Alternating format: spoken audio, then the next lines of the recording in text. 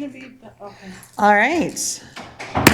I'm going to call into order this meeting of this Sacramento City Board of Education, and we'll start with roll call. Oh, sorry, they're signing in already. She needs the paper. Thank you. Thank you. Member Jean? Here. Member Kayada? Here. Member Benjamin? Member Navarro? Here. Member Rhodes? Member Singh? Member Ibarra? Here. We have a quorum. Thank you. Do we have any public comment? No public comment. Okay, we will go into closed session. Thank you.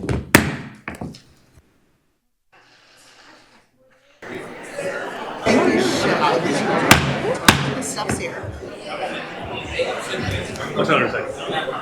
All right, I'm going to call our meeting back into open session.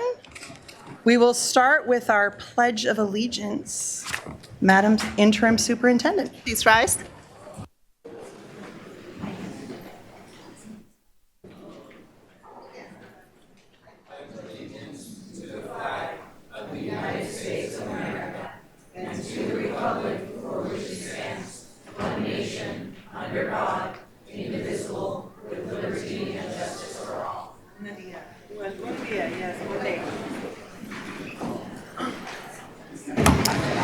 And now our broadcast statement.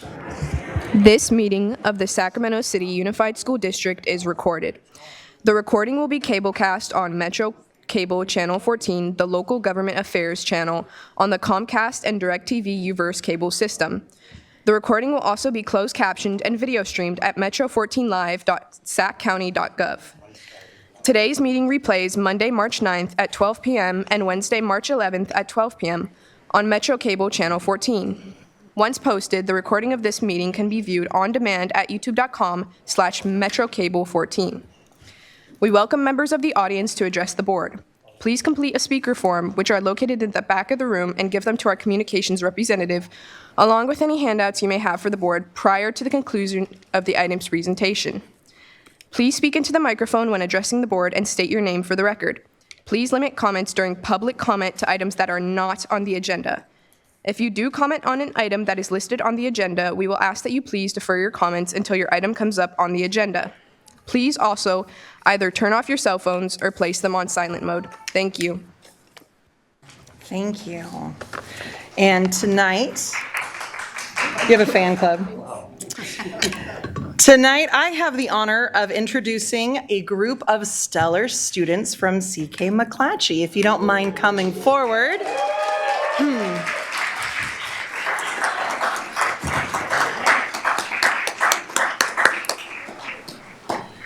They're wearing loud and proud. I'd like to, this was written by our CK McClatchy principal, Andrea Egan. I'd like to nominate our school's Legion leaders. These students plan and implement themes and activities for the cheering section at all home football games, basketball games, and select other athletic matchups throughout the year. They are highly motivated, spirited students who consistently generate the exciting atmosphere that CKM is known for, and energy our fans look forward to week after week. This is a significant time commitment, and these students show up again and again to provide this service to our school community. In addition to serving as Legion leaders, they are all members of our ASB class, attending zero period every morning. So you're out late celebrating athletics and then back to school early the next day. Beyond their immense contributions to school spirit, they are also excellent students. Together, they maintain a combined average GPA of 3.95 and represent a diverse range of academic interests and programs, including our Law and Public Policy program, LPPA, LIPA, Humanities, International Studies, HISP, and Visual Performing Arts. I believe we say VAPA here. VAPA, yeah. VAPA, in my district it's VAPA. So our performing arts pathways in theater, dance, and music.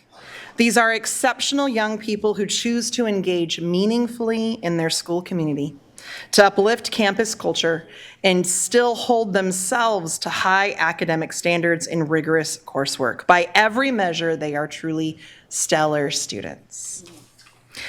So I have the honor of celebrating Louis Russell, an 11th grader in HISP, Gabriella Carmona, an 11th grade in VAPA, Avery Mann, an 11th grade also in VAPA Theater, Lena Lee, 11th grade in, is it LIPA or LPPA?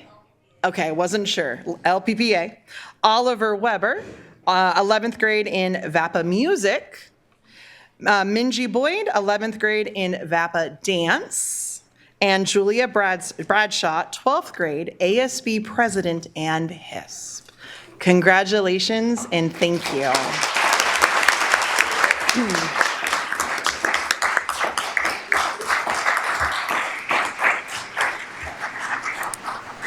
Right now in our world, it's community that brings us together and heals really hurt hearts. So thank you for the work you do to create a space of celebration for all that students are passionate in.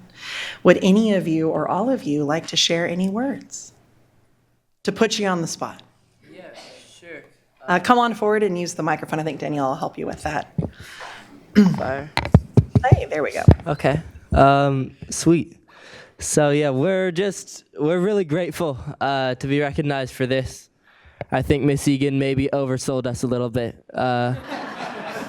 But all of these people are really incredible students, really incredible spirit leaders. And I think we're here, we do what we do because we really love our school. And one of the things I'm most proud of McClatchy for is our student section at the sports games that we go to. And it goes back to these guys. These guys are the ones that organize it. These ones are the ones that show up day in and day out. So thank you so much. Thank you.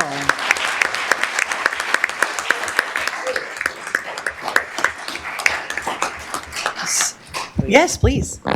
I know that this is a student-led recognition, but I also want to shout out Breeze Davis, our staff advisor, who is just as much part of this program as we are, and we could not be more proud of them as well for being the one to get us here. So thank you, Davis. Congratulations. We all love you.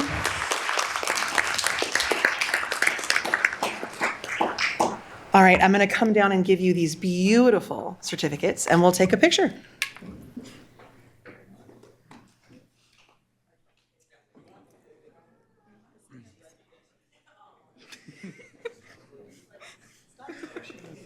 It's right over. Thank you very much. You're so welcome.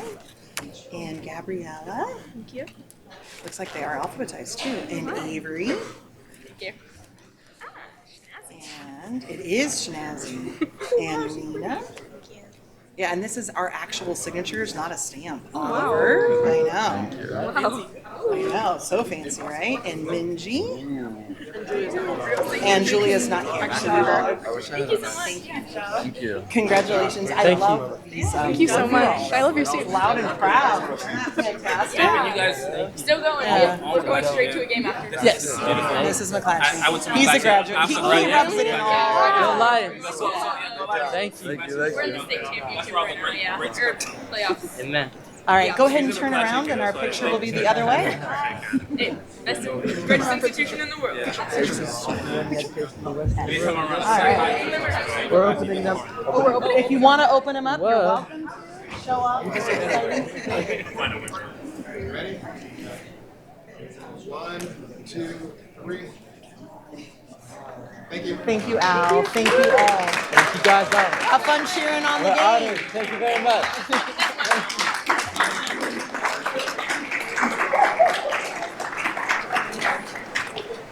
Get out now while you can.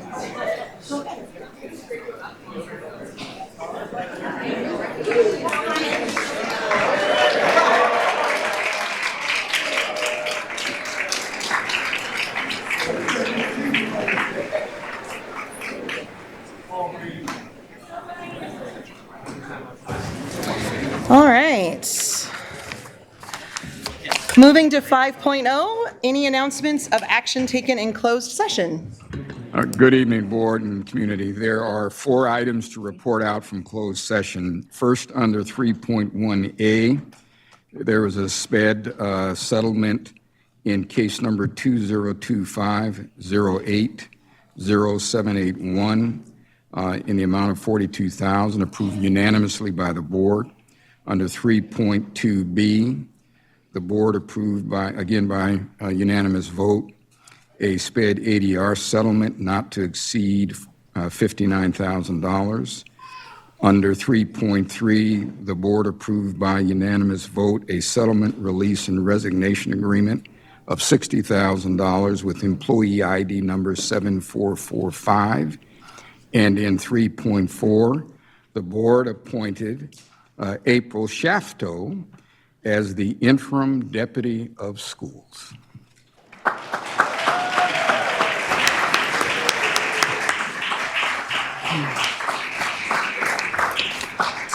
I'm sorry, and I should add, by unanimous vote.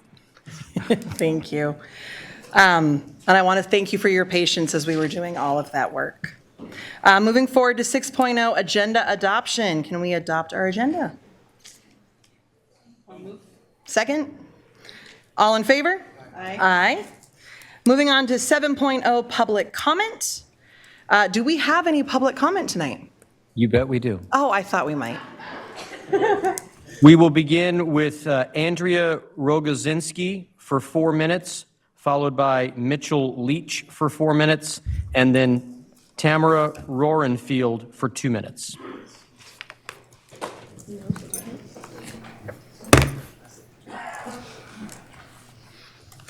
Welcome. It's a little bit of a walk. A bit of a walk. Good evening. My name is Andrea Rogozinski, and I'm a director of workforce inclusion at Pride Industries. I'm also a parent. My son Elliot goes to George Washington Carver High School. But I'm here today to talk about your CTE team, which does absolutely incredible work.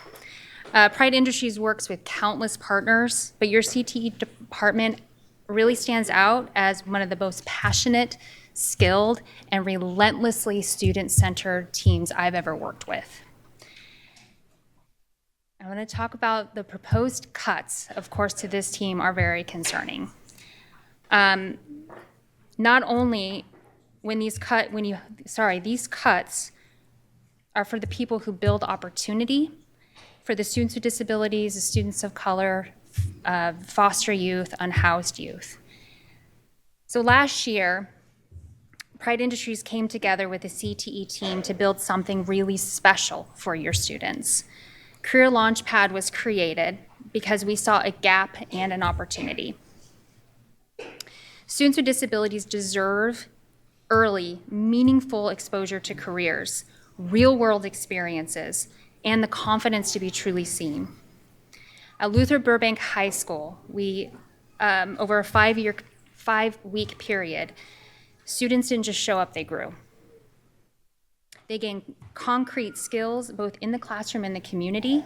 They met employers, community leaders, toured colleges, practiced at interviewing, explored college pathways, built resumes, developed self-confidence that only comes from hands-on experience. And at the end of that experience, we gave a $500 stipend to each student to honor their time and high school credit.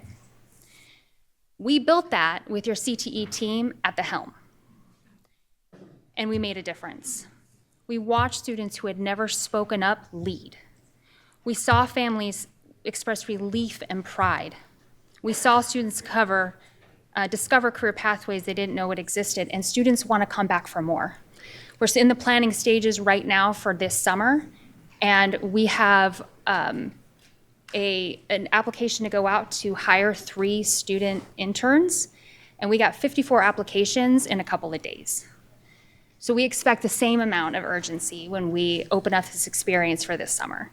But frankly, if the CTE team isn't here, this experience doesn't happen.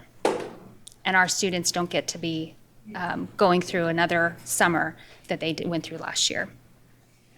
So these outcomes aren't abstract, they're lived, they're felt, and they're visible to our students.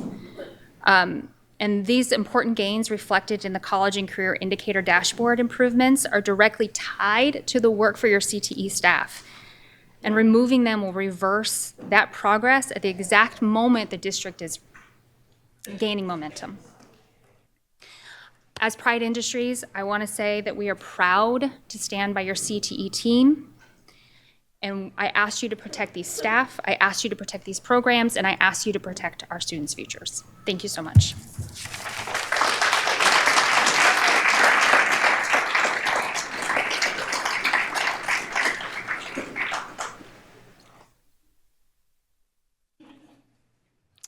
Good evening. My name is Mitchell Leach II. I'm the founder and president of Interns to Pros, but also sit on the 3rd District PTA as Director of Family and Community Engagement. So, board members, I'm here to express my deep concern regarding the proposed cuts to CTE and district office staff. We aren't just cutting overhead, we are dismantling the infrastructure that creates social and career mobility for our most vulnerable students. These staff members facilitate summer programs and pathways specifically designed for students with disabilities, multilingual learners, and students of color. These aren't extras. These are essential bridges to the workforce for all students of Sac City Unified. By cutting this staff, you are effectively reducing options available to students who may not be on a traditional four-year college track.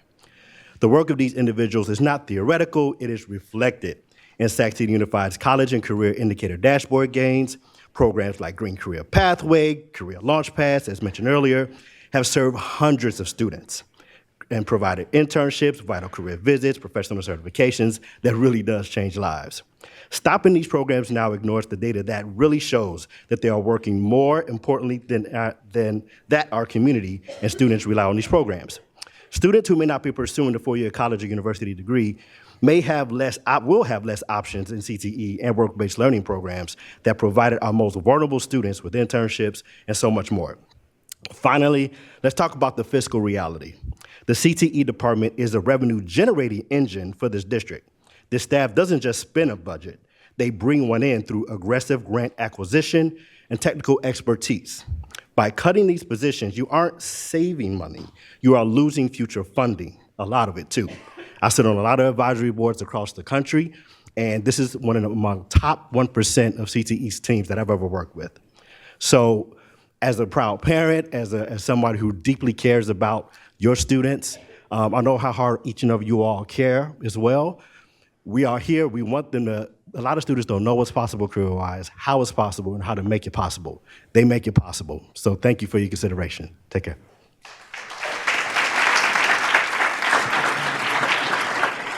Next, we have Tamara Rosenfield, followed by Garrett Kirkland for 8 minutes, and then Kari Loafing for 2 minutes.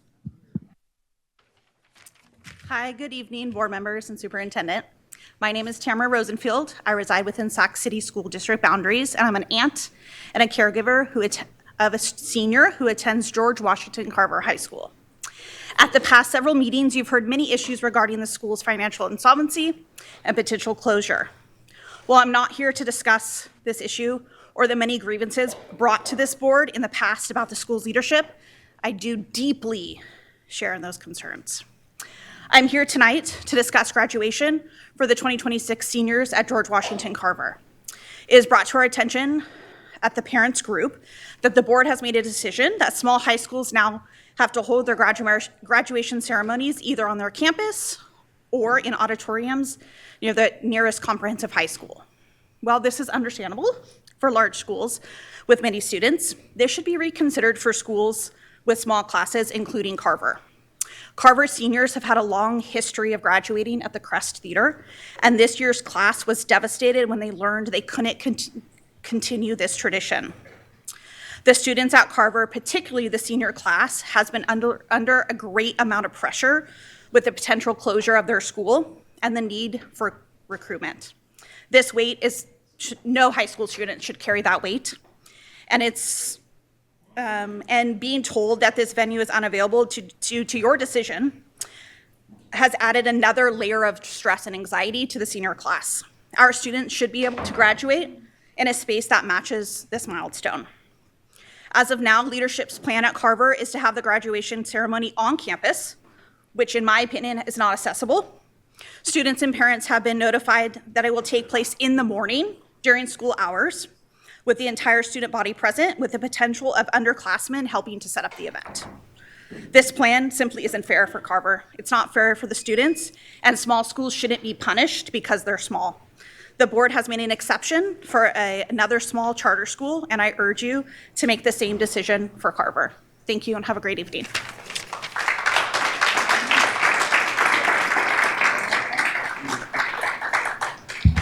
Next, we have Garrett Kirkland for 8 minutes, followed by Kari Loafing for 2 minutes, and then Devin Davis for 4 minutes.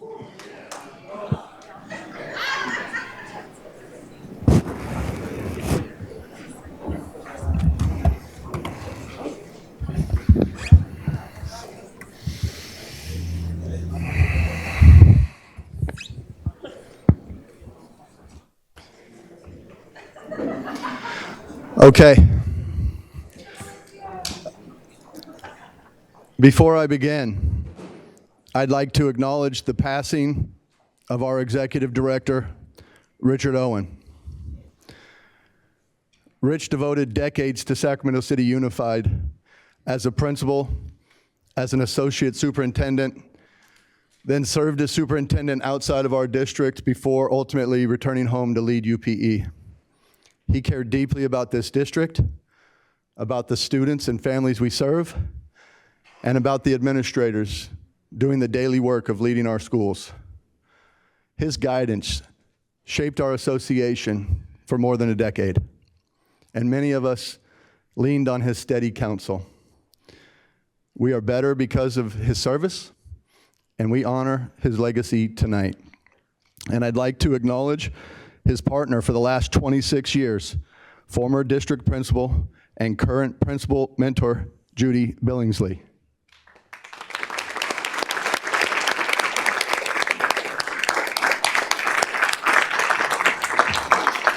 Thank you. Okay, good evening, President Jean, Interim Superintendent McCarn, and trustees. My name is Garrett Kirkland. I'm speaking tonight on behalf of United Professional Educators, AFSA Local 154, AFL-CIO. 2 weeks ago, after 423 layoff notices were issued across this district, we made this point. When choices affect that many employees and families, precision and fairness matter. Tonight I want to return to those same words.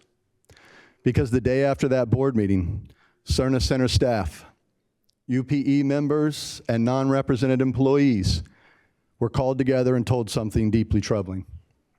They were told more cuts were required. They were told there was not yet a finalized plan. No plan would be finalized in time to meet the March 15th statutory deadline.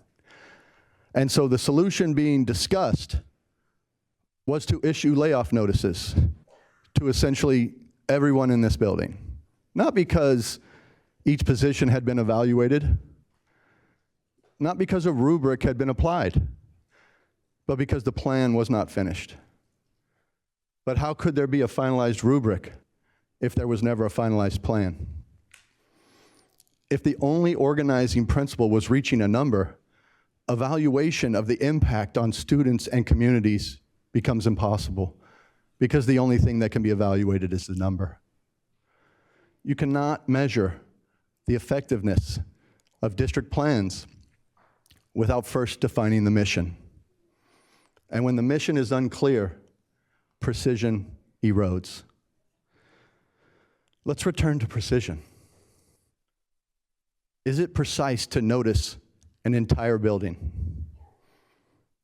Is it precise to tell every Cerna Center employee they will receive a pink slip, not because their work was evaluated, but because the plan was not finished?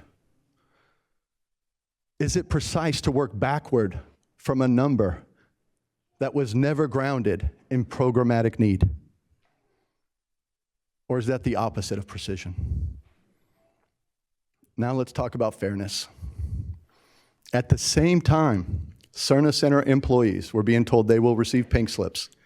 This district is operating under a contract that added 225 new jobs beginning July 1, 2025. Positions already implemented this school year.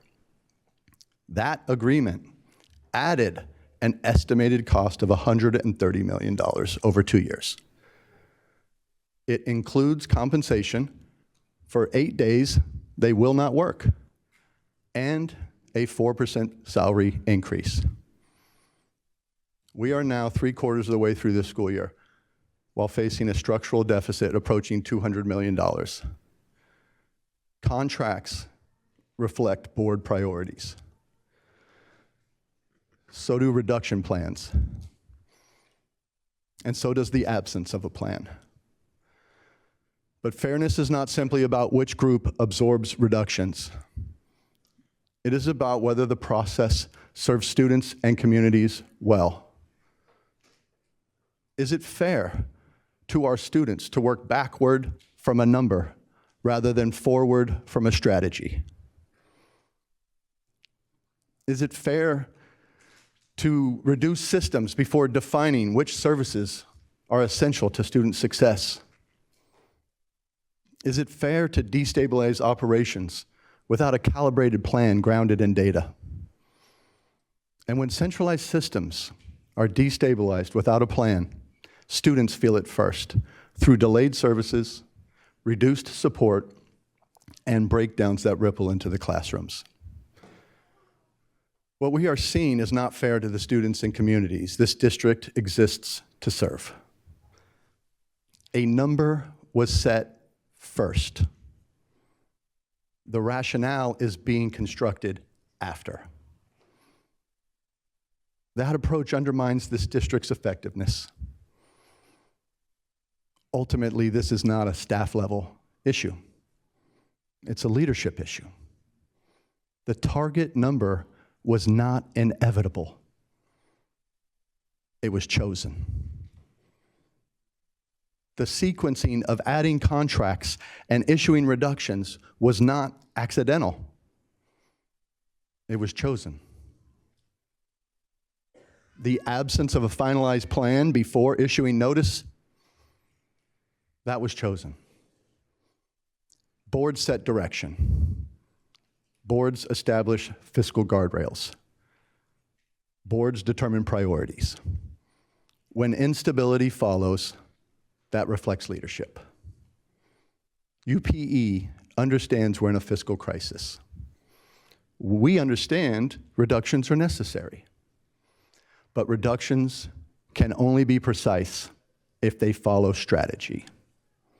Targets must follow analysis. Priorities must align with fiscal reality. 2 weeks ago, we said precision and fairness matter. They still do. And if we continue down a path of numerical compliance without strategic clarity, we risk destabilizing the very systems that support schools, not because it was necessary, but because the chosen number was prioritized over strategy. That is not precision, and that is not fairness, and it's not effective leadership. If we are asking employees, and ultimately our schools, to endure uncertainty, we owe them something in return. Strategy before action. Strategy that makes precision possible. And leadership that owns its choices. Thank you.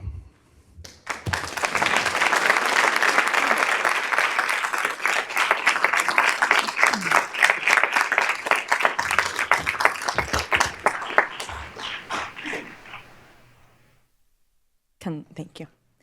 Good evening. My name is Kari Loafing, and I'm your coordinator for Advanced Learning Services. But I'm here tonight on behalf of UPE to speak about our mentor, our friend, our colleague, and our bold leader, a titan in education, and a model of ethical leadership, Rich Owen.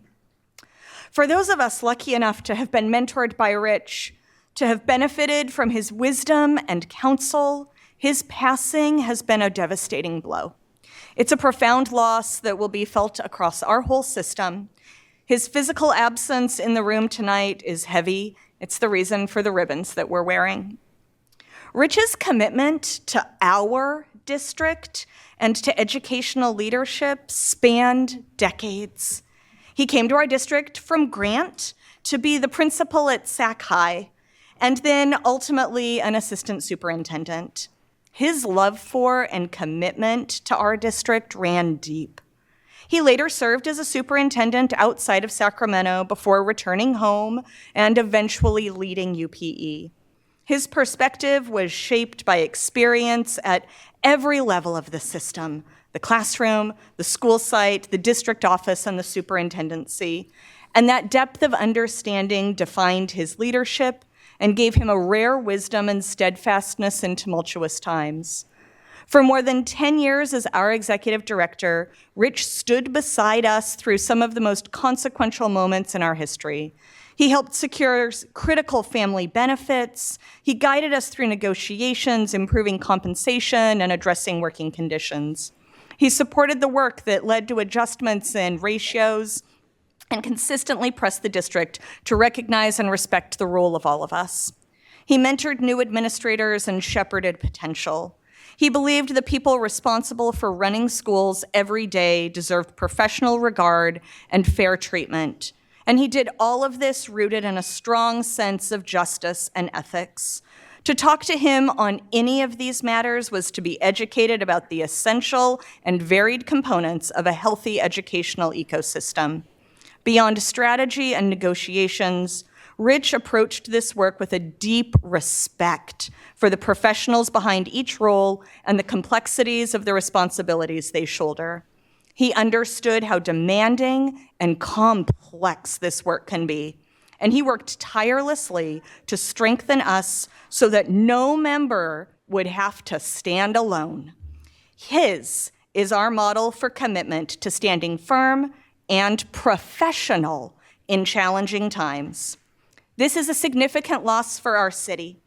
The way Rich stood up for what was right with steadiness and integrity is a model for all leaders. We will miss the sound of his voice and his reliable guidance. We especially extend our deepest condolences to Rich's family, his pride and joy, his 5 amazing children, all graduates of our district, doctors, lawyers, an MBA, and a soon-to-be judge, his grandchildren to whom he was devoted, and his partner, Judy.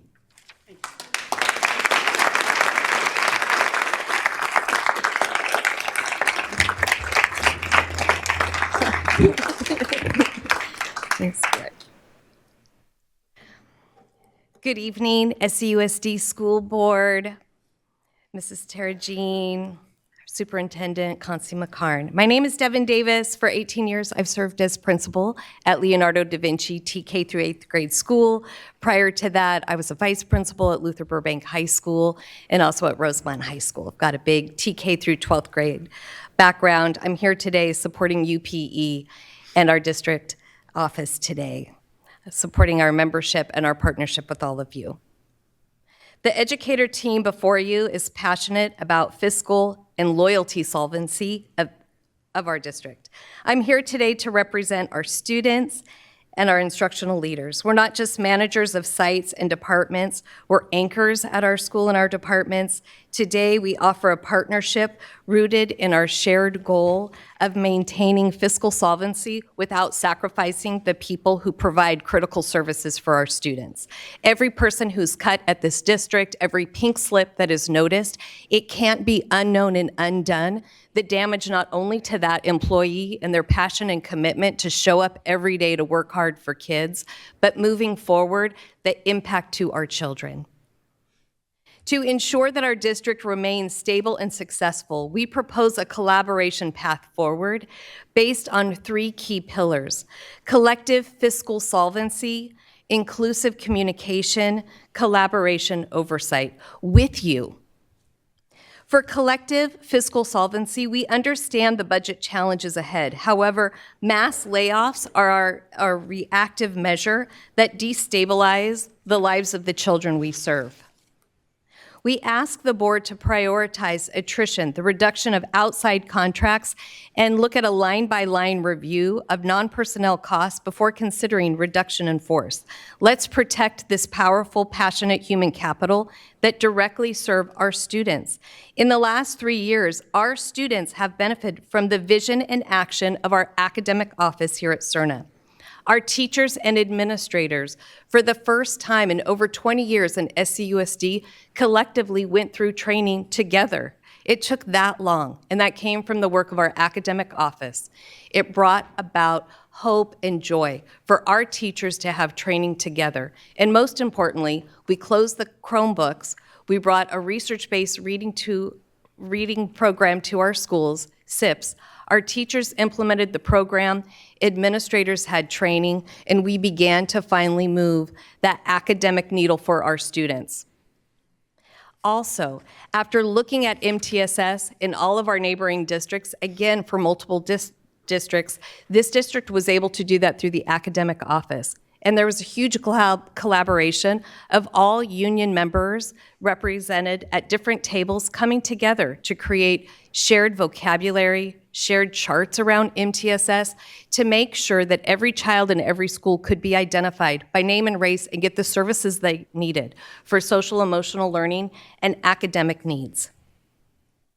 Our children need MTSS in order to get the levels of support needed to move towards grade level graduation standards and have those college opportunities. District leaders provided PD around this, planning with UPE and SCTA, and the leaders came together to create agreements and an action plan for academics and social emotional learning.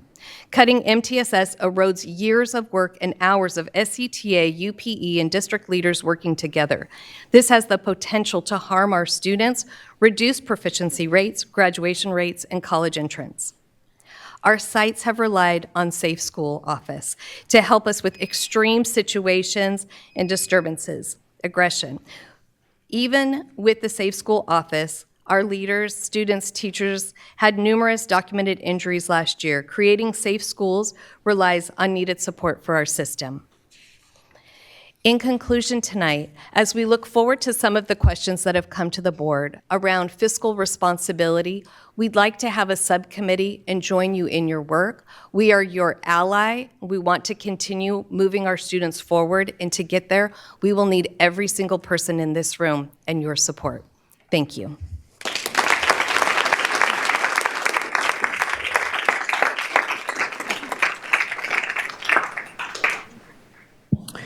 No more speakers for 7.0. Thank you. Moving to 8.0, consent agenda. Do I have a motion?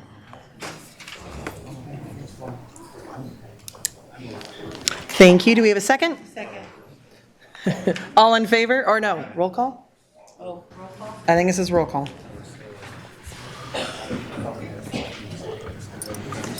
Member Jean? Aye. Member Kayada? Aye. Member Benjamin? Aye. Member Navarro? Aye. Member Rhodes? Aye. Member Singh? Aye. Member Ibarra? Aye. Thank you. Moving on to 9.0, communications. 9.1, employee organization reports, SCTA.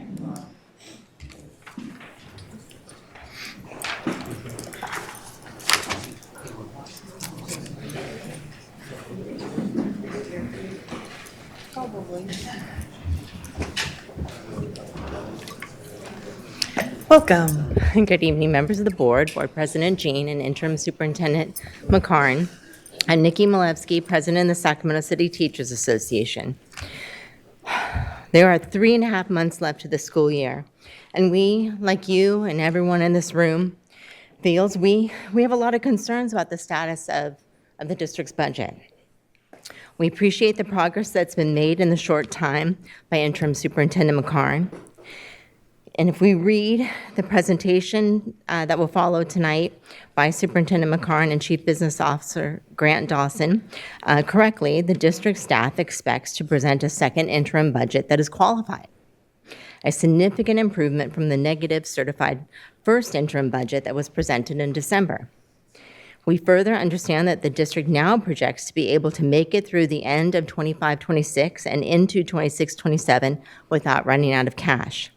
And that is without understanding the full impact of the additional cost savings measures already in place. That, we believe, is the good news. But the news is not all good. For reasons unclear, simple and direct questions to the Chief Business Officer do not receive direct answers. Here's one example. After 2 contentious meetings with them, we have been trying to understand what the enrollment numbers the district has been budgeting with for 26-27.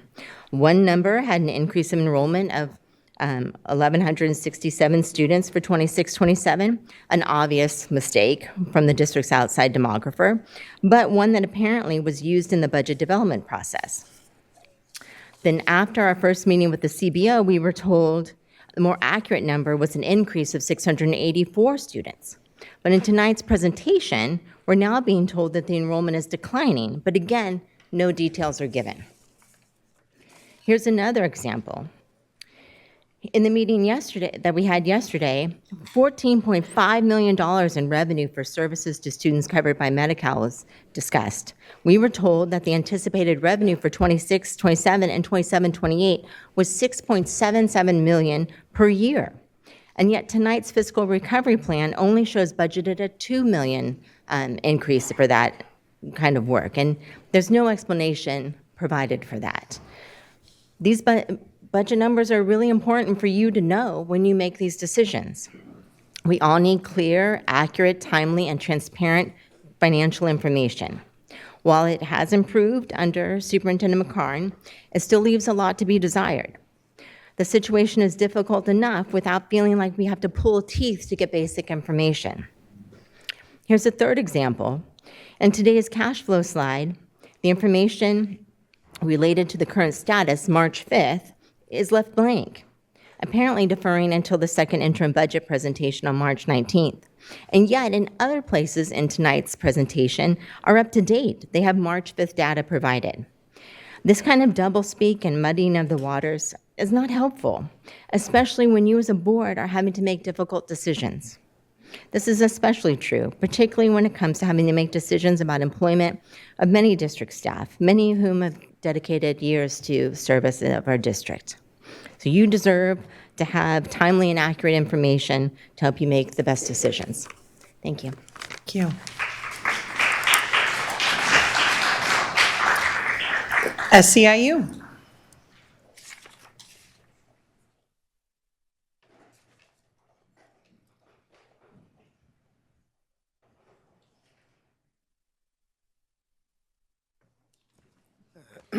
Good evening, Board President Jean, Superintendent McCarn, members of the board. I'm Casey Thompson. I'm the field representative for the SEIU Local 10-1 chapter here. Proud to represent the classified employees of Sac City Unified. And we'd like to take our time today to echo the concerns that SCTA has brought forward. While we are optimistic as well about the fiscal outlook for this year based on the new projections and that the district is going to meet its reserve qualifications, the fiscal solvency plan for 26-27 does have a lot of question marks.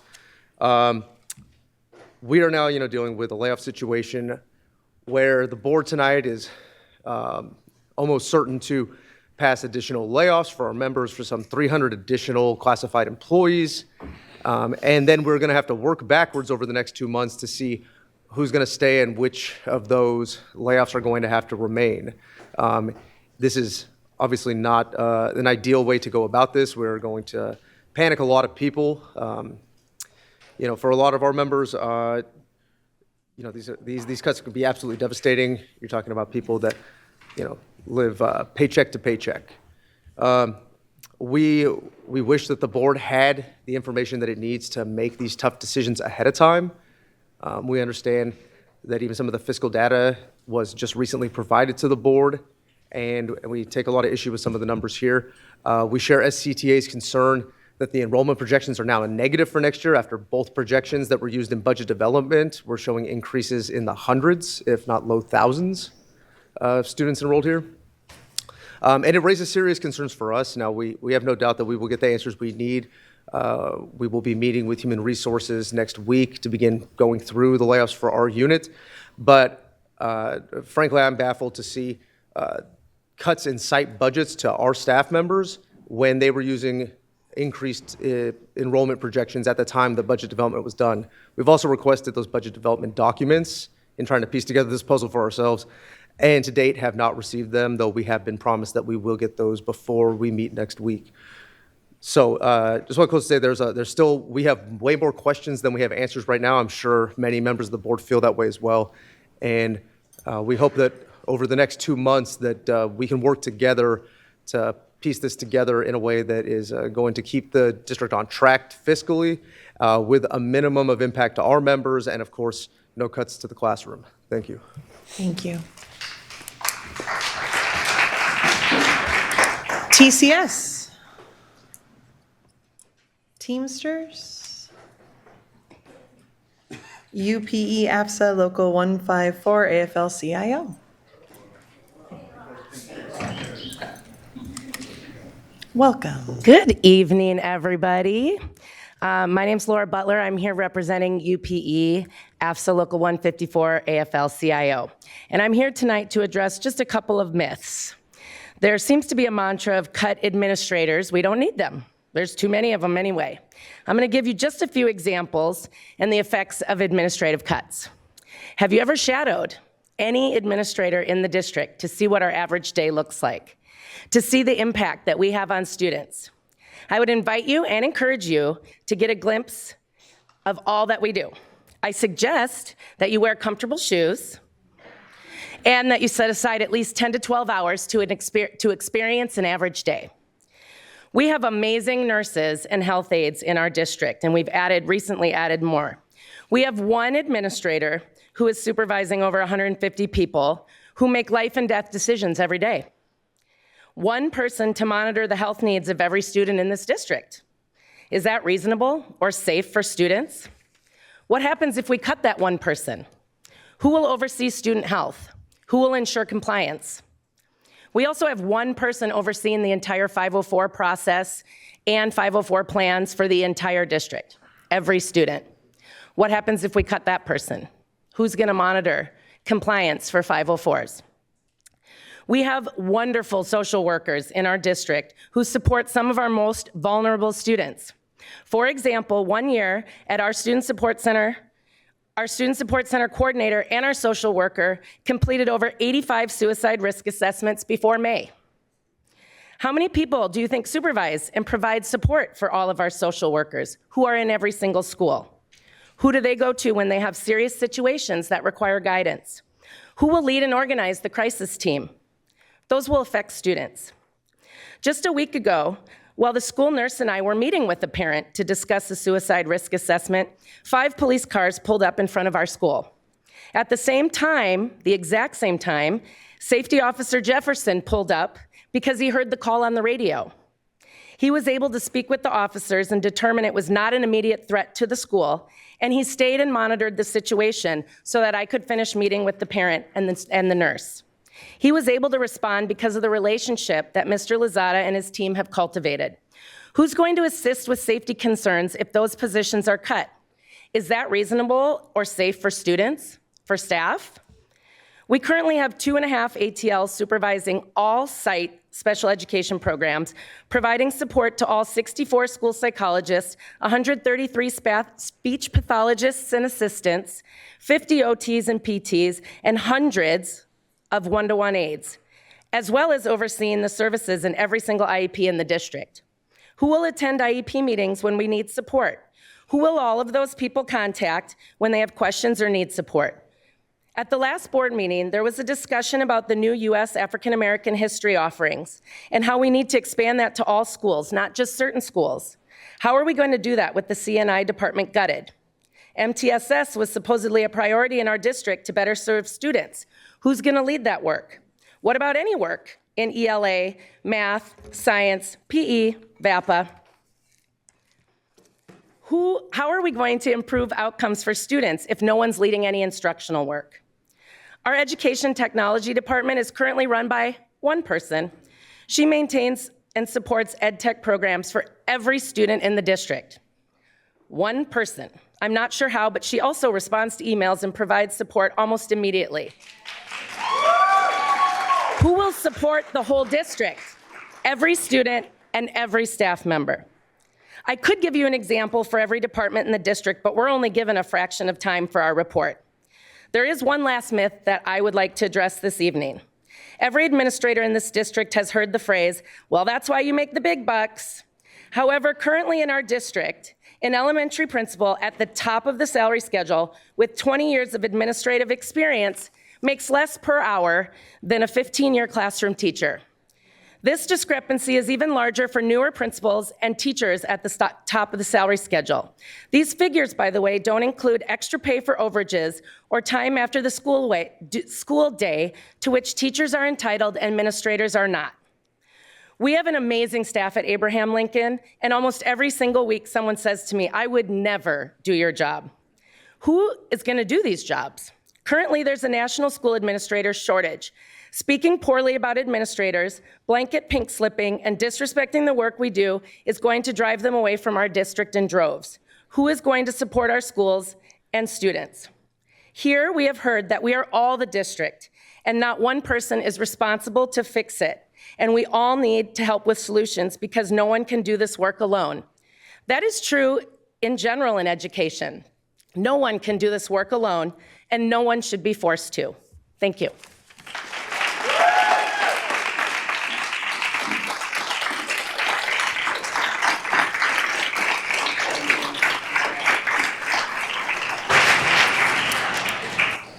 Moving to 9.2, District Advisory Committee, Student Advisory Council.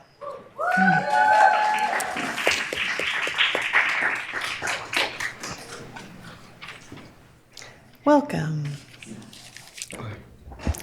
Good evening, Trustee President Jane, Superintendent McCarn, and Student Member Kemper.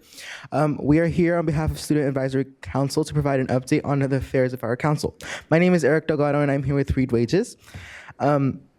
We are proud to have attended the Parent Leadership Conference last Wednesday, the 25th of February. We'd like to thank Priscilla Isaias and Sarah Lynn Bevenu, along with other staff on the Community and Empowerment Department, for their leadership and collaboration. Our SAC members participated in the panel discussion on their experiences in the district, the hardships they faced, and how they overcame them.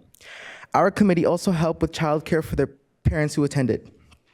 We also have been working in small groups to strategize solving issues commonly found in our district. We've identified the main points of contact research, We identified main points of contact research and ways to start grassroots organizing. I'd like to bring up Reed Wages to talk about our potential involvement in other district committees. Good evening. As Eric mentioned, I am Reed Wages. We would love to explore the opportunity to include 2 pupils in the LCAP committee moving forward for this year. We would also like to explore the possibility of working with other committees and departments to resolve issues we see predominantly in our district. Also to explore is the potential for a student member on the ad hoc district committee on the hiring of a new superintendent. We would love to get in touch with the board members who will serve on the committee and to establish a position for a student or multiple on the committee. Thank you for your continued support in our efforts to help make our district better for our students. Thank you.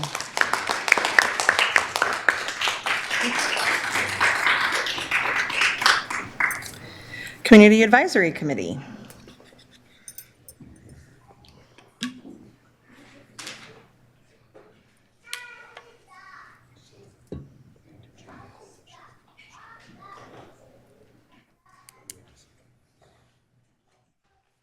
Welcome. Good evening. My name is Jennifer Womack, and I'm an executive member of the Community Advisory Committee for Special Ed. I just wanted to share out that this month's meeting, we are going to be having the LCAP present updates, and we're also going to be participating in recommendations. We are going to be having it at John Sloat on the 17th, and we encourage everyone to come out. We are also going to have the SELPA and some other SPED administrators come out to give an update on how special education is going to be looking within this crisis. Please forgive me. My son's at home sick, so I didn't really fully prepare for this, and no one else could show up. So, Thank you for being here. however, with that being said, it is, as a parent, us on the committee are very concerned in regards to aides, to health aides, to teachers. Already we were in a state where some of our students were getting a different aide each day or every week. And this is a scary time. And parent input is crucial. It's scary to think that my son has a gastrointestinal feeding tube and you guys might be laying off health aides. And my son doesn't eat by mouth. So it's very unsettling. But I do encourage parents to come out to our community advisory committee so they can at least be heard, and we can at least try and help people feel heard and be seen and provide at least insight to some resolution. But yeah, and I did bring flyers. I know he asked for them, but that was for public comment. So yeah. Thank you. Danielle can take them.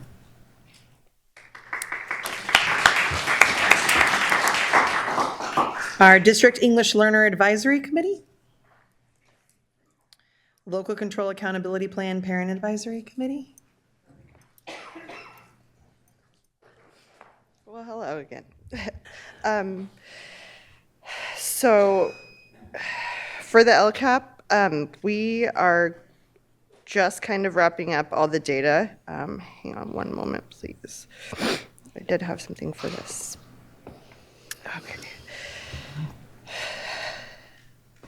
I'm here tonight to provide a brief update as a member of the LCAP committee and my insights from being assigned back in October. So my first meeting was November.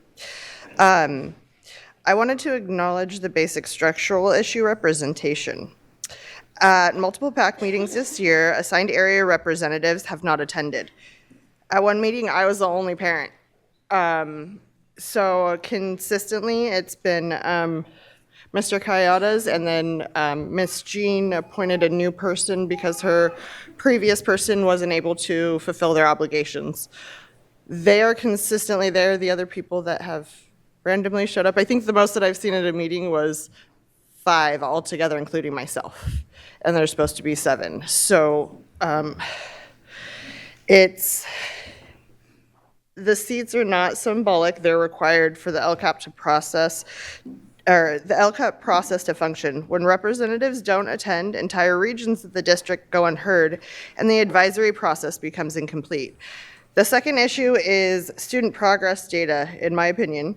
Of course, families and committee members cannot evaluate year-to-year growth if the district cannot guarantee consistent participation in the assessments that are reported to the state. I've recently learned that teachers have the option through their contracts to administer or not to administer certain assessments, which directly affects the accuracy of the data the district reports. It raises serious questions about how we measure progress and how we identify students who need support. I also want to note that I'm still trying to determine whether SCUSD participates in the National Assessment of Educational Progress, because they have this is a major national benchmark, and if we are not participating or if the participation is inconsistent, it further limits our ability to compare students' progress to statewide and national trends. And all of these kind of are a growing concern, because if the data is not accurate, same with, I have asked students with disabilities, are those students on IEPs or are they SDC students? And no one can tell me on every one of the graphs. And I get there's an access issue to SACE, but that does come into play whether it's culture or climate or progress monitoring, kind of as a whole. And just a whole entire lens would be better than just very minimal data that could be skewed either way. And that's where I have next month. We start our recommendations, and yeah. So thank you for your time.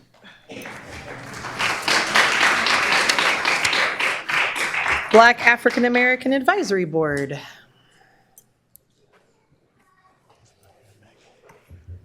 Good evening. Good evening. I'm Terrence Gladney, chair of the Black African American Advisory Board. On March 5th, 1897 in Washington, D.C., the American Negro Academy was founded by Alexander Crummell as the first national organization of black scholars in the U.S. Its mission was to defend African Americans against racist attacks, publish scholarly research, promote higher education, and advance literature, science, and the arts as tools for racial uplift and equality. The Academy's impact was significant in shaping early black intellectual thought. Through published works and organized leadership, it directly challenged scientific racism and disenfranchisement, helping establish scholarship as a powerful weapon in the struggle for civil rights and laying groundwork for future generations of black intellectual and cultural movements. The Black African American Advisory Board and all of our advocates on behalf of Black and African American students stand on the shoulders of the ANA, and we stand on the shoulders of those who committed so many hours of time as volunteers to really strategize and disaggregate the data and historical and generational outcomes of Black and African American students in this district.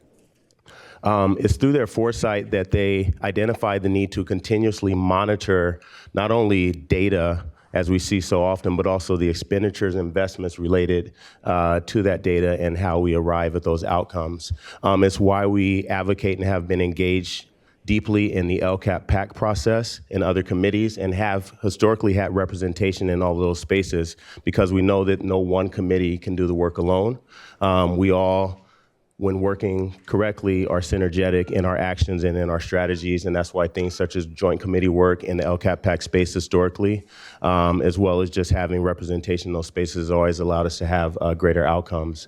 When we look at the current reality of the district, we understand, as has been noted at this podium earlier tonight, is that the lack of systems lead to so much chaos, so many unknowns.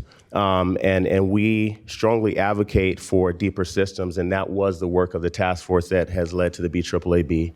Knowing that equity is not just looking at numbers, but looking at a balance of power and access and opportunity in our system that has not historically occurred for our students. When we sit in the boardroom as of last meeting, we hear advocacy for programs that are parent funded and hear parents come and say, you guys raise fees 45% and our enrollment increased. And then we still hear our board members say that we want to supplement and subsidize programs like that. We know that those dollars are coming from students who don't have the ability to pay 45% or anything to make sure that they receive the foundational access to preschool and early education.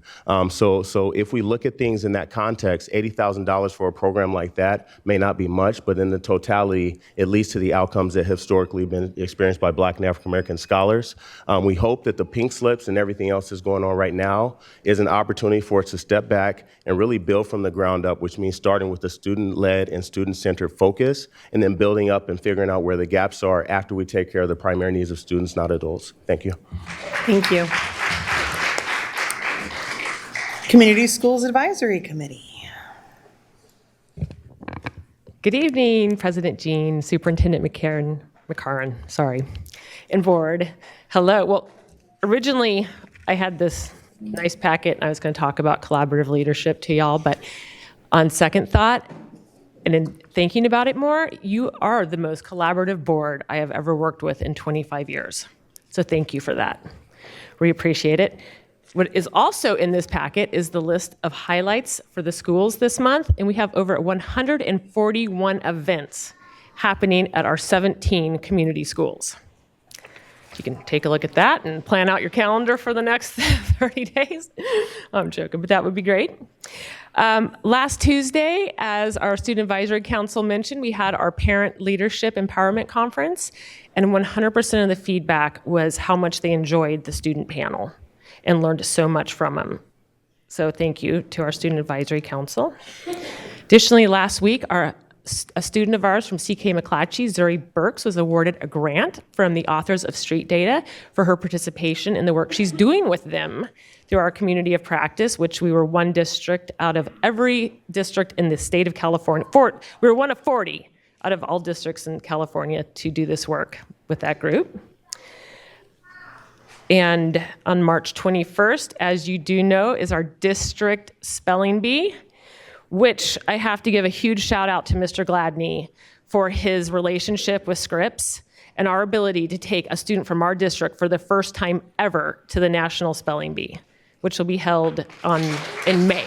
So yes, that is a testament to what deep partnerships look like.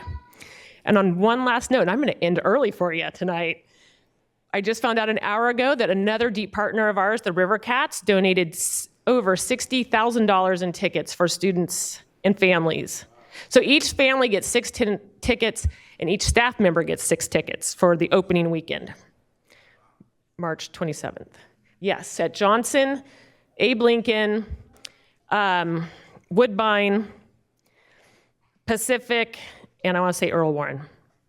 So yeah, thank you to our partnerships and your support, and have a good night.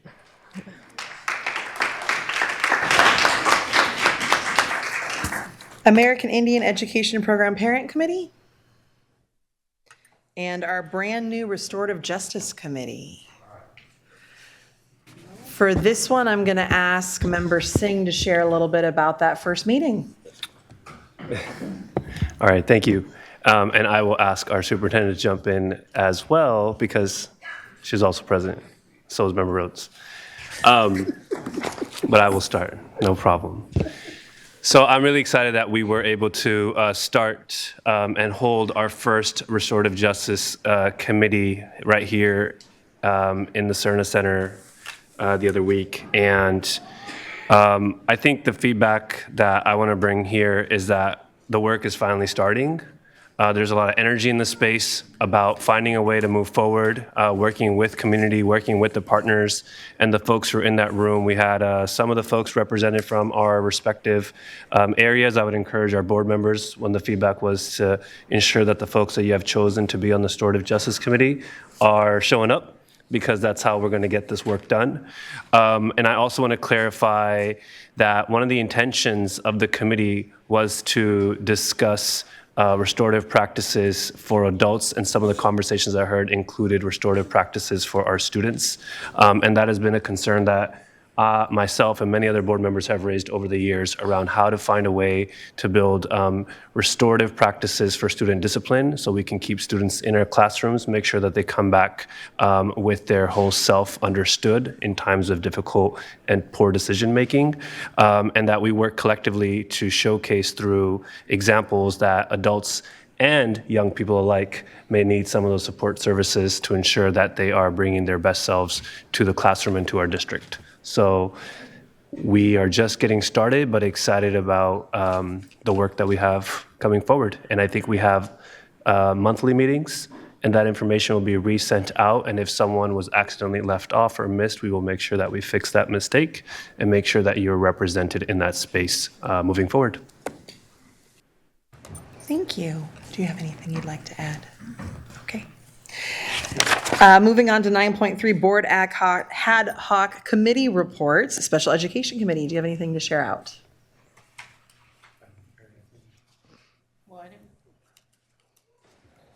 I will say I didn't prepare anything to say this evening, but I do want to say that I feel like we have been very progressive in our conversations, and although we haven't had a chance to present something formally to you all as a board, I think that we are having a more solid understanding of where each of your thoughts and concerns are at, and we're able to represent that in that space.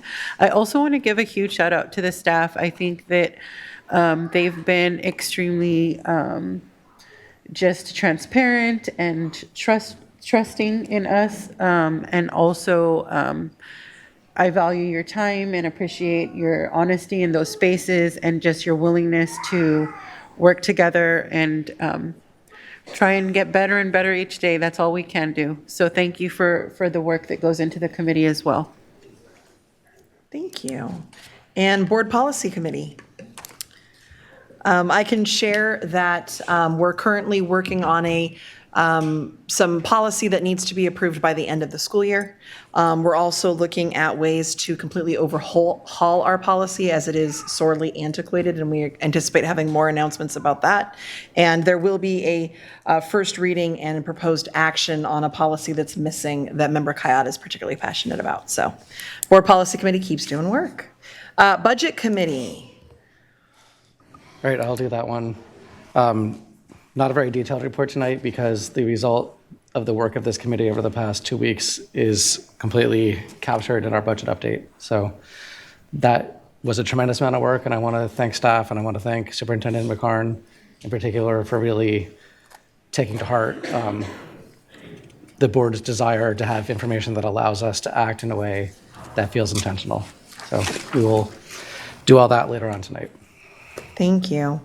And for our Superintendent Search Committee, we are in the middle of developing the RFP. We have a draft that will be reviewed by the committee. That's news to them because I just got it. So we'll look at that together and then get that up and running for our request for proposals on a superintendent search. And that's our board ad hoc committees. Moving on to 9.4, student member report. Member Kemper. Okay. First and foremost, hello everybody. I just wanted to bring some attention to the recent addition to our public comment. There is now a student public comment card that prioritizes our youth so that our students have the right to go first during every public comment. So I just want to point that out. Yes. Yay for that. Those will be the purple cards in the back. I know it's probably confusing since there's a lot of them, but just to let our students know that. And I don't know who implemented this, so I just want to thank whoever did, because I feel like it just strongly reinforces and upholds the district's message to put our students first. So, yes, thank you. You did. I also want to personally thank Board Member Ibarra for her commitment to maintain full transparency with the students regarding all things the budget. She came to the SAC yesterday and kind of gave us a briefing, and that was very helpful. So the SAC is super grateful for all the work that you do to represent community so earnestly. So big thank you to you again. To follow this again, I want to speak to another issue arising at the national level. We see the federal administration exploiting their power left and right to hurt communities, and I want to let our LGBTQ identifying students know that with the recent shifts at the Supreme Court, the district is going to continue to do all that is possible to ensure that we can keep our students safe. We witness our transgender community, yes, thank you guys, very receptive today, I'm feeling the love. We witness our transgender community constantly targeted every single day. We see you, I see you, and I will continue to fight for you. I will do whatever I can to ensure that I can help our students through actions, words, and policy. To reiterate our purpose and to serve as a reminder, SUSD is committed to the success of all students irrespective of their immigration status, ethnicity, race, religion, sexual orientation, ability, sex and gender identity, socioeconomic status, or beliefs. I personally feel so connected to this, and I will wholeheartedly advocate for our vulnerable students 110%. And lastly, happy Women's History Month to our women board members, our women staff, and our women students. So yeah, that's it for me. Thank you, everybody. Thank you. 9.5, interim superintendent report. Good evening, everyone. I want to start by just saying that all of the comments that are made up until this point and the ones that are going to come after, I definitely want everybody to know that they are heard, but I also understand that hearing them is part of it, and actions also need to follow. So don't want you to think that when you take your time to come up and share your thoughts and your heart and your passion, that goes unheard. So I do also want to say that National School Breakfast Week Just reminding you that it is National School Breakfast Week. Sorry, jumped right into that. I want to thank our nutrition services team for inviting our students to enjoy scratch-made breakfasts prepared at our central kitchen.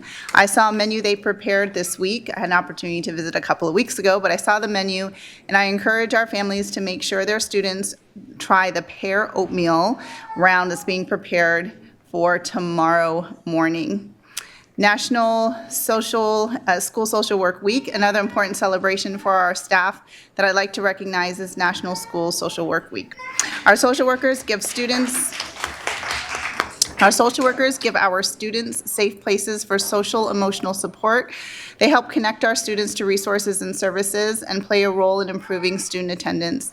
Thank you to our social worker team.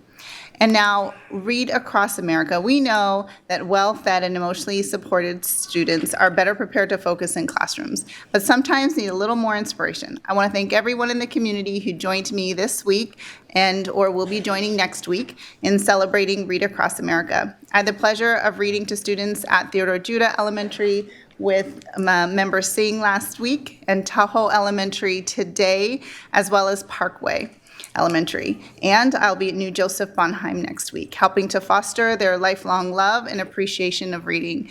Thank you, principals. Thank you, teachers of the of the rooms that I was able to visit. Wish I had an opportunity to spend more time. And a thank you also, congratulations to some of our student athletes. Speaking of well-prepared students, and in the spirit of Women's History Month, I'd like to congratulate the West Campus girls soccer and basketball teams for both winning the CIF section championships. Great job. I'd also like to congratulate McClatchy girls basketball for another great season. They are competing in the CIF NorCal basketball championships right now as the Division I seed in Division II. And finally tonight, I'd like to acknowledge what we have already heard so eloquently spoken from our principal colleagues, our UPE colleagues, and acknowledge the passing of a longtime member of our Sac City Unified family, Richard Owen. Richard passed earlier this week, as was shared, and he was a passionate advocate for students and a wonderful principal and leader to our district for many years. Most recently, Rich served as the executive director for UPE and fought to make sure our principals and our central office administrators have all the tools they need to be effective school and district leaders.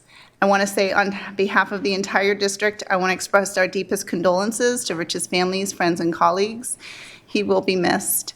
And I had the opportunity to work with Rich in his role as executive director over the past decade, and I can tell you the words shared, I wholeheartedly agree with the kind of leader that Rich was.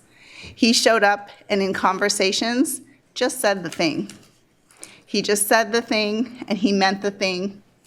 And he was there to listen through whatever it was that was going to be talked about, whether he agreed or not. And I appreciated that. I appreciated working with him and what he did and meant for the entire district community. So just wanted to say that he absolutely will be missed. And I know that there was a recommendation that we end the board meeting, adjourn the board meeting tonight in his memory. And so I want to thank the board for that. That means a lot. Thank you.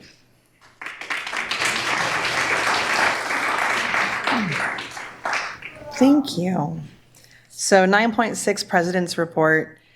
A lot of what is on my heart and on my mind is what's coming up in our board workshops, the really tough decisions that we are being asked to make tonight. I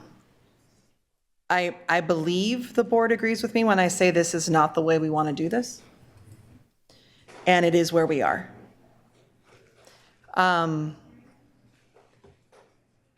I want to share that I've had a lot of conversations with our interim superintendent McCarn and with our fiscal advisor Luce.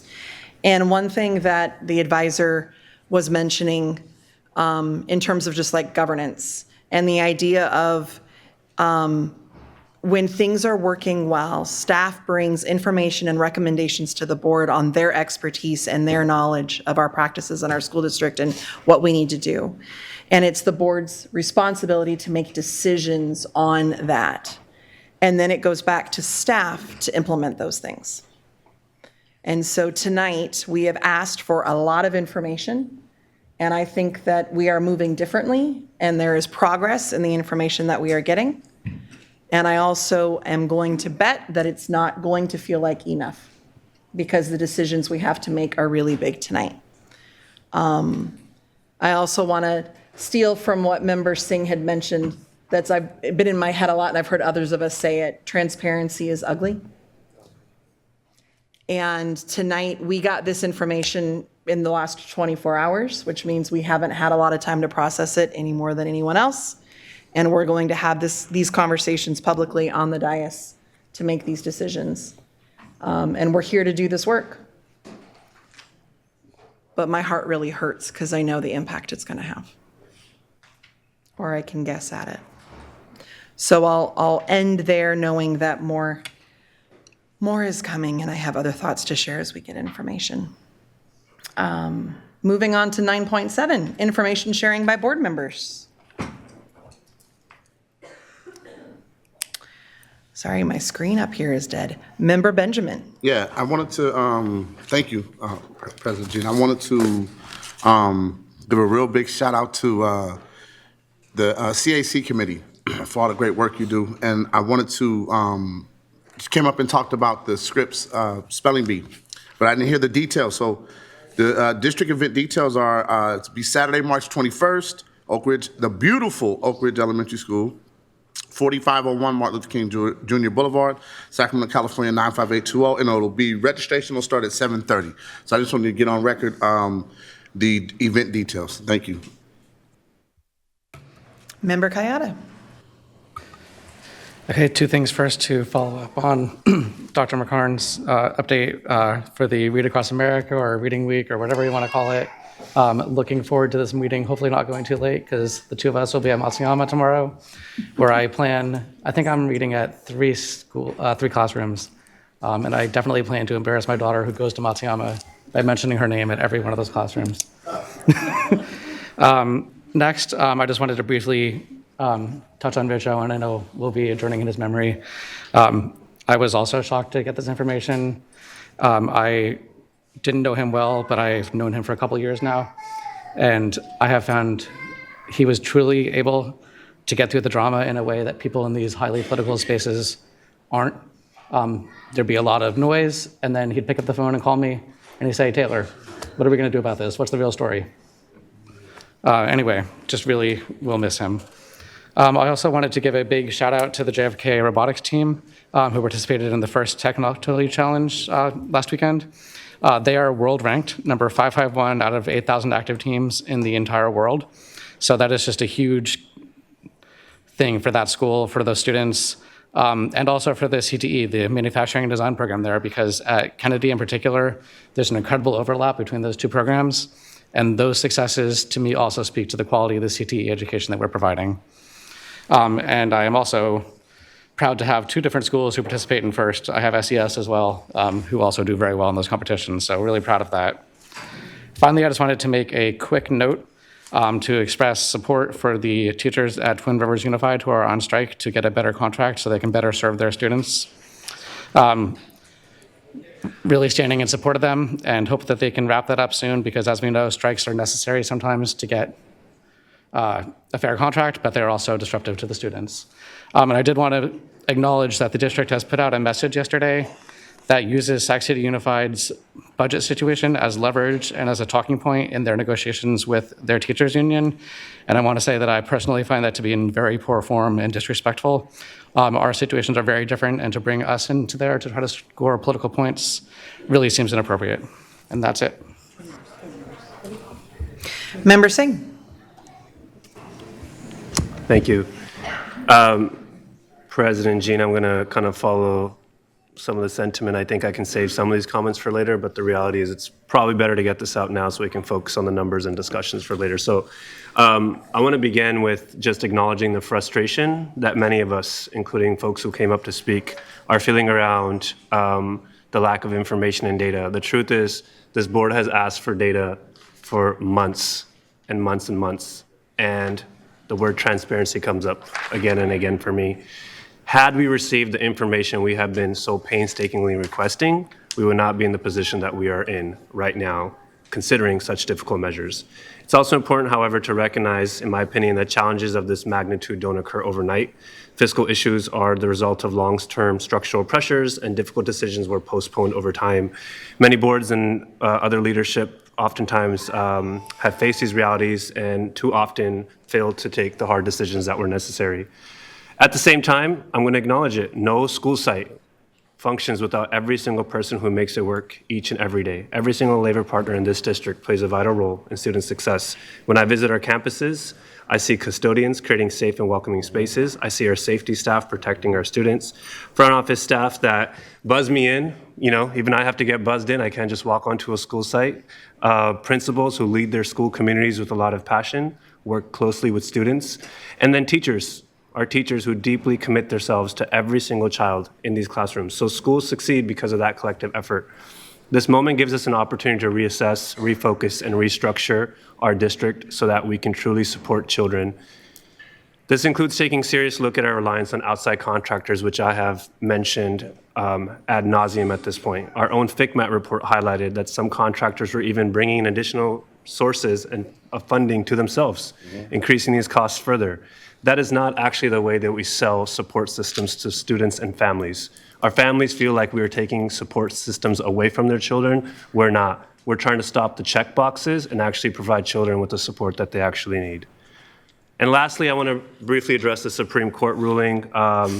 For those who are following, the truth is the decision is temporarily allowing school districts to notify parents if a student changes their name, pronouns, or gender expression without that student's permission. Importantly, the ruling does not require a school to notify students. It simply allows districts to adopt a policy to require notification, which is not something that this district does. That case is still open. It's still moving. I'm sure there's going to be a lot of legal situations coming up over the next couple of years for that situation. So in conclusion, I just want to say it's our responsibility to ensure this district remains strong, stable, and able to serve our children. And I'm going to continue welcoming honest conversations, getting through difficult decisions, and putting our children first, and also centering all of you, every single one of you, who actually helps put those children first. So that's it. Thank you. Moving on to 10.1. Approve resolution number 3570, notice of layoff, preschool employees reduction in force due to lack of funds and/or lack of work. Thank you, President Jean. As the team approaches the podium, I just want to say that the next 4 items are heavy. I mean, you all just said that. We know that there are a number of conversations and decisions that you'll have, and I want to, in advance, acknowledge just the heaviness of whether it is this item or any of the other ones to follow, and thank staff who have done a lot of work in bringing you options. Thank you, Interim Superintendent McCarn, and good evening, Board. I'm Erin Findley, Interim Chief Academic Officer, and joining me are Makako Fisher-Hill, our Assistant Superintendent for Early Learning and Care, and Jake Hansen with Human Resources. We are bringing back to you tonight the resolution to reduce several preschool positions. We do have some adjustments that we will be sharing with you this evening. Just a couple of quick reminders about the process. We are sharing this overview with you. We will be discussing the reduction summary, and then we'll bring forward to you a resolution to close specific positions. So at the end of this presentation, you will be asked to vote to approve the reductions. Just a reminder about the process. This slide is in your slide deck for your reference, and I will now hand it over to Ms. Makako Fisher-Hill. This slide before you summarizes information the board has previously reviewed and is included again in your materials tonight, so it's clearly available for public record. It outlines the primary funding models staff analyzed when determining how early learning and care programs could be structured and funded for the upcoming school year, specifically for preschool and toddler programs. The row highlighted in orange reflects the same model that was previously presented to the board and represents the scenario with the smallest projected negative balance and minimal closures. Under this approach, the remaining short-term deficit would be covered using one-time early learning and care grant stipend funds as a temporary bridge, while the program transitions to a more sustainable structure. Here is a summary of the action before the board this evening. The following slides will walk us through each of these components in more detail. This slide reflects Exhibit A, which provides a detailed list of impacted positions across ELC programs. The exhibit represents the minimum staffing adjustments required to align program expenditures with projected revenue. We are showing it here to provide the full scope of the recommendation before the board this evening. The following slides will walk through these adjustments in more detail, including the specific positions and site-level impacts. This slide focuses on the non-ELOT before and after school programs currently operating within early learning and care. As previously discussed with the board, elimination of the non-ELOT program is part of the district's fiscal solvency plan. Staff analyzed enrollment, cost recovery, and long-term sustainability across these programs. Staff is recommending adjustment to that approach by consolidating programs rather than eliminating them at all the sites. Based on that analysis, the recommendation includes closure of Matsuyama and MLK programs due to low enrollment and declining revenue tied directly to attendance. Closure of these programs would result in the elimination of the associated teaching positions. For Leonardo da Vinci, staff recommends transitioning the program from a 12-month schedule to a 10-month schedule. Year-round enrollment patterns have not supported a full 12-month operation. Moving to a 10-month model aligns staffing with demonstrated enrollment patterns and reduces the structural funding gap. Early learning and care staff will work closely with the Leonardo da Vinci classroom staff and manage this transition to make operational adjustments for long-term sustainability. The FTE on the bottom of this slide includes the closure at MLK and Matsuyama and the transitioning of the 12-month calendar FTE at LDV to 10 months.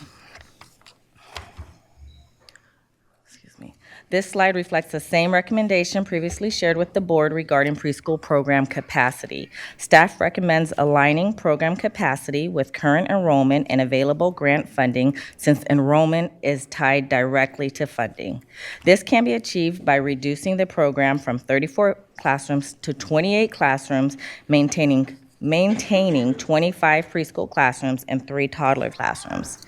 These FTE represent the 6 classroom positions associated with the 6 classrooms identified for reduction. This recommendation is intended to right-size the program to current enrollment and funding levels and to maintain funding rather than eliminate preschool services. It also ensures that the program can continue to meet the comprehensive service requirements of the Head Start grant model. Staff recommends, did I switch slides here? Yeah. Staff recommends transitioning the remaining 12-month program at 3 sites to a standard 10-month schedule. The state and federal funding structures do not provide additional funding to operate a 12-month preschool program, which means additional operational costs must be absorbed by the program. These FTE represent positions currently assigned to a 12-month schedule that would transition to a typical 10-month teacher calendar as part of the operational adjustments. All right, so this slide with the final entries reflected in Exhibit A for the preschool toddler classrooms and summarize the central office adjustments that support the overall program changes. You will see the coordinator positions listed in Exhibit A as part of the reduction in force. They are also reflected here because the leadership structure of early learning and care will need to be realigned to meet current programmatic requirements.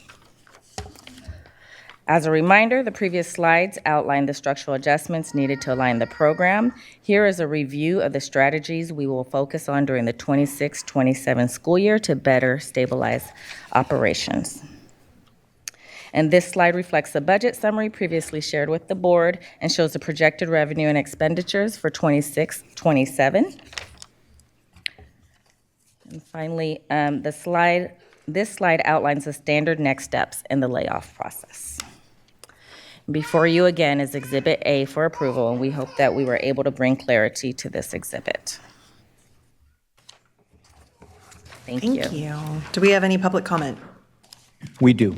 And there are several people who signed up to speak about the LDV Children's Center. They said 10.2, but we're going to take those here at 10.1, so I'm going to call those folks. So we'll begin with Layla Dahl, followed by Tara Kogan and Griffin Fitzgibbon.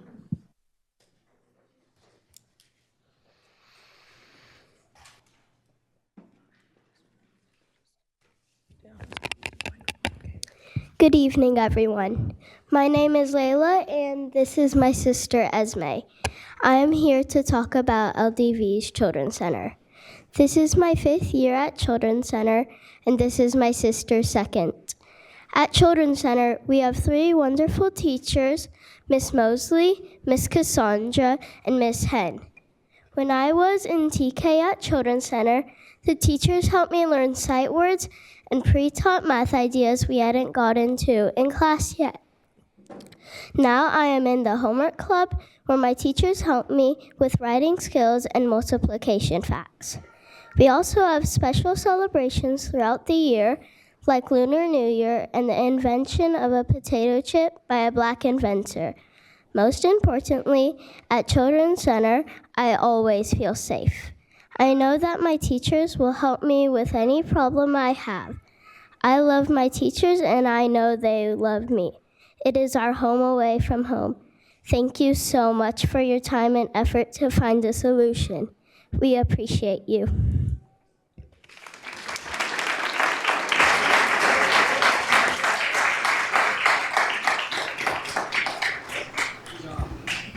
Hi, my name is Amelia. I'm hoping that Children's Center doesn't close down because I feel safe there from ACES, because ACES, a couple kids have been mean to me, so I feel safe at ACES. And I love my 3 teachers, Miss Cassandra, Miss Mosley, and Miss Had. I just want to echo what my daughter Amelia was saying. We've only been at the Children's Center since early December. We were at a different program before, and the difference has been night and day. We went from having just meltdowns on the weekend, early morning. She did not want to go to school. Our teacher told us that she was losing her spark at school, which as a parent is the most heartbreaking thing I could ever do. Children's Center found space for us. I feel like I'm gonna cry, and it's just been a world of difference. She wants to go early now. She wants to stay all day. These 2 have just been incredible, and the support and love and safety that she feels there is invaluable, and I truly don't know what we would have done without it. So hope to keep it open for as long as we can, and especially for my soon-to-be TKer. Thank you. Next is Griffin Fitzgibbon, followed by Bianca Gayton Fitzgibbon.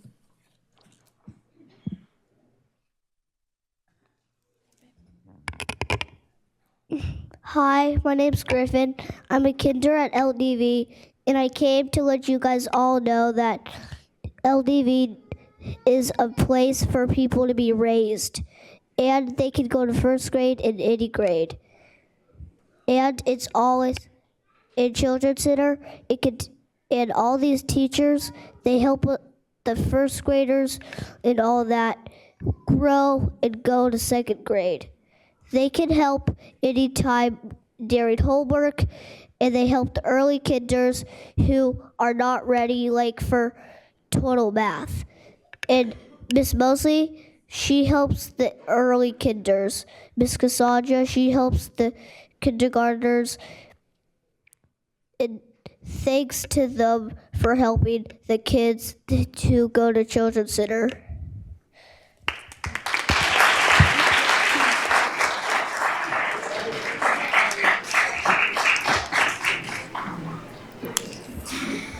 Hi. Sorry, that's my son. I'm proud of my son. I'm here as a parent opposing the Children's Center closure. Before and after care is a necessity for us. But Children's Center is not just before and after care. They're dedicated to our children. They challenge our children. When I cannot be there to fill the gaps, they are. It takes a village to raise these children, and they're my village. I'm not looking for a place for my children to just be. I'm looking for a place where they belong, where they thrive, and where they're loved. And we found that. I also have a younger son, Donovan, who will be hopefully at LDV as a TKer. And I hope that Children's Center will be there for both of them. This staff, they don't always know it, but when we're not strong enough for our kids, they are. When we need a breather, they are there. They are more than before and after care. We can have just before and after care where they can go and play, but they help our children grow in their academics. They make them stronger individuals. They help them care for each other. They help them see the other children that they are around and say, hey, how can I make a difference? My child comes home and he tells me how he wants to go and feed the homeless. And that's the community he is in that we have found in Children's Center. So I'm here hoping that you can see the families you're serving. My family, my husband is a National Guardsman, a full-time medical student, and I work full-time. Raising two boys is hard, and we need Children's Center. Thank you. Thank you. Next speaker is Diana Lauda Cornejo Burgos. She has 3 cards for 6 minutes plus additional time for translation services.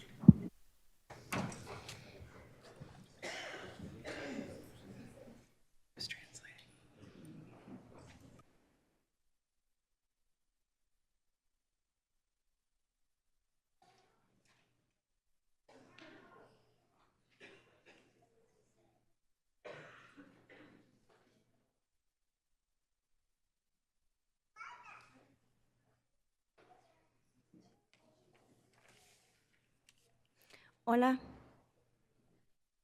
Buenas noches. Yo, Diana, apoyo a Miss Karen Huyin para que no sea removida de su trabajo en el salón Tutler número 3. Hello. I would like to give support to Ms. Karen Huyn for the work that she's done and so she not be removed from her job in the classroom. Ella es muy dedicada, tiene cuidado genuino para servir y cuidar a mi hijo. Enseñar en este nivel necesita mucha paciencia e inteligencia emocional y ella lo tiene. She's very dedicated to her work and she has a really aptitude to serving kids in this, our kids. At this level, you really need to have a lot of patience with kids and she's got it and she has the emotional intelligence to do it as well. Los niños, mi hijo se siente seguro con ella, le da un ambiente seguro y sobre todo mi hijo la conoce a ella. My children feel safe around her and she gives them a safe environment to be around. And so she takes care of her and especially they know her very well. Mi hijo tiene una conexión con su maestra, ha aprendido muchas cosas y no es porque yo no le enseñe, sino él ha aprendido a levantar sus juguetes, a lavarse sus dientes y a ser más responsable. My son has learned a lot, and it's not just because I've taught it. He's learned how to do a lot of things, like pick up his clothes and to brush his teeth and to do other things and follow his routine. Al removerla, no se verá afectado solamente su relación, sino el desarrollo de mi hijo. Ella tiene mucha experiencia, cualidades enseñando a los niños. To take her away would not just remove his relationship with her, but it would slow his development because he has learned a lot from her and he has a great connection with her. Ella hace reuniones constantes en el salón juntándonos a nosotros los padres y también nos ofrece muchos recursos ya que mi esposo ha sido diagnosticado con una enfermedad y ella siempre ha estado ahí para nosotros.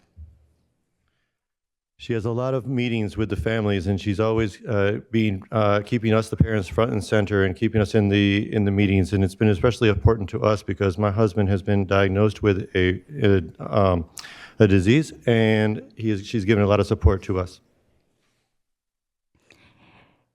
Necesitamos a la maestra en su salón para que mi hijo crezca mejor. Gracias. We need our teacher in the classroom so that my child can continue to grow well. Thank you very much. We have two speakers left on this topic. We have Janelle Argueta and Lala Alvarado.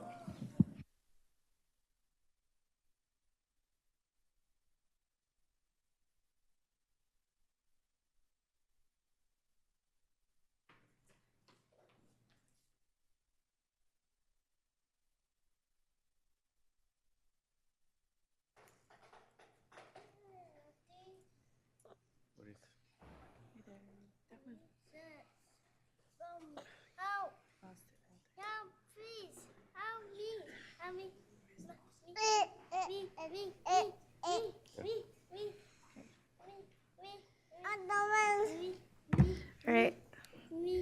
Hello, my name is Janelle.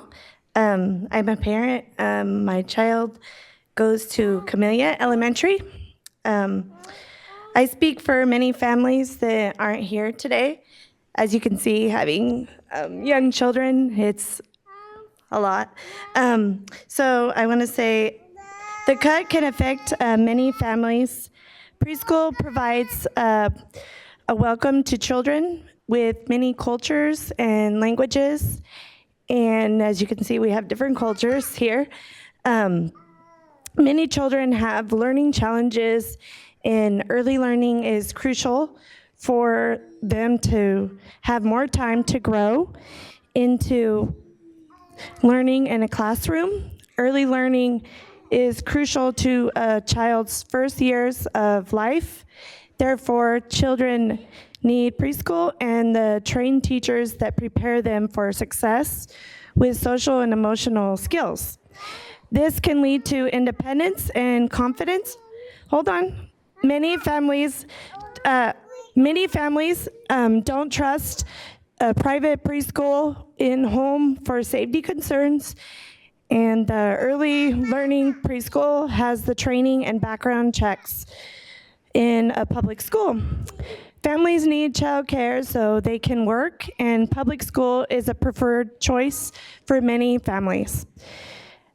This would have a hardship for future generations to prepare for school and disrupt the first years of school. My daughter also attends school, and so I learned what they expect in the kindergarten, and they expect a lot. So I will say I am very thankful that my son has had preschool through the district and progressed in many ways, from speech and social and emotional skills to prepare for kindergarten. He has grown in many ways, and I am forever grateful for his preschool teacher. She has been always caring with resources and has great communication. And that's all. And so I will say it would be a very hardship if they didn't have a preschool. Thank you.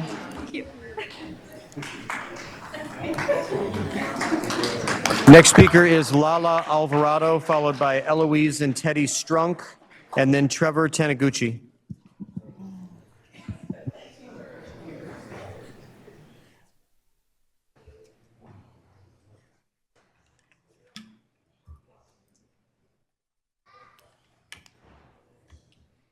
Welcome. Good evening. My name is Eduardo Alvarado, and I go by Lala. So I'm with Early Learning Care, and the families in these 2 full-day preschools and these 3 early Head Start programs will be greatly impacted by reducing their hours and their extended months from the 8 hours, 12 months to reduced hours in 10 months.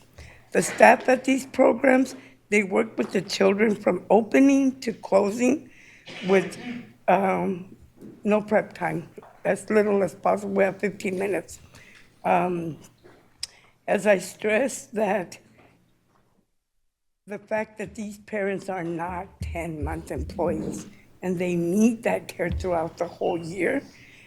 And I'm not sure who was involved in this 20%, deciding where, we save or how this 20% worked. But I then realized that our preschool teachers in the other 20 programs are working in a 6.5-hour program, but yet getting paid 8 hours.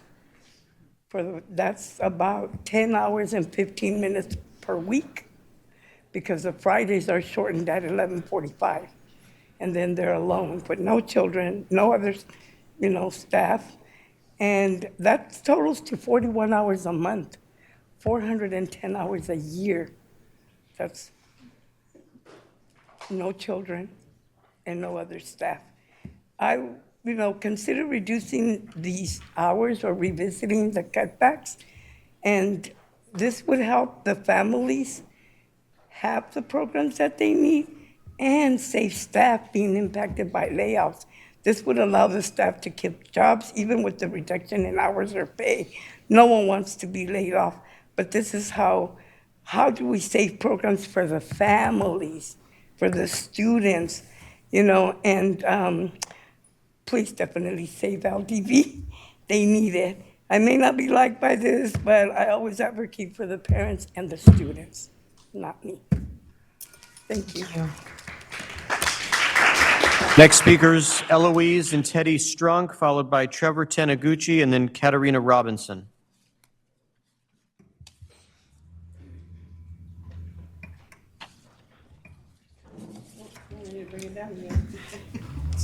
I'm so sorry. You're okay. Go ahead. What do you want to say? I think Teddy's too nervous, so you go. My name is Eloise Strunk. I think Children's Center is the best, and all the teachers who work there are so nice to all the children. They help you with homework if you need to help, and they have a lot of fun projects to do. Thank you all for your time tonight. My name is Katrina Robinson, and I'm going to be really brief because I was here last week as well to advocate to keep Children's Center open at LDV. And so mostly what I want to say tonight is thank you so much to all the board members and to all the staff. Last board meeting that I was at, there were a lot of difficult questions asked of the staff, and it seems like a lot more data has come out since then that helped board members make decisions.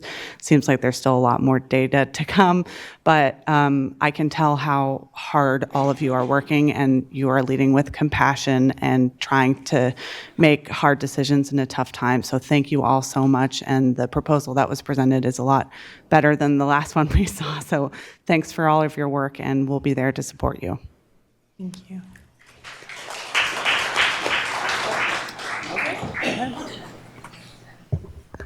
My name is Tanny Strunk. I think Children's Center is the best, and the teachers are the best, and I really want to be there because the activities are fun. Good job.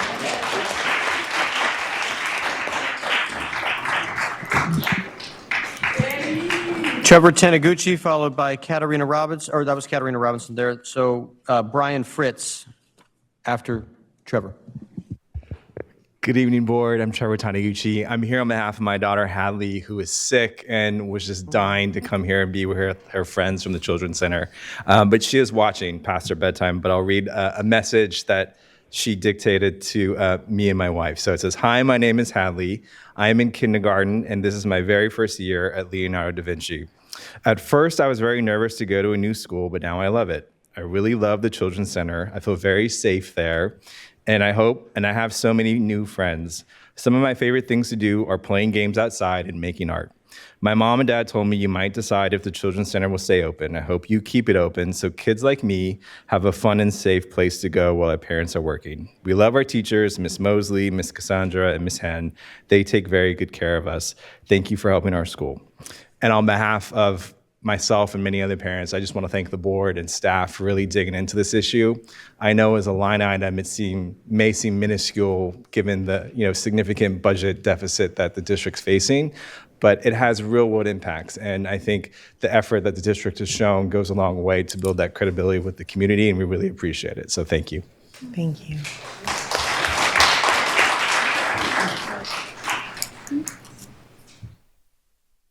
Last speaker is Brian Fritz.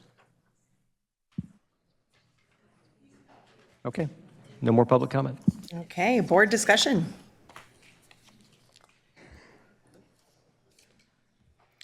Member Ibarra.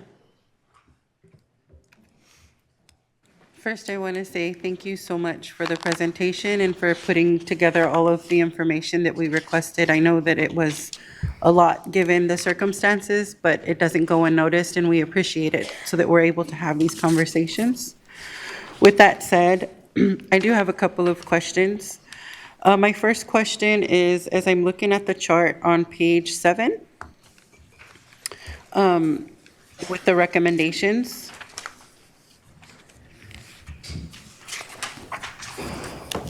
I'm glad that we are shifting from a closure to converting to a 10-month for Leonardo da Vinci. I do see that we're still looking to close Martin Luther King. And my question, just if we can get a clarification, because the difference here in capacity and meeting that is 5 also for Martin Luther King Jr. So if you can explain that just a little bit for transparency. Yes, so Martin Luther King Jr. operates not under parent fees. It's a state grant that we receive, and it's based off of enrollment.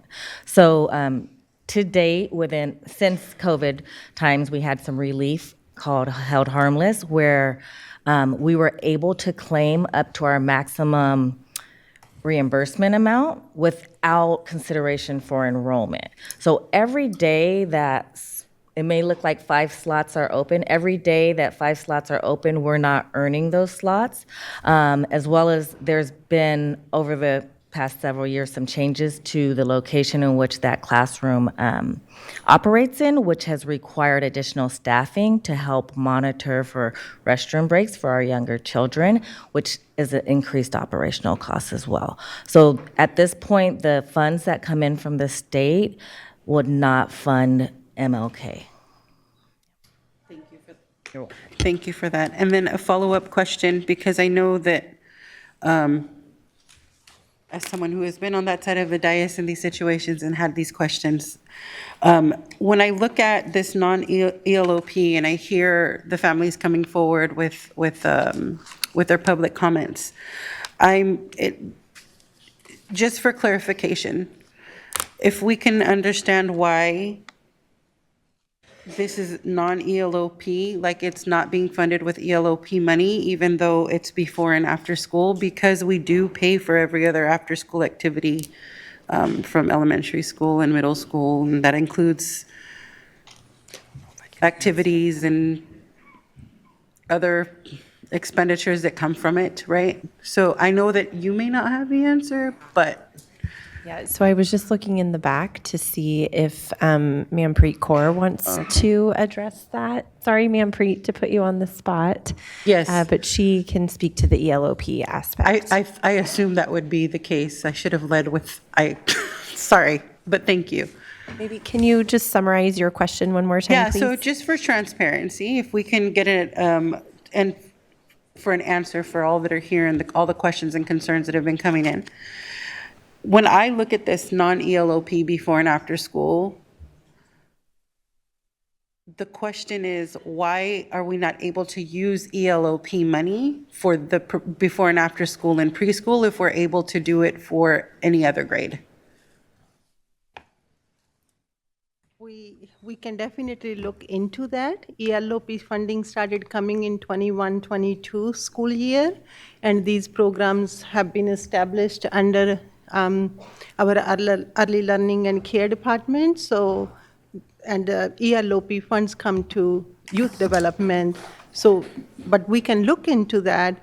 With the ELOP, we cannot pay for anything that happens during the regular day, but for before and after school, yes, definitely.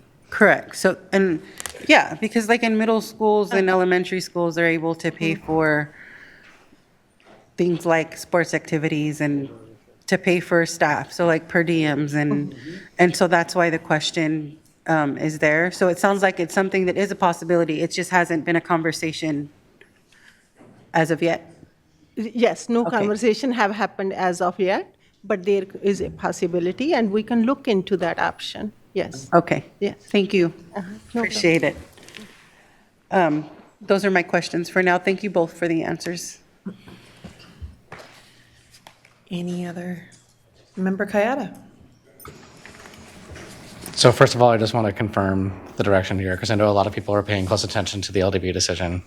So we are going to be keeping that program at its current capacity, just reducing it from a 12-month to a 10-month? Yes, that's our Okay. recommendation. And then I did have some follow-up questions in line of what Member Ibarra just mentioned.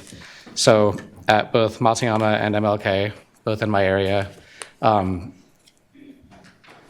the plan, I think, makes sense, but it requires careful implementation that kids are able to go to the ACES programs. Because if there's no capacity, then we're actually just turning these kids out.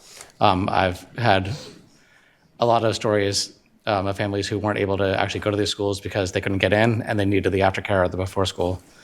So I really want to make sure that we do that intentionally, that we pay attention to that, we make sure it happens. And I will say at Matsuyama in particular, ACES has had a wait list all year. So already we have kids who aren't getting in there. But yeah, I think that's my only question. Yes, thank you. We will carefully implement that transition. And we'll work closely with Manpreet's department as well. Member Rhodes? Yeah, so anecdotally, I when I was in elementary school from kinder to 6th grade, I went to Bret Harte Elementary School, and I was part of the Bret Harte Children's Center at the time when that happened with Miss Rogers, Miss Ballard, all those folks who I have very fond memories of. Spent my summer before, after, because my dad was working. So I understand the Children's Center and how it works and the connections those bring. Happy that we're able to find some type of solution there. My question goes to the Matsuyama and Martin Luther King Jr. What does it look like to actually increase the capacity of the ACES programs that are at those sites? And can you guys speak towards the capacity building of that to be able to incorporate any students that are not able to enjoy these programs here? Yes, we're going to ask Manpreet to come back because right now, school age before and after school program, fee-based lives in our ELC world. Yeah. But she'll have more information. No, that's fine. I also understand that there's a waiting list, and I've worked these programs before, so I just want to know, like, what does that capacity increase look like, and have anybody thought about that to better service some of the, or to... So if I'm understanding the question, like, can we absorb more students? Can we include more students in our programming? My answer is we always strive to include every kid who apply in our programming. But at any given time, let's say you ask me today, have these 20 kids in your program. Of course, I have to look at the staffing. We have to ask agencies to hire more staff.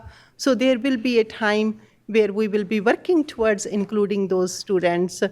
So I can say that yes, we always do our best to include every kid who apply in our programming. However, at any given time, could be a wait list. Yeah, and understandable. I think in these situations where, Member Yubata, Member Kayat has spoken about it, I just think that community also should have like a realistic idea of what that capacity is like, and then also what is your department's capacity to help with that. And I think there should be some cross-departmental conversations, most likely. Yes. Because it sounds like you guys are working from two different funding streams impacting the same communities. And so if there can be some conversation between the two of you to actually talk about what does capacity building look like with our CBOs that are actually doing the work within ACES, to be able to say like, hey, how do we actually build capacity inside of your programs to better service the students that are on the sites? And I think that would be ideal, and that's my statements for this subject. But thank you again for bringing it forward. Thank you. I see no other comments at this time. Would anyone like to make a motion? I'll motion. Do we have a second?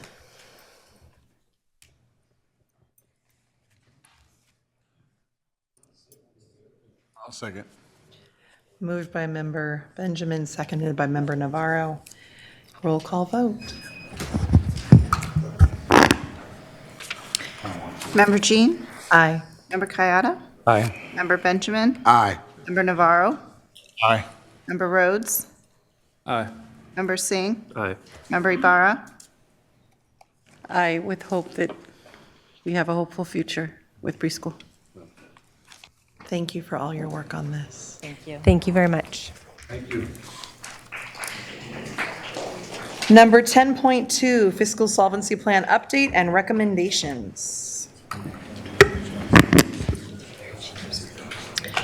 Thank you, President Jean. As the cabinet members approach the podium, I would start and just let the board know that, well, the board and everybody watching, we recognize and take seriously the task of trying to ensure that our fiscal solvency plan, future plans, and updates provide the information intended to provide, and know that all that we are about to share has come from reviewing as much data as we possibly could, lots of conversations, and we hope this addresses the desired intent.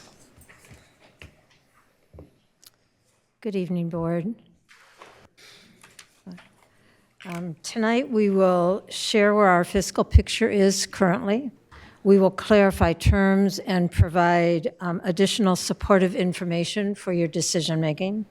We will share strategies for resolving our 25-26 and 26-27 fiscal picture, and we will seek your direction for which strategies to utilize in moving forward. We'd like to pause momentarily on this picture to remind us who it is we serve and why we are here.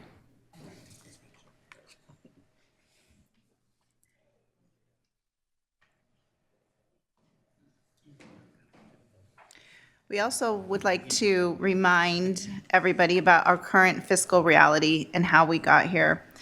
The fiscal position we are in and we are currently trying to address did not emerge in a single budget cycle. In 2018, FCMAT identified structural deficit spending, compensation growth not aligned with ongoing revenue, and increasing general fund contributions to special education. In 2025, FCMAT again identified ongoing imbalance and insufficient reserves in the multi-year projection. The themes identified in 2018 and 2025 are consistent across administrations and reflect institutional structural imbalance rather than a short-term variance. The consistency in these findings across time also demonstrates that the imbalance at its core is that we have more ongoing expenditures than we do ongoing revenue.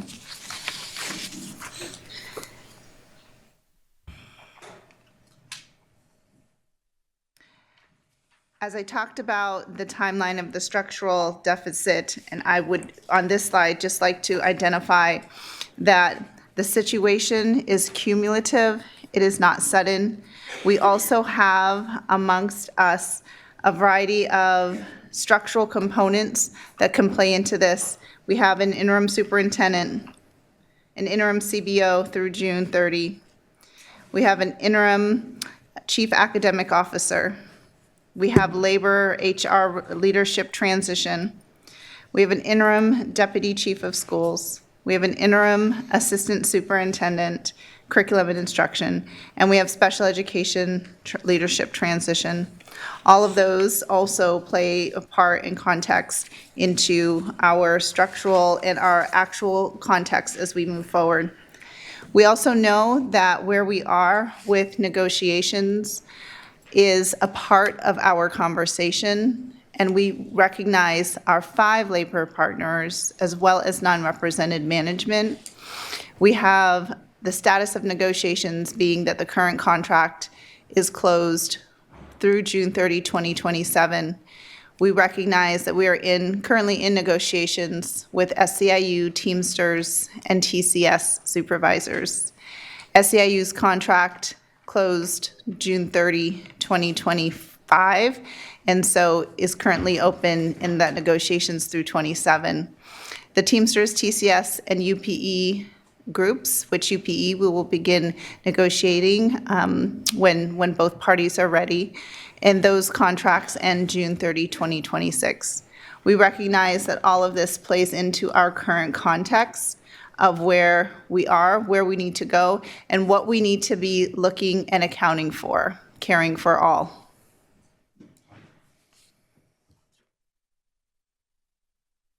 Good evening. So several of the questions that we've received have been about what is fiscal crisis and,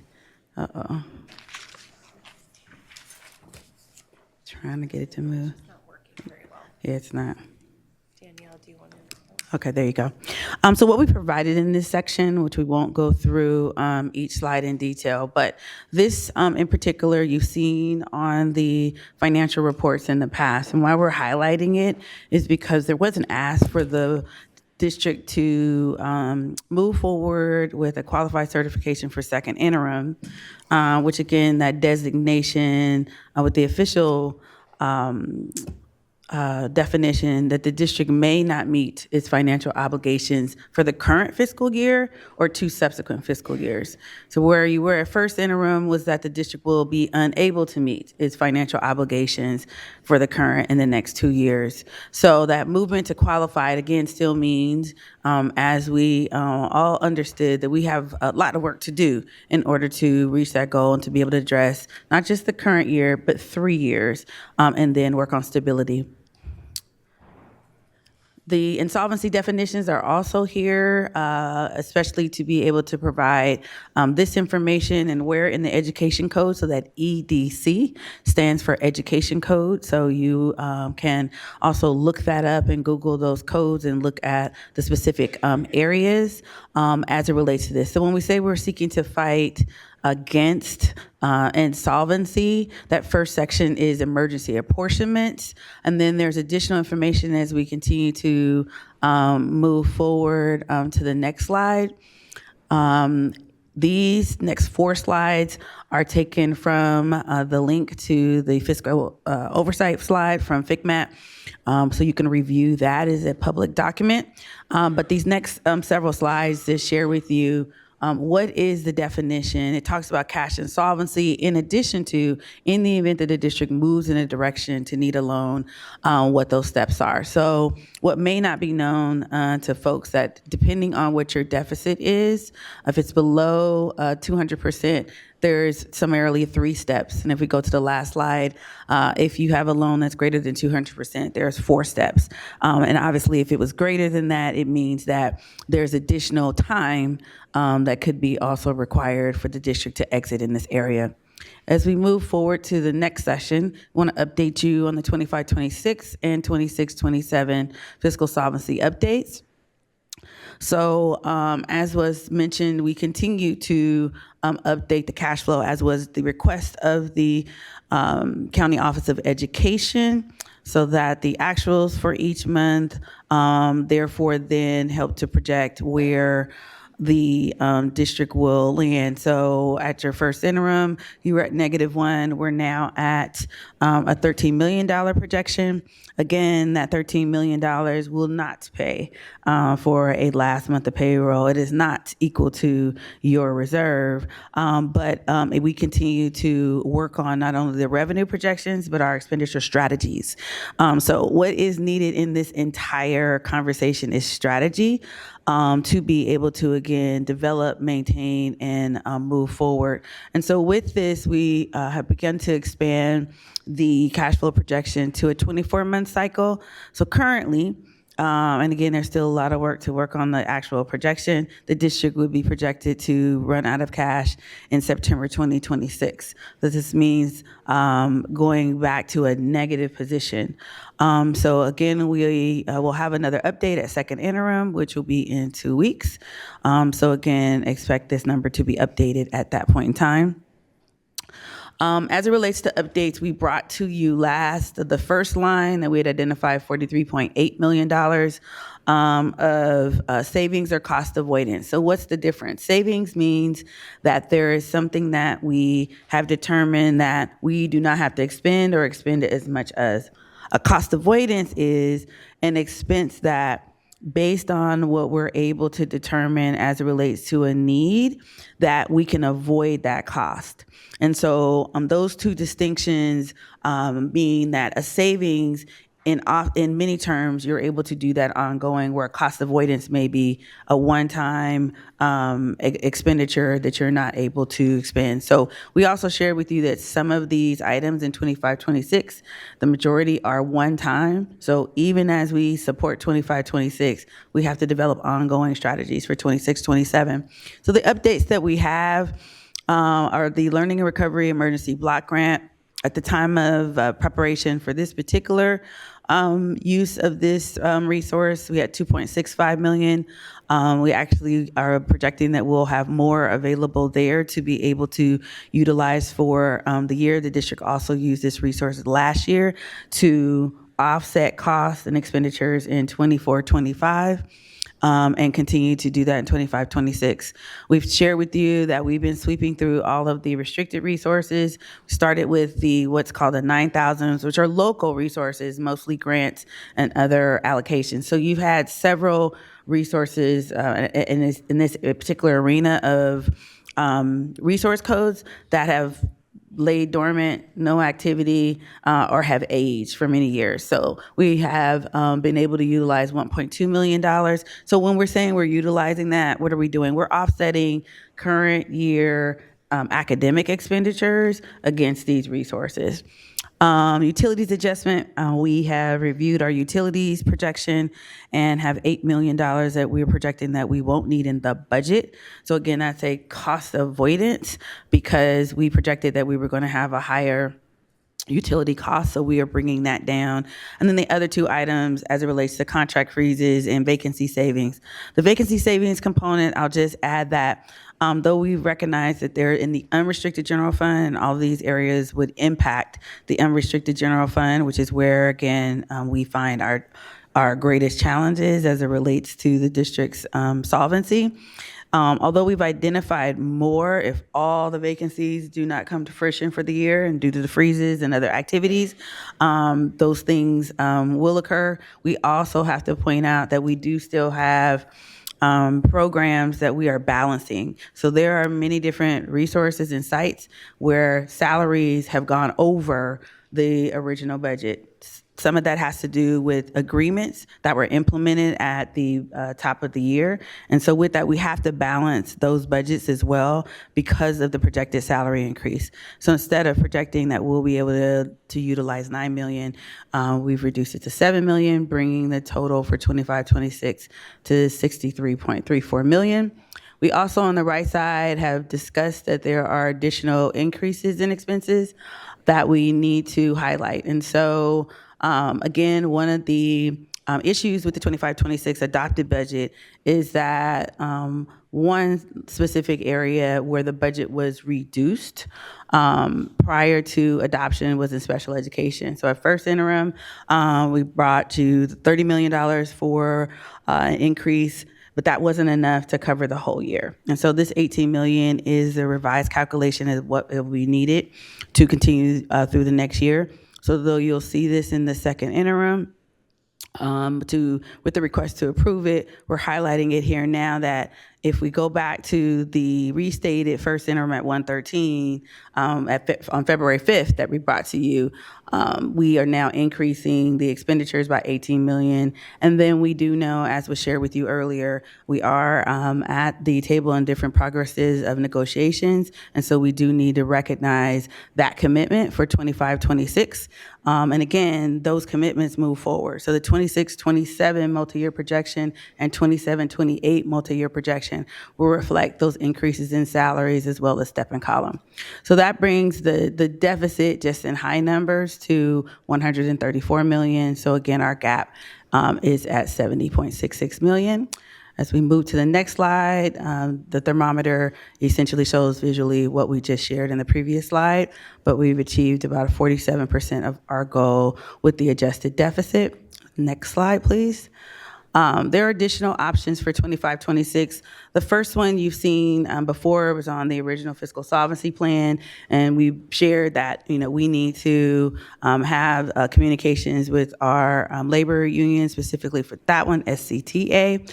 Additionally, there have been recent conversations about an item that was not on the fiscal solvency plan, but there is a fund balance and Medi-Cal reimbursement. This also is in one of those 9,000 resource codes. So in that review and identification, why do we have a fund balance there that we over time? So then this is cumulative for years. This particular balance has been growing. And so we want to look at ways to not only use the balance, but going forward, how the district can more strategically use those resources annually. So with that, it's an opportunity. If we are able to and or need to use these resources, how it can affect that deficit that you just saw, the gap of 70 million, and reduce it by to $36 million. So that is the work that continues. There are other options and strategies that we are continuing to do as we continue to move through the 25-26 year, with, again, second interim being on the heels of this presentation. So we've discussed, and as a board decision point, the qualified certification component, again, which was an ask to reach that. With that, based on where we are now, we would still have a deficit. Does it fit the definition of the district may not meet? At the moment in time of second interim, yes, that the district may not meet it. Are there strategies that we need to continue to move forward with? Yes. And so with that, this is a decision point. We're going to move into 26-27.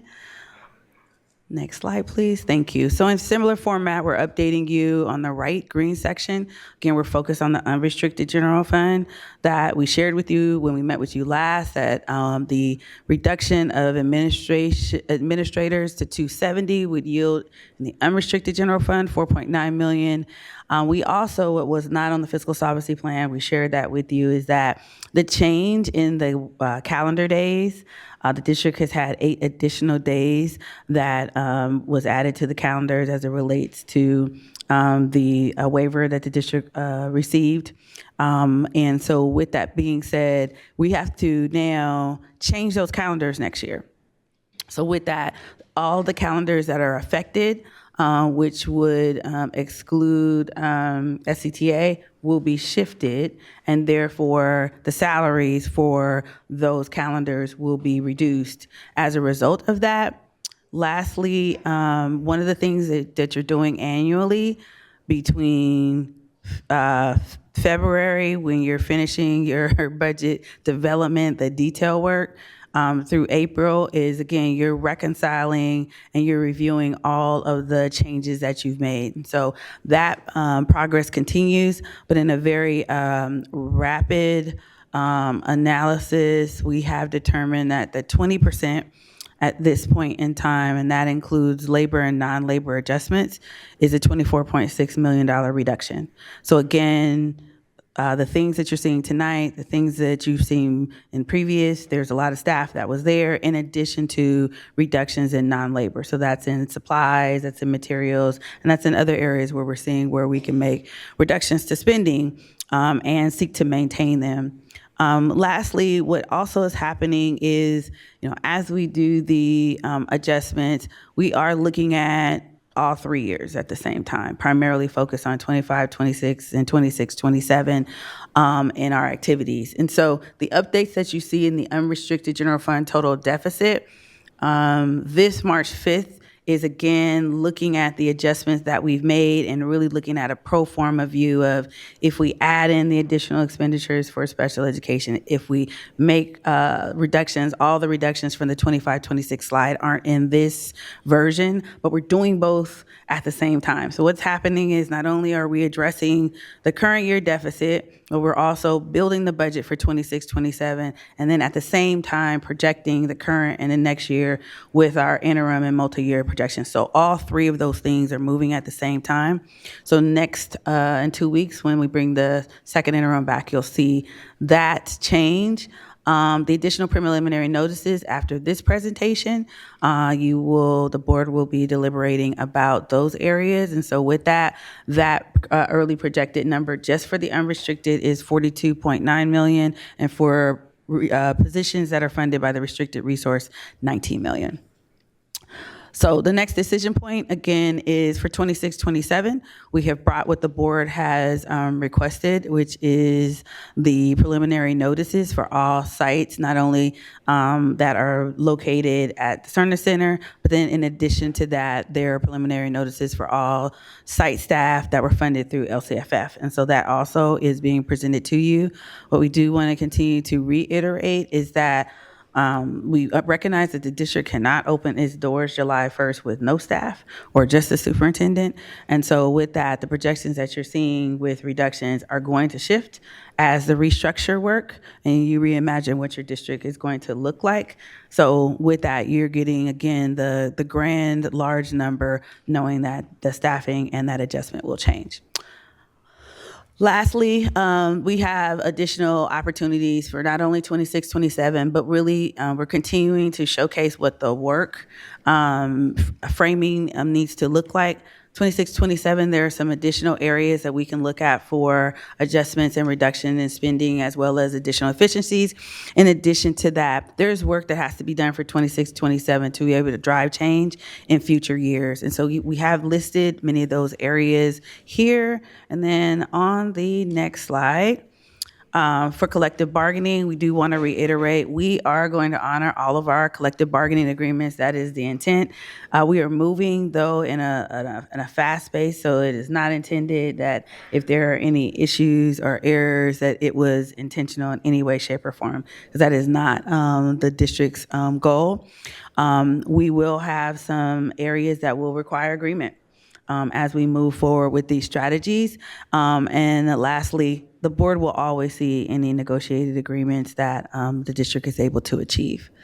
And so as we move forward, again, this is another decision point of other areas of strategy. Some of them, again, are not new. Some of them are questions and responses to some of the things that either we've heard about or has been discussed. And so we just kind of wanted to give you a menu of what those items would look like as well.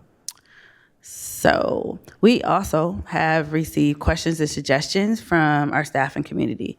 And so though the board will receive the full list, we have summarized some key areas. And so these areas, again, are listed here. They range from incentivizing or basically introducing the possibility of an early retirement that would occur in a future year. So for instance, you would propose that now and then potentially implement it for 26, 27 or 27, 28. Make targeted reductions in district office positions. So again, in your restructure work, that is also going to occur. And that, again, as we talked about, will require you prioritizing. Furlough days and consolidating schools and optimizing facilities are areas that you have already reviewed and addressed, but a strategy for that and how long it would last while you potentially are making other decisions could also be part of your deliberation as you move forward. And so next I'll move over so we can talk about key takeaways. Hi, folks. I will quickly summarize that. I know that that is a lot of information that you just received. So in 25-26, despite identifying the $63 million in cost avoidance for the current year, we still are confronting a $70 million deficit that threatens our long-term stability. Even with the proposed OPEB and Medi-Cal offsets that can potentially reduce the gap to $36 million, we are still facing a critical cash flow depletion within the next 6 months by September 2026. A recap of 26-27 is that we face a preliminary deficit of $233 million, which necessitates the personnel reductions outlined in tonight's later agenda items. However, I think it's very important that we are clear that the savings here are not going to be fully realized because we are not able to run the district without a functioning central office. It's essentially the air traffic control and ground crew that keeps our schools safe and operational.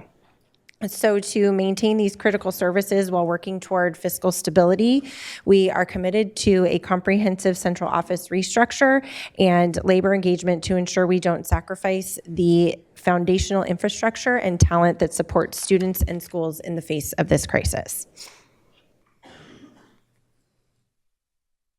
We're almost there, I promise. Next, we're going to talk about next steps, and these are 8 action steps that we are planning to take that will help us operationalize all of the things that you've heard us talk about here this evening. The 2 that you see at the top that are in bold, those are things that are already underway, that are happening right now. As you know, tonight you'll be making some decisions about more preliminary layoff notices, all culminating on May 15th when we issue the final layoff notices, and then we're able to actually see what our staffing expectations will be for 26-27. And moving forward, let's see. There we go. I know that the board has asked for a lot of communication publicly and transparency publicly around the decisions that are being made and around our fiscal solvency plan. So we are doing that on our website. And in this picture here, you can see exactly where people can click on our homepage to be able to access our fiscal solvency plan, which we are updating after every board meeting with the latest information. And we're adding some new things beginning tomorrow. We're going to have some dashboards that have been created. There will be another one that drops on March 20th, but the one tomorrow will be able to really help you understand different ways that the district is spending money. For example, you can break it down by classroom spending and categories. We have access to all of the different contracts and vendors that the district is using for transparency. I think we can very safely say that there's never been any point in Sac City's history where we have been as transparent about how money is being spent as we are with this dashboard. And shout out to our business services team and Nicholas in particular for putting this together. As you can see, look at the amount of data that's involved here. It's tremendous work that has gone into creating this.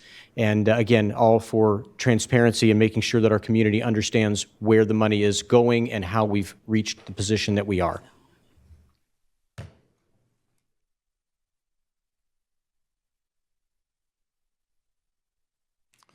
This evening's presentation has outlined the district's current fiscal conditions, the steps that have already been taken to identify cost savings and cost avoidance, and the range of strategies that may be necessary moving forward.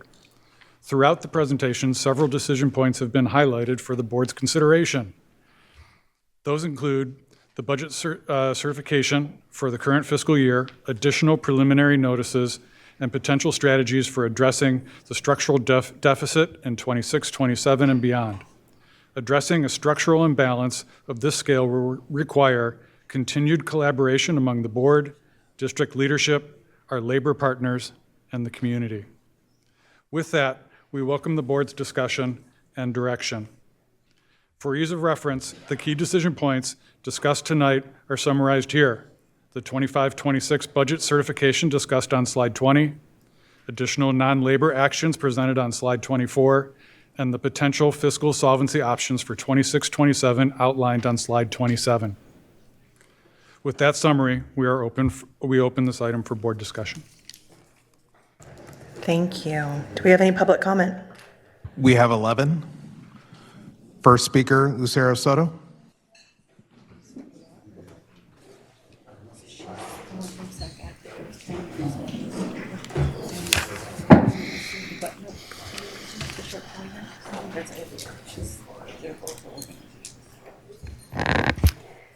Good evening, board. Assalamu alaikum. My name is Lucero Soto, community organizer with Sacramento ACT. And first, I just want to use the time that I have to share that our vision, and I hear the vision of many here, is that we want students and families to thrive, and cutting resources or keeping systems that are just not helping them thrive will not get us closer to that vision. I'd like to share with you all some key principles that I ground myself in every day while I organize with families and students that you all serve. And these family and students also hold these values. I want to share this with love and respect for all the work that happens in this district for our students. The first is that the first revolution is internal. It starts from within. So I invite all of us to ask ourselves, why are we here? As we're facing these very, very hard times in our city and in our country, I just encourage everyone that's listening to go back to your why. Why are you here? Why are you doing this? And second is that one of the first steps in leadership is to listen. You cannot lead if you cannot listen. And if you don't listen, you are missing the foundation of being a leader. And this comes for parents, for families, for board members, for principals and teachers. We must create an authentic space of listening to our families and really taking a look in the mirror. And it starts with yourself. What kind of leader do you want to be? And reevaluate. Maybe you take up too much space. And all of these principles and values have really helped me as a community organizer. It's not easy to be up here almost 10 o'clock at night, leaving our little ones at home, just like you all are here. So just, again, go back to your why. Why are you serving us? And for everyone who spoke here, go back to that. Thank you very much. Thank you. Alma Gastria, with needing a translation assistance for a total of 4 minutes.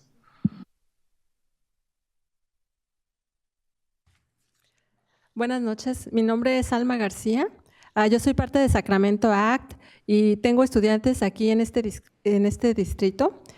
Primeramente, expreso mi agradecimiento hacia ustedes por escucharnos. Estoy aquí por la preocupación de la repercusión que puede tener el déficit en la educación de todos los estudiantes. Me preocupa el recorte de personal y recursos que se pronostica que habrá. En mi experiencia en las escuelas, los padres de estudiantes aprendices de inglés enfrentan complicaciones para conectar con la escuela y el distrito en su idioma por la falta de personal y de recursos. Si hay menos personal, esto puede complicar las cosas. También el nivel académico de los estudiantes aprendices de inglés se reporta bajo. ¿Se están usando bien los recursos? Si habrá menos recursos, me gustaría que se hagan esfuerzos en su mejor aprovechamiento y que exista un reporte con monitoreo. Gracias. Nora Barraza.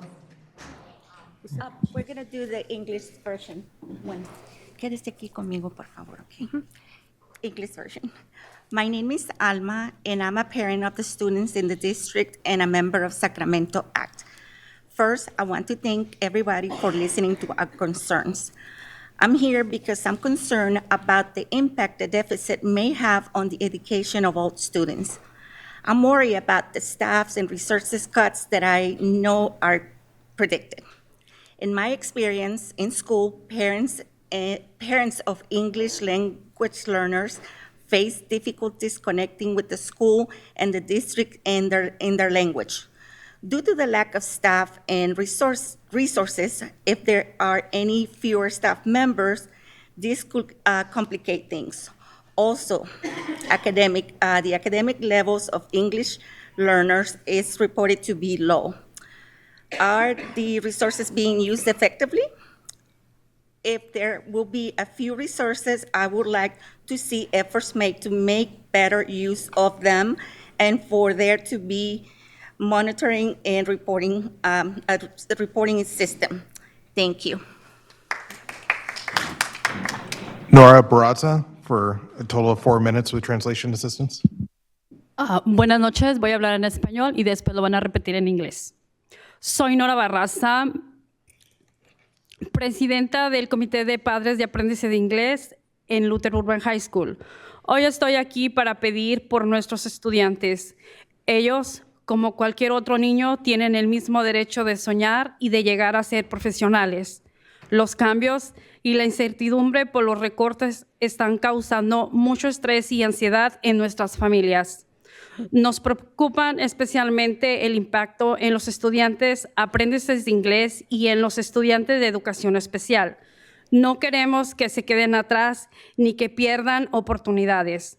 Con el esfuerzo de todos ustedes podemos evitar que los estudiantes más vulnerables sean afectados. Muchísimas gracias a cada uno de ustedes por escucharnos. Hi, English version. Good evening. My name is Nora Barraza, president of the English Learner. Okay, sorry about that. Good evening. My name is Nora Barraza, president of the English Learner Parent Committee at Luther Burbank High School. Today, I am here to advocate for our students. They, like any other child, have the same right to dream and to become professionals. The changes and uncertainty caused by the budget cuts are causing a great deal of stress and anxiety for our families. We are especially concerned about the impact on English learners and special education students.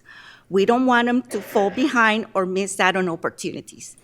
With everyone's effort, we can prevent most vulnerable students from being negatively impacted. Thank you very much for listening. Elvia Vasquez for a total of 4 minutes with translation assistance.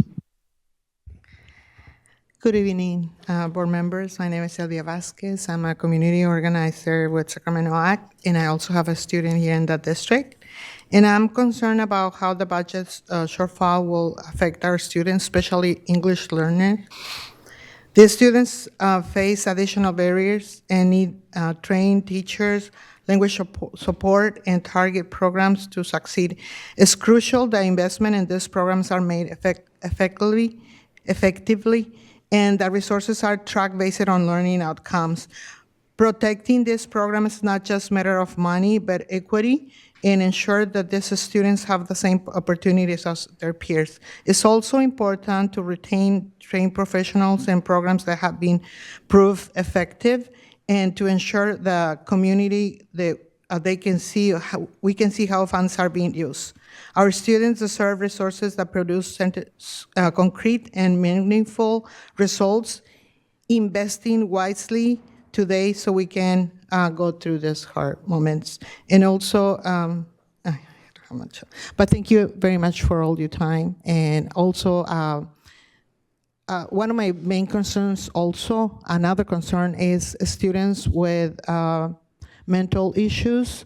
I know there's a area in the county where the highest percent and suicide of youth is in this area and where I live. So I'm very concerned about that. So also please take that in consideration. Yessi Hernandez for a total of 4 minutes with translation assistance. Hola, buenas noches. Mi nombre es Jessie Hernández. Soy miembro de Sacramento Act y vengo a hablar sobre educación especial. Ya que pues si quitan recursos, mis hijos saldrían afectados y pues no es bueno porque cada niño es importante. Cada especialista, cada persona que trabaja con ellos es importante y les pido de favor que tomen mucho en cuenta. Gracias. So I have the English version. Good evening, members of the board. My name is Jessie Hernandez, a member of Sacramento Act. I have children in the district, and I'm concerned about the deficit and how potential cuts could affect students. especially those with special needs. Many students relied on support services such as assistant therapists, counselors, and specialized programs. For them, these services are not a luxury. They are essential for learning and participating in school. Furthermore, they are protected by the federal individual education system, which guarantee their rights to receive services. As a parent, I ask that when making the budget decisions, you consider the impact on the most vulnerable children. Thank you very much for your time. Thank you. Andrea Charnow. Good evening, Board. My name is Andrea Charnow, and I am a grandparent, a community member. I'm a part of SAC Act, but most of all, I am the yard monitor at Leah Tata Floyd. I have been there with the district for the last 12 years. I understand that the district is facing a budget deficit, but Leah Tata Floyd is a very high-needed school. Students rely on adults like me for the safety on the playgrounds, in the cafeteria, in the hallways, and other areas where teachers aren't always present. I help prevent bullying, I enforce rules, and I respond immediately. Cameras nor technology cannot replace this. This position has already been cut last year and again this year, but I continue working hours without pay because our school truly needs it. My dedication is to keep students safe and supported every day. Please invest more into my school and protect this role for the well-being of our high-needs students. Thank you very much. Tasha Weatherall.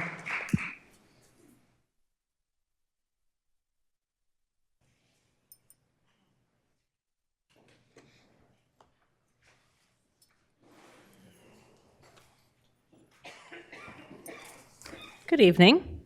My name is Tasha Weatherall. Usually I'm up here talking about Williams, but not this time. I'm the district librarian here in our district. I have worked in this district since 1999, which is probably more years than some of you have been alive. As a classroom teacher, a librarian at an elementary school, an intervention teacher, and for the last 5 years as the district librarian. I'm here tonight just speaking on behalf of myself and my own beliefs. I don't want to stand here and blame one group versus another for where we are, because I don't think that solves the problem. I think that we have gone way past the blame game. I think what we need to do is find solutions. And I would like for there to be a way for us to find a way to fiscal solvency without laying off hundreds of employees. I am wondering why some of the suggestions that were on page 27 have not been discussed already, why this isn't something that we've been discussing, the furloughs, the cuts in pay, like for all the groups.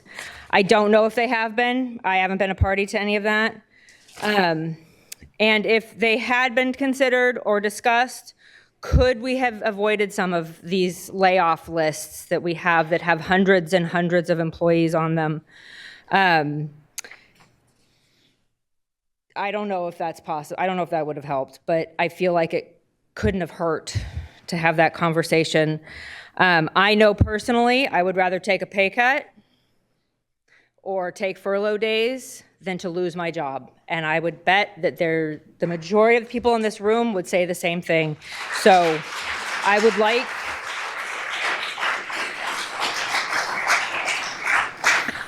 like for that to be a consideration. So thank you very much for your time. Asia Yang, with 2 speakers yielding their time for a total of 6 minutes.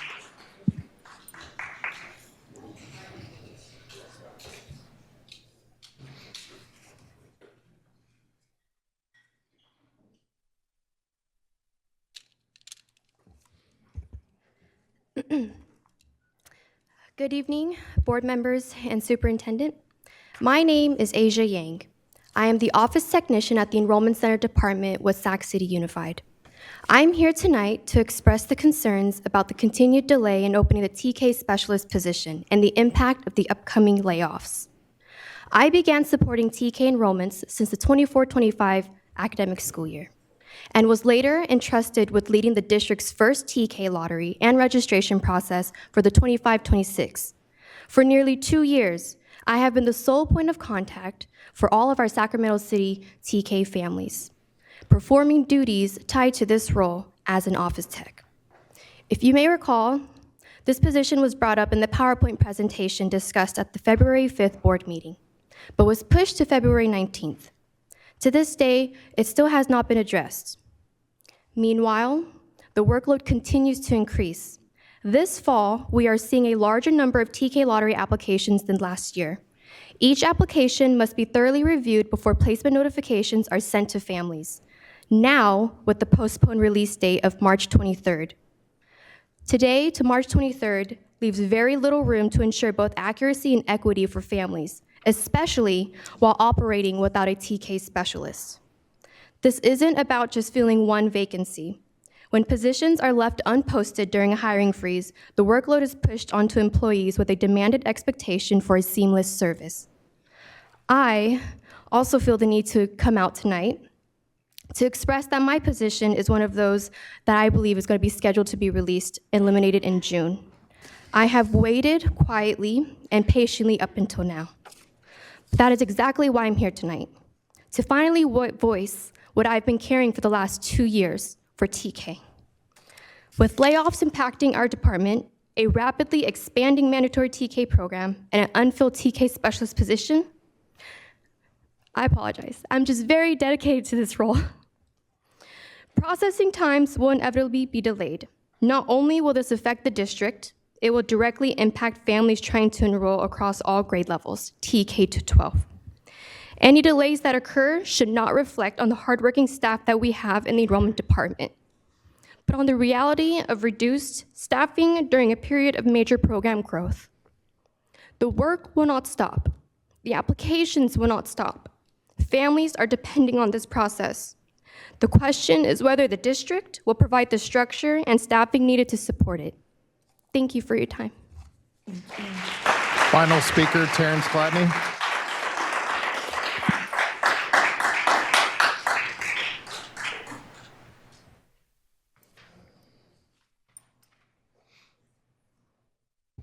Hello again. I just want to offer some historical perspective, respectfully to Brian.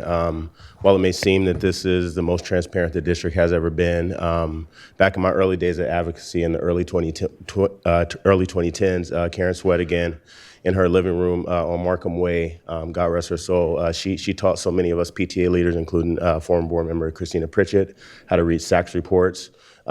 Through her advocacy and work, in partnership with organizations Bob, and Dave. They work with Black Parallel School Board and Carl, myself through SAC Council PTA.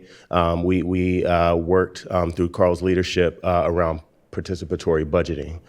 Through that work, Karen was given escape access, so she could give us any report that we wanted. So when I come up here and advocate for things in the LCAP space in 2026, is because 10 plus years ago, that stuff existed. So while it fell off the face of the landscape of the culture in terms of how we're transparent, it's never been impossible. I don't speak from impossibility, I speak from historical reference and being present in multiple spaces.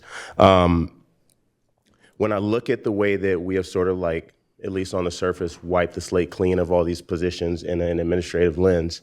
The only way that we can get to where we need to be is if we have an outside perspective to rebuild and do something like a consultant or Six Sigma like process improvement to look at like what we're doing right and what we can improve on. But the problem again is that hasn't been the culture. So again, if we're working from where we are, trying to get back to where we possibly may need to be, is only through a way that we can operate through something like participatory budgeting, where we're building from the ground up, looking towards like dreams and visions of what, again, starts at the school site at the basic needs of our kids, what our hopes and dreams are for them, and then how we layer on top of that and what adults are needed and what processes and systems are needed to make that a reality. So I just hope that we can do that with this opportunity, because as dire as we are, right now in terms of like the actual reality, it is also an opportunity if we do it the right way. So I hope that we honor the work that everyone does in this building. But the other thing is this: if we're not looking at this continually, then it is sort of disrespectful to the people that do their job every day that we don't know as a system who should be excluded from these sort of like blanket sweeps. The people that are doing their job every day are known, and if they're lumped in with those who maybe are not needed or maybe systems that aren't needed, it's more than a slap in the face, and those people have the talent and skill sets to go elsewhere, and the loss will be ours in this district. So I hope that we correct that. Thank you. No more public comment. No other comment? All right, board discussion.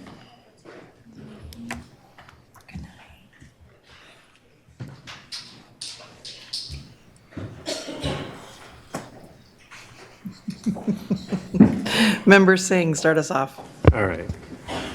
I want to first, I know the folks at SAC Act have gone home, but we did have an opportunity to speak with community members through SAC Act to talk about the realities that we're facing. And I kind of mentioned some of those comments earlier about finding ways to not just have checkboxes for our students, but actually providing services for our students. So I appreciate that advocacy, and I want to, I guess, find ways to have a discussion around when folks come up and have a conversation or ask us things. There's the question around furlough days. There's a question around additional cuts. I think what stands out to me is the fact that we have a budgetary issue beyond just this year. So I actually look at those additional cuts as conversations that we need to have ongoing in addition to what we're doing, unfortunately.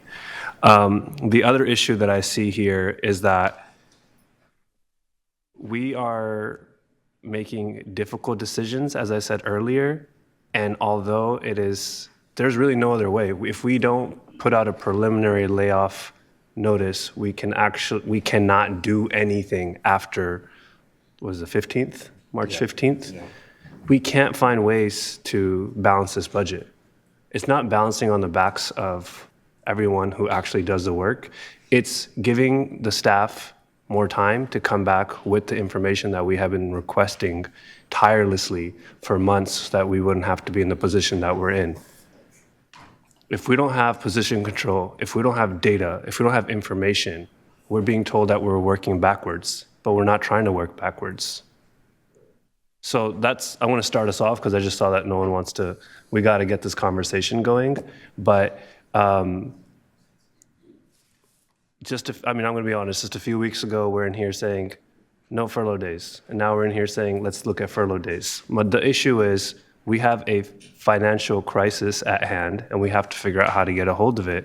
And I'm excited about the idea that we can have a budget that gets us through September, but I really want us to start looking at positive certification or a decent certification that gets us through this and then allows us to have the real conversations to get us to the next couple of years and get this district to a point where we can actually restructure and reassess our needs so that we can actually build a district that runs beyond just a multi-year projection every 3 years. Yeah. So we keep having these conversations.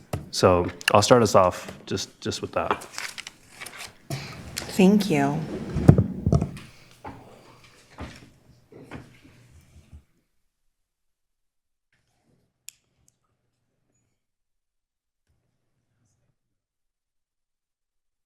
Member Benjamin.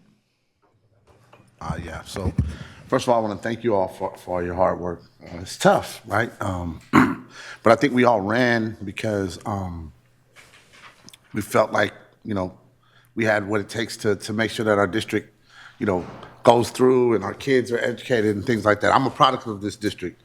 And as, Member Singh said, and President Jean said, we didn't want to get to this space where we had to make decisions like this, but we're up against it.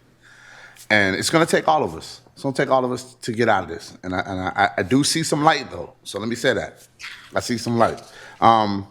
I do have a question, though, however. On page 19, we were talking about, I kind of know the, I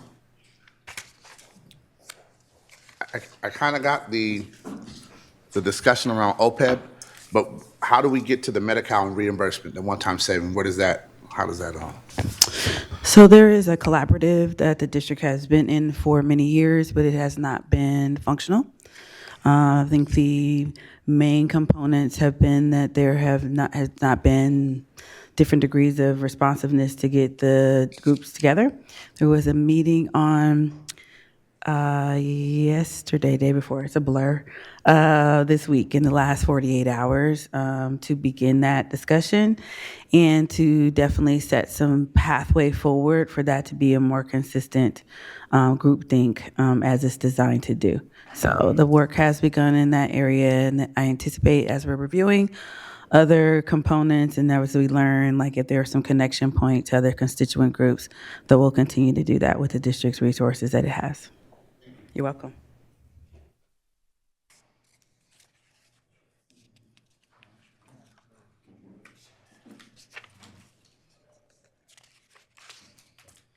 Member Rhodes. Okay, and this is a section just for clarity from my colleagues and everyone. We're discussing this and then giving direction on what you have brought forward. So you just to hear every board member's voice and our thoughts around what you've presented. Correct. I just want to for everybody here. I'm sorry, that the purpose of this is for, can you repeat it again? The purpose for this is for staff and you to hear board members' thoughts around this plan and give some type of direction on what's inside of the plan. Correct. Yeah, I just want to make sure because it's action and like maybe people think that we're voting on this currently or what we're doing right now is giving some direction. And just for the public and for us, just a FYI. So 2 things for me. The issue additional preliminary notices to site staff funded through LCFF. I don't agree with that one. And I'll leave that there. I know we're gonna have further conversation, but then also I want to get clarity on initiate develop school closure and consolidation. Oh, I'm not there. I'm sorry. I'm sorry. Yeah, you're good. And so when we look at these, the development of school closure and consolidation plan for 2027-28, could you kind of go into detail of what that means, what that looks like, and how you guys are thinking of approach on that? So I'll give you a general term because, again, part of the work is getting to the detail about what that does look like. So in 26-27, the suggestion here, and in 26-27, is that you do move forward on some of the areas that you have identified on your fiscal solvency plan and have discussed before. But to do that work, you have to begin to plan for what that looks like. What are the discussions? What are the recommendations? What does engagement look like? And so the suggestion is to begin planning it, really now, so that in 26-27, you're launching a strong start. You have your community communication plan about that, what that looks like, and then you're also able to set the parameters for the district on those particular areas. So there are areas, again, that the facilities optimization plan, which was also on the list. So that's how to use your facilities more effectively. I'll give you a detailed example of what that could look like. One, because I know we have several things to get through. So at some school sites, for instance, you may have capacity that has changed or shifted. And so based on the enrollment, if you're using the entire school site or campus, that can create inefficiencies and additional costs because it means that we may have other smaller activities or programs happening in classrooms that custodians still need to maintain, that things need to be clean. And you can look at how can we optimize the use of that particular facility or site for classroom instruction. So also when we say, what do we prioritize as happening on a school site, that could be a way forward to review what we're doing on the campus and then how we can create those efficiencies. There are far more, but that is an example of how to create that optimization. So with that work has to begin in discussion and strategy and calendaring as it relates to how the board will engage and then how you will engage with your constituents about that. Yeah, and so this is initiate a plan or a structure of something that the board can look at and see if we would like to initiate something like that? Or is that looking at schools and sites and saying, okay, these are schools that we would like to shut down and actually move towards that? So is this a planning to have the conversation, or a planning to figure out what schools are shutting down and going from there? I just want to try to figure out that clarity as well. Yeah, it's the conversation. That's the work. So this is not we have listed 17 schools in the following areas for you to recommend. That work is the work that takes a lot of components, because you have to consider in school closure or program consolidation, one, what current programs that you have, where they're located, and what those needs are. Two, are you able to, and where are we seeing areas where we may be supplementing programs that are not being actively or with the degree of robustness participated in, but that the district is investing in. So the decisions about, well, do we want to continue to invest in a program or not, after you hear what are the programs, that's like that early start. And then you're determining, we'd like the program, but how can we make the program potentially more efficient or accessible, depending on who the various, not only target groups are, but student groups and or needs. So with that, it is to begin all of those conversations about that, but it is to make a defined start about that. That's what you're seeing in that recommendation. Okay. Yeah. I would say for me personally, I'm personally not into the school closure conversation. I understand that some board members on the board has had the conversation of wanting to see options and those things like that. That's a hard sell for me. And I know that we'll have the conversations. I know that Mr. Ralston is a wizard of sorts, and he does amazing work. But that's just a hard sell for me. And I personally would have a very hard time talking about closing down schools. And I would be open to hearing my colleagues' thoughts, but currently that's not something that I'm interested in, especially Area 5, the area that I represent. So I want to hear some more conversations from the board. Obviously, all this seems like it's going to be starting conversations so that we can have options. That's fair. But I just wanted to point out a couple of things that currently I'm on a hard no on. So I leave it to the rest of my board members to have further conversations. Thank you. Member Kayada. So not a lot of questions, given that we were able to work through some of this through the budget subcommittee context.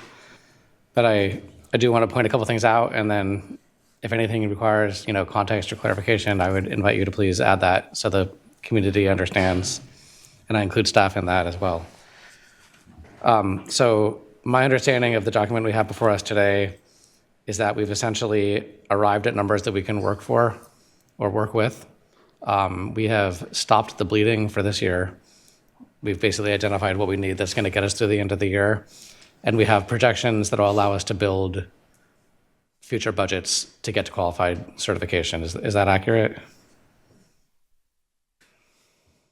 So my wincing is probably at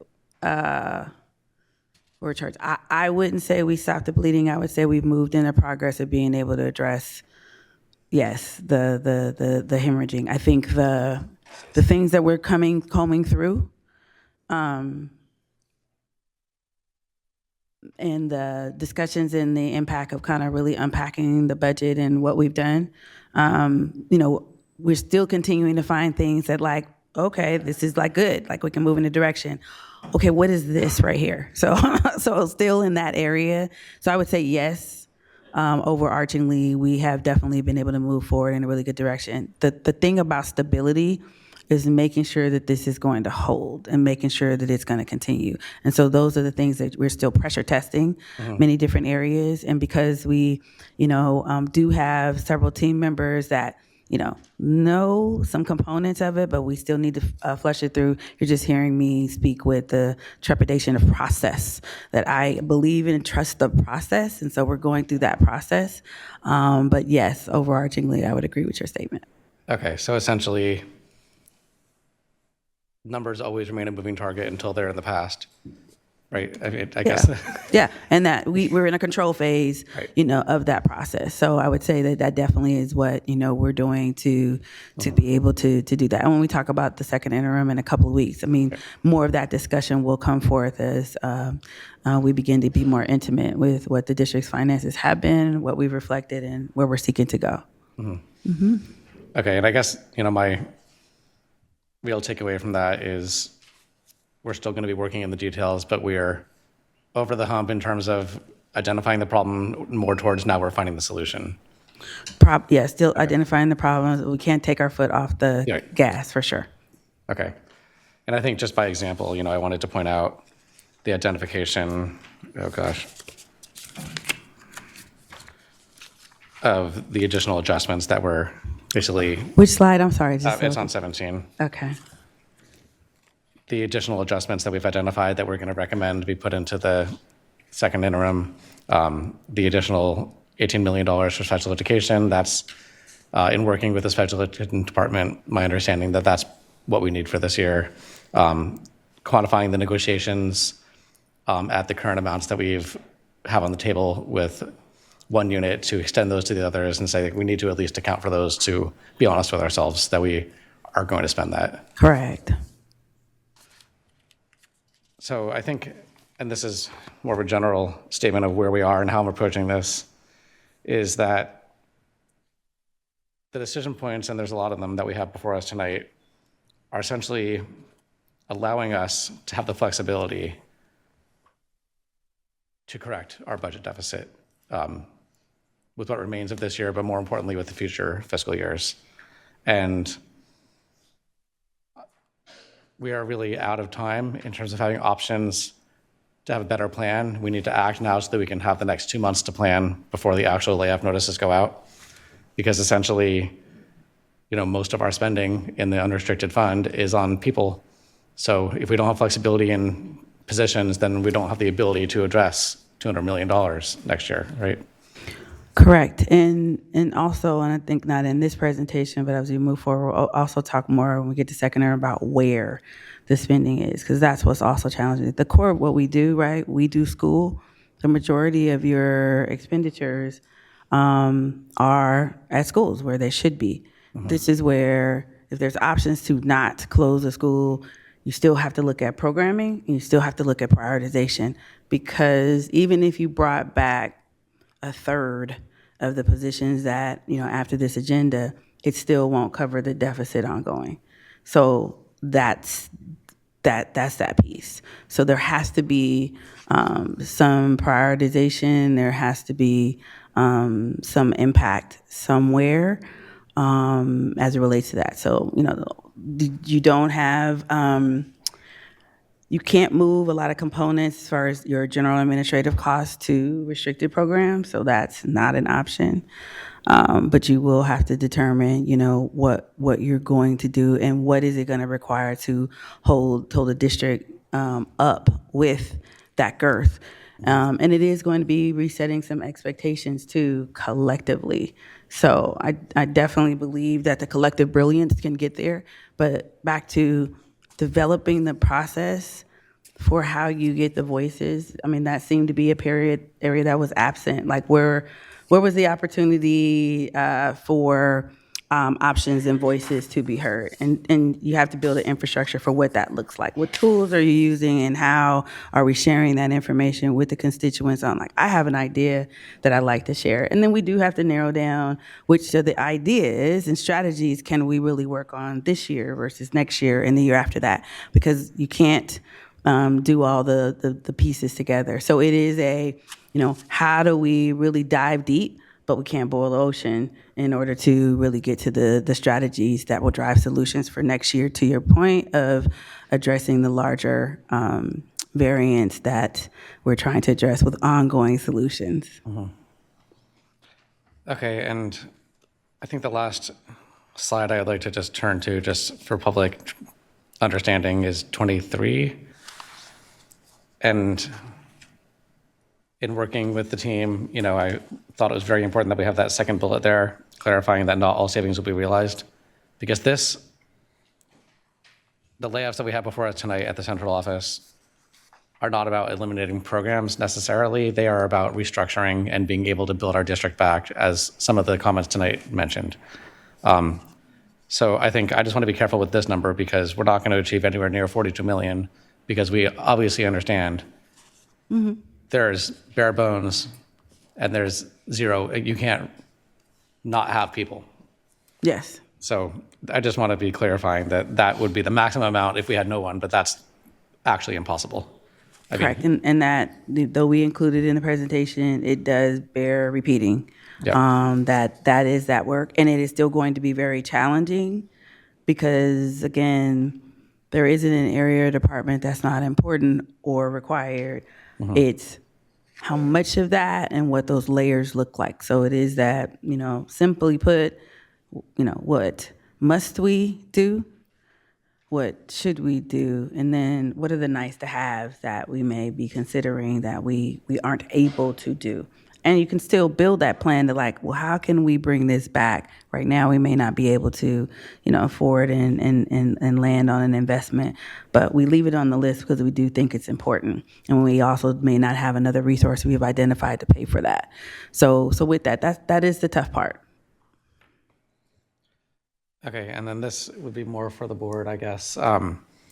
So in putting together this presentation, I think part of the idea of having these decision points, the yellow slides, was to allow us to focus our discussion, so we're not just talking about this and this and this, and no one knows really what we all think. So obviously, others need to still jump in the queue, but my recommendation would be that we, as we round out this conversation, go back to each decision point slide and kind of get our consensus. Okay, I just wanted to make sure, because I didn't really report out from the budget subcommittee. Member Ibarra.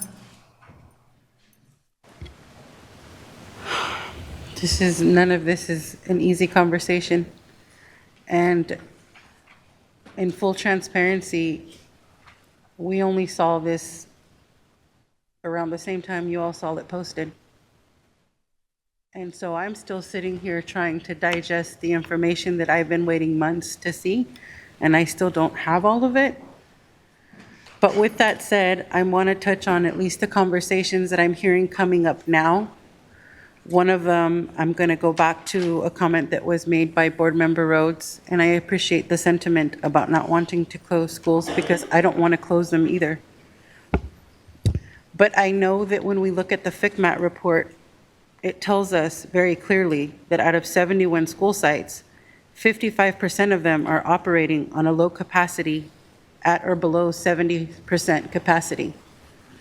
So when we say we don't want to entertain the conversation or we don't want to close schools, essentially what we're saying is we are going to keep every one of the schools open and operating, but we are going to be sacrificing more people being cut. And that's the conversation that we are trying to pull away from the deeper we get into this conversation. And so it's one of those situations where there are two truths.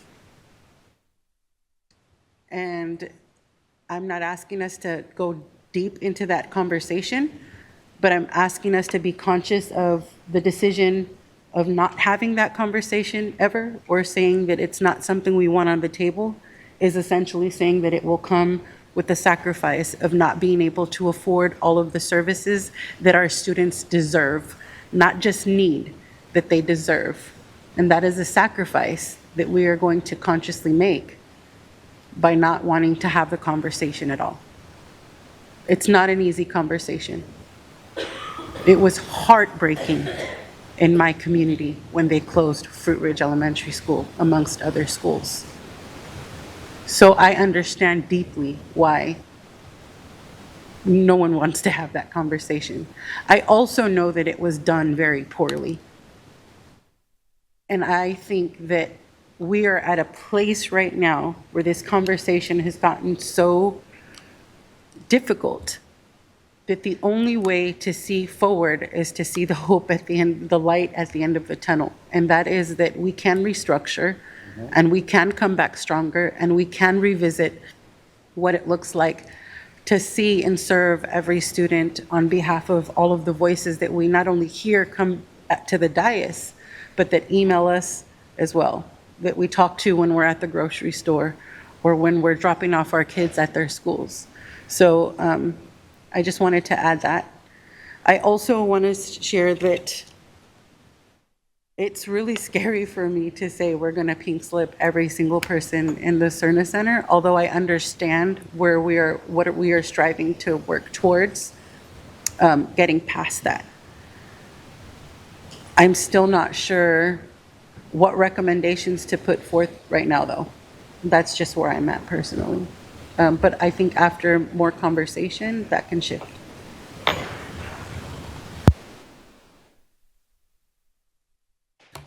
Member Singh or Member Navarro, did you want to add anything before I start? Not to put you on the spot, just wanted to make sure. Nope. Yeah, I mean, I'll say something. All right, Member Navarro. Mostly questions, right? So I know that Member Rhodes talked about this, and obviously none of us ran with the intention of ever closing schools. But I saw the timeline. We're talking about 2026, 2027. So if we don't look into it, we are not going to be able to do that for this school year. So when would we have data in front of us to look to see if it's, well, 55% of the schools are under-enrolled, so that means that there is potential for consolidation. When could we have a plan that we can look at? And then that also has to do with the March 15 deadline.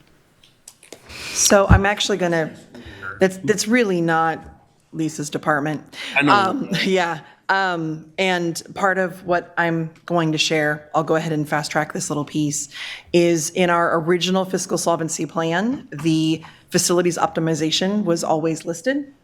And so I've been working with Chris Ralston and our interim superintendent McCarn to put together a time where he could walk us through all the facilities work they're doing and the ideas that he and his teams have had around facilities optimization. That is currently scheduled. You'll see it on your calendars. You were invited to a special board meeting on April 23rd, and that is the intent of that board meeting. I'm planning on following up with an email for you all so we can start getting ideas and thoughts and questions to Chris and his team, so that they're providing us the info that we're looking for and asking for in that. And that was originally for facilities optimization, but may also include this much more intense conversation of what does this mean for schools. So if I could just clarify, so the recommendation is not for any footprint changes to happen in 26, 27. It would be to have the discussion and to begin your strategy building. So if you wanted to consider something in a future year, it minimally takes a year to even work through all those plans, the parameters. So it's really not a change in 26, 27. It's the work in 26, 27, and then making the determination about if and when you do something in the future. So basically the worst case scenario is if we had to close schools, it wouldn't happen until 2027, 2028. Not close, let's call consolidated and always the same That thing. if you change your programmatic changes, or yes, it would be 27, 28. Okay. Yeah. So, so what this again is the opportunity for the board to put it on its agenda and to develop those parameters so that the staff can begin to work on that if you choose that. So I know that, I don't know if all of you know, but I was in the hospital. I spent a lot of time in the hospital the last few months. This is way more painful, what we're going through right now. So I wish I was back in the hospital now. But anyway, so I forgot. I probably should have stuck to.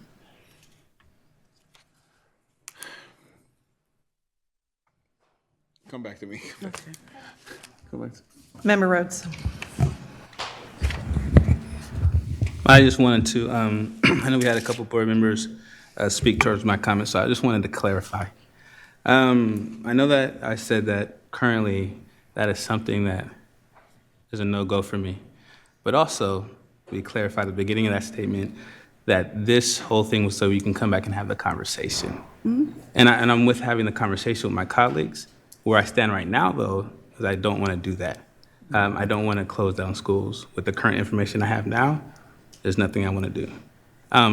So I hope that gives clarity to the board. And if it doesn't, please ask me again for clarity. Thank you. We got you, man. We got you. Member Ibarra.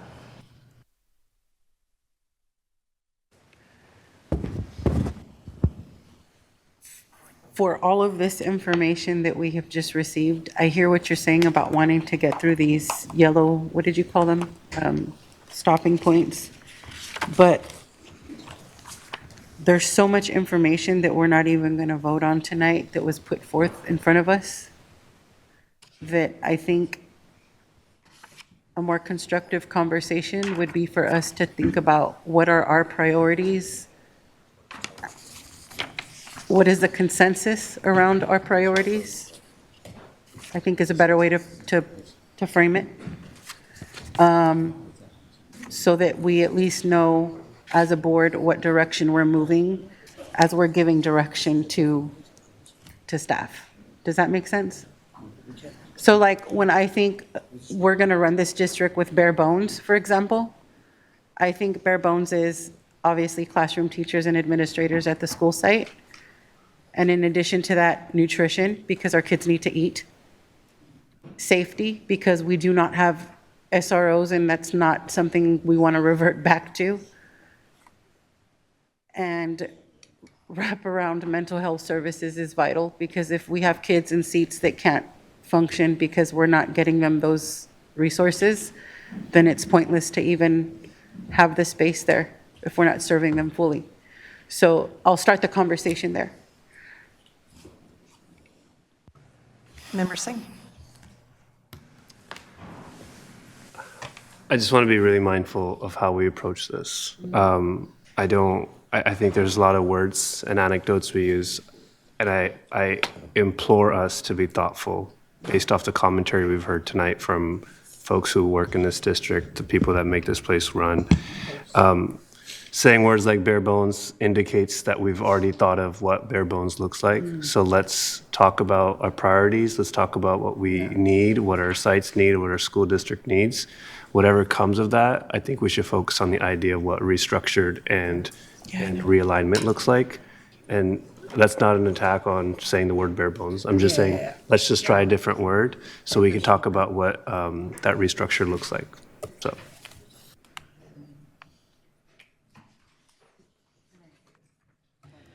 All right. Before I start, we need a motion to extend the meeting. I'm going to assume at least until midnight because we are already 90 minutes behind schedule. Midnight or 11:59? We can do 11:59, but then we have to have a supermajority vote to start the meeting back up. What would be more? I don't know. Do you have recommendation on how long we extend it to?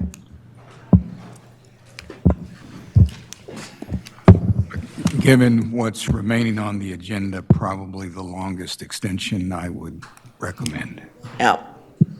So I will enter, what are you guys looking at? Look at how much we've got left. We were supposed to be moving on to our next agenda item at 8:56. It is currently 10:23. And we're still on 10.2. So I'm going to assume at least 2 more hours.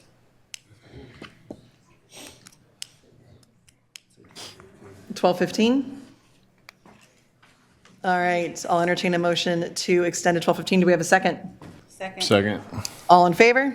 Aye. Aye, reluctantly. All right, thank you. Okay, I've been doing obviously a lot of thinking and a lot of pondering and soul searching and many conversations with many people.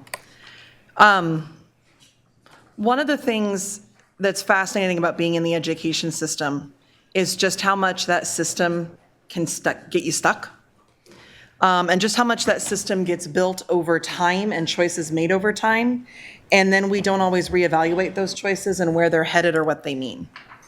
And I'll give you one example. At its largest, Sac City was around 60,000 students, right? At its largest.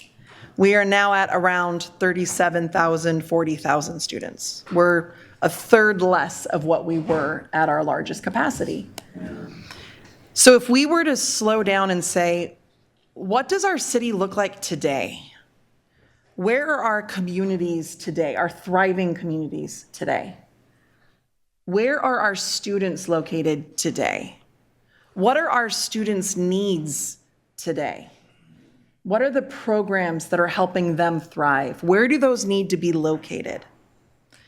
And if we were to actually kind of start from a space of who are we actually today and how do we meet those needs, and move away from, well, this is what we've done, this is what we have, this is what we're fighting to protect, and move to that much bigger vision of, I think the word right now is restructuring.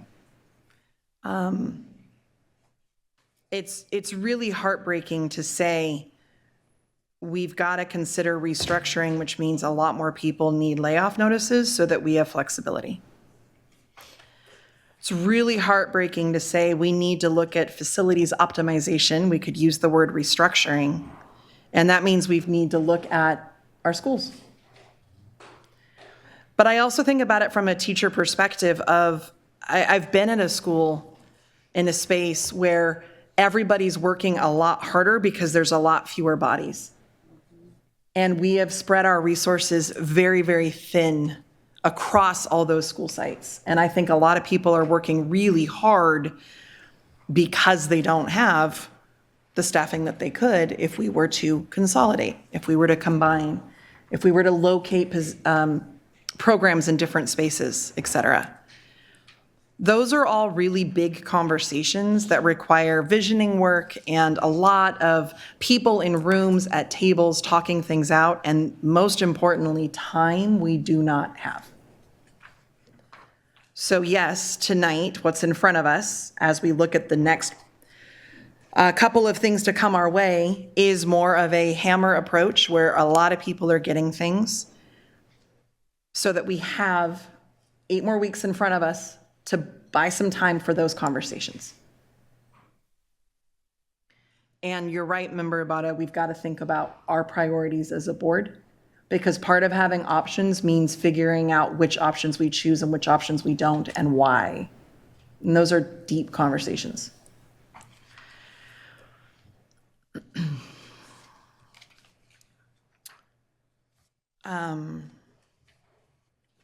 A couple of things coming just from me as a board member. Yes, we need to do a retirement PARS. I brought that up in November. Don't know why we didn't do it this year. So yes, that needs to happen.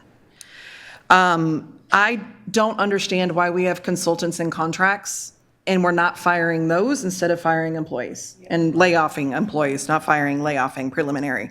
So I want a much deeper dive into our consultants and contracts, and you need to prove to me why that person deserves the pay instead of our employees who are the experts and should be doing that work.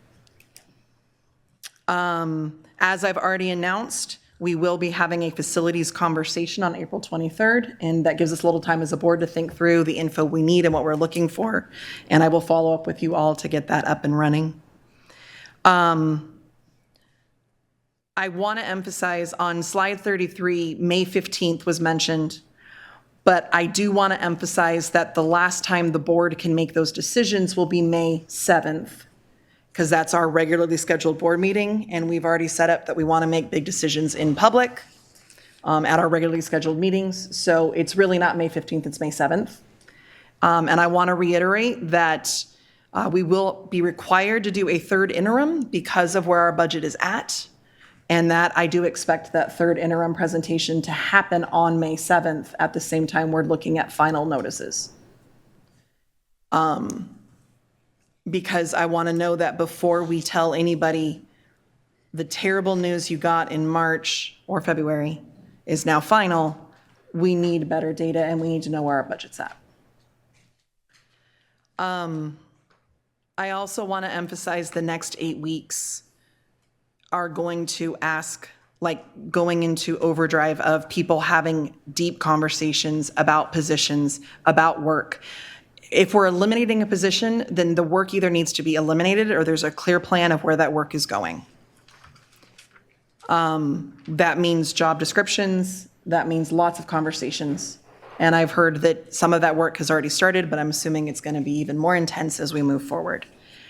Because it's not fair to ask people to keep doing more and more with less and less. The kind of cliched phrase that went around a lot 10 years ago, but I think it's true right now, is we need to work smarter, not harder. And I feel like right now we're spinning a lot of wheels in the harder space because of the way our system is requiring us to move. And if the system changes, we can perhaps actually work smarter and claim this as an opportunity to change in the directions we've been wanting to change for a while. Another cheesy thing that keeps coming to mind, but it gives me a lot of hope when I hear it. We are the heroes we're looking for. We are the heroes we're waiting for. We heard in comments today that it's going to take everybody, and it does. It takes each one of us in our roles, in our spaces. As the 7 of us are elected, it is our job to make really tough decisions, but it's not our job to make recommendations, and it's not our job to make the recommendations get enacted. It is our job to make the decisions. So we ask for the information, and now we need to discuss to make those decisions. So that's where we are, and that'll lead us to our 11, or our 3 pages of yellow. So can we go to slide 20, please? The first decision asked for us is that if we want to recommend moving forward on both the OPEB conversation and the Medi-Cal conversation, then that means we would be able to say, as of the second interim, we have a qualified certification. Is the board good at moving forward on those 2 things? And if you want to, so slide 20 kind of says certification. If you go back, where does it talk about the OPEB and Medi-Cal? 19, so if you go back, perfect. So are we essentially in favor of staff doing this work so that we can reduce to 36.16? That's the number we've got today, it might change. Are we good with that? I'm seeing head nods. It's not an official vote, it's head nods unless we need to do a vote because it's more controversial, or democracy, lots of places. Are we good? Okay. Moving to slide 24, additional non-labor action.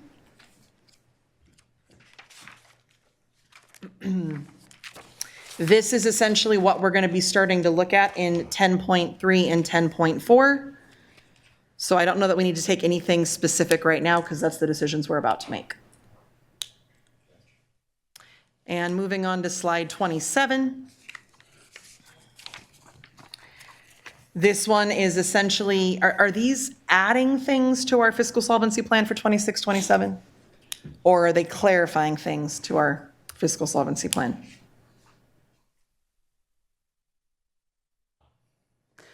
Both and. So some of them are just restating in a single file some of the actions that we have not taken or some potential actions that have been raised. But you're seeing the furlough day component is looking at that for 26, 27. When you've had the recent furlough day conversations, it's been mid-year. And we've talked about the timing and the complications of that. But this would be beginning of the year review the reduced reading intervention teachers that is not currently on your fiscal solvency plan. It was raised on the 19th as it relates to a strategy. And we already talked about the Medi-Cal reimbursement. Again, you will be getting a list of several comments, which was great. We got a lot of engagement and recommendations for other items. Again, we summarized for you like the top 5 or 6, but there are other options that we're still reviewing. So in the midst of that, been receiving that information and feedback as well. Okay. I also want to add that there is a conversation around reducing healthcare costs, and that would be a long process of a lot of conversations with everybody involved. And it looks like many of these things here are going to require negotiations, or all of them will. So something to think about. Member Kayada. Yeah, I just wanted to clarify how I'm viewing this slide, which is we've been hearing from pretty much all of our labor partners that we're starting to talk now, but when are you really going to work with us? And to me, this slide is saying, this is the time that we tell staff, hey, get in there and start talking about it, and this is your first list, that everything's on the table with them, because I believe our labor partners also want to help us save this budget, given that they work here and need to work in a fiscally solvent employer. So this is direction to say, hey, go ahead and those conversations start now. Okay. I appreciate that clarification. Member Singh?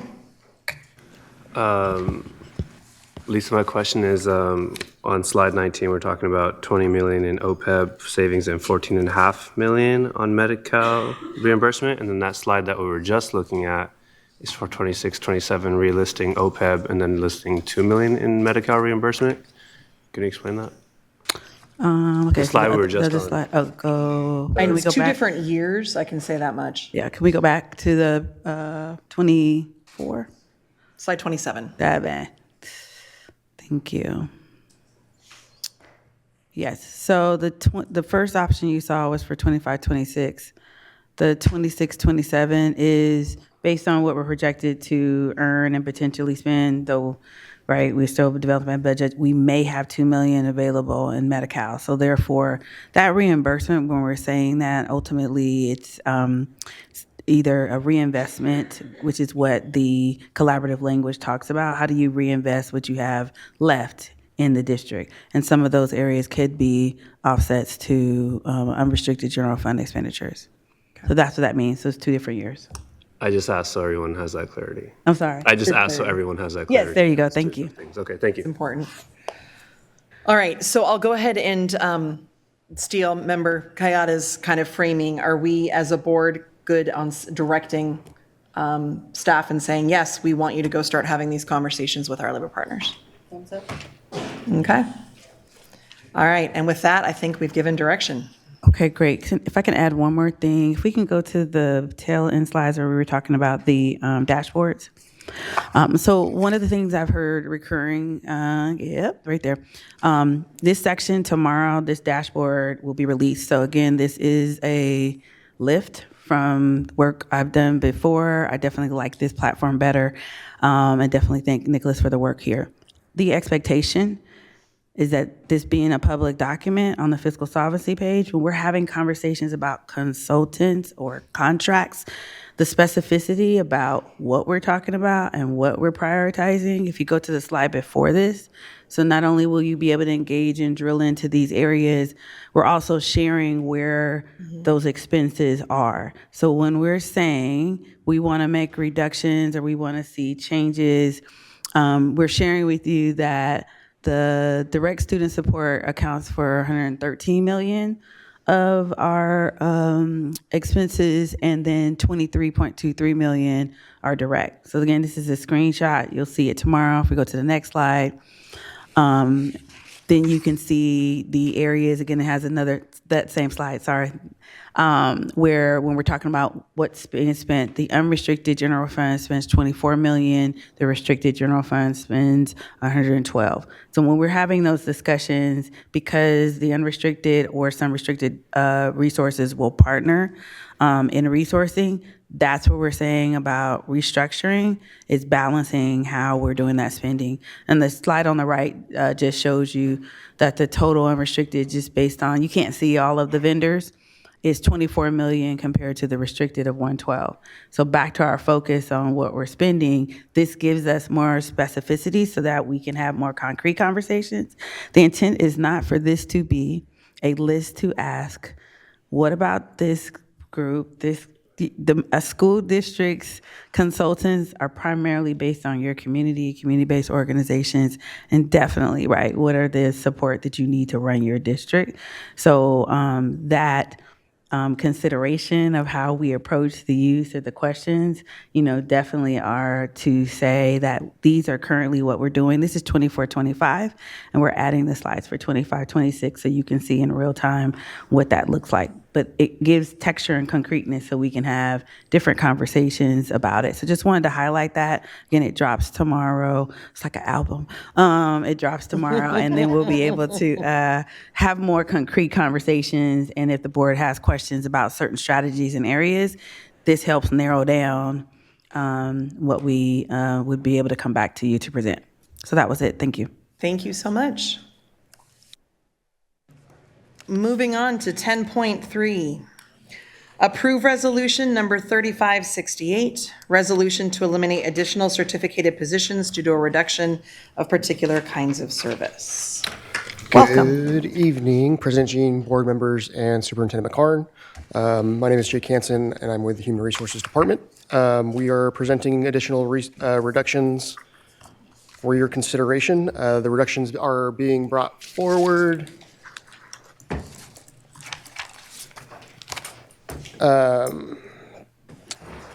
as potential strategies to support the district's fiscal solvency plan. So I would like to, is that one? Oh, thank you.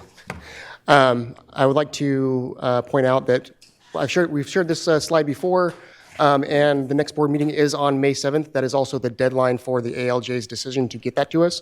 My hope would be that we bring that decision back to you for a decision on the final layoff notices while you are making those other decisions on that board meeting.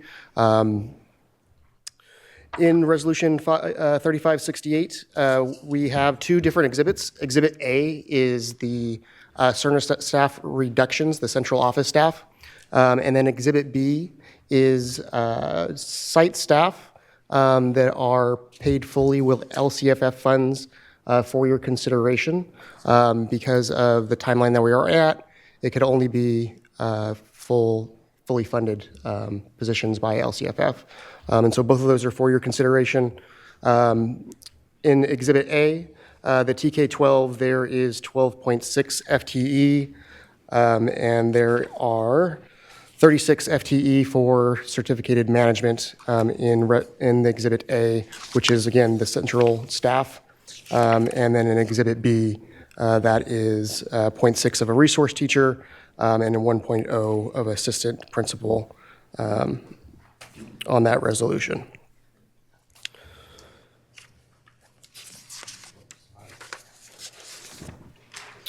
So again, we're on the March 15th timeline. If these exhibits are approved, we will go back and continue the analysis with these additions or any modification that you choose of what is being presented tonight. Exhibit A includes management positions and non-management positions. And we are asking for your approval for Resolution 3568 so we can move forward with the next steps.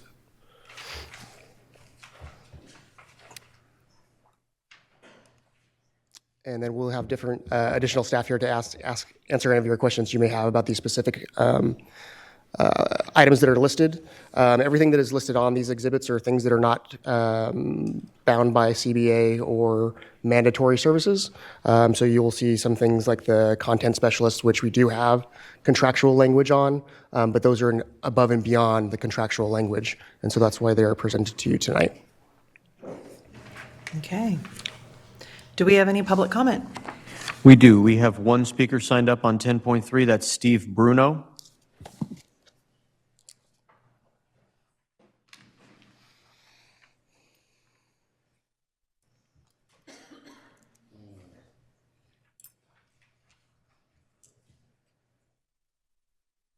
Good evening.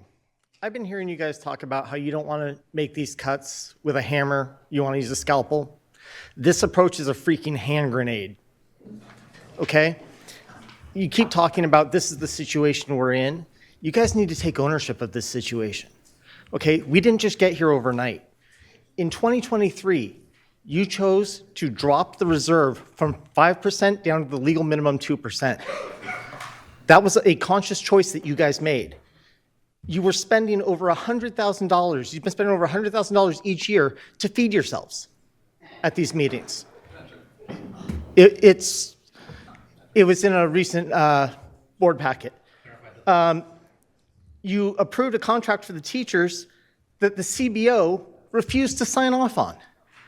Now, that might have to do with the fact that the majority of you had the majority of your campaign contributions come from our bargaining partners, Over half of you received 98,000 to almost 190,000. Okay? So maybe you felt that you owed them a debt. You're still collecting your stipends. I noticed you haven't cut those yet. Okay? On February 2nd, 2023, at the 3-hour, 51-minute, 20-second mark of the board meeting, Trustee Singh said, "The truth is that if we had to dip in and we are down to the point where we can only pay for a month's worth of salary for staff, we're in a bigger situation and a bigger problem where this one little 5% bucket is not going to save us. Someone else is going to have to step in." We're in that position now. You guys are not the ones that are going to save us. The jobs that need to be cut aren't the ones in this proposal. They're yours. It's time to resign.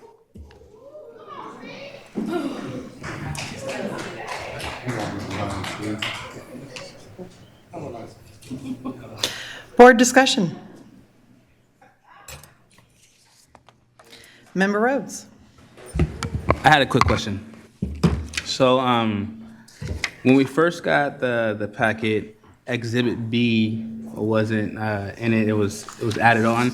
Could you explain why Exhibit B was added on from the variance of that? Yeah, so we are giving that as an option for the board's consideration. The additional positions that are listed there are LCFF, and they're not contractual as well. So we heard a request of giving you more information, and that is just an option that we would want for your review.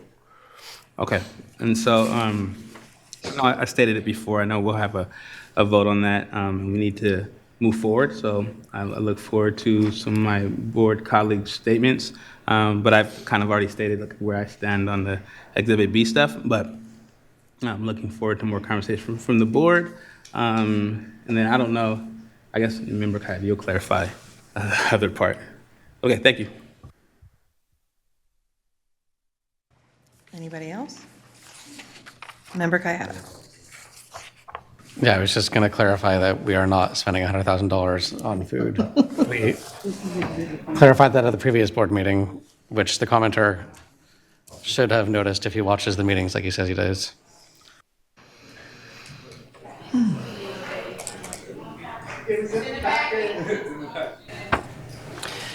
It was inaccurate information that we corrected. Thank you. Interim Superintendent McCarn. I just wanted to share that the board also has the positional impact information related to positions. Thank you. If there are no other comments, you're good. I will entertain a motion. Member Rhodes. I'll move it. All right, moved by Member Kayada. Second? Can I get clarity? Of course. Moving it not Exhibit B, but Exhibit A? Or is the whole thing?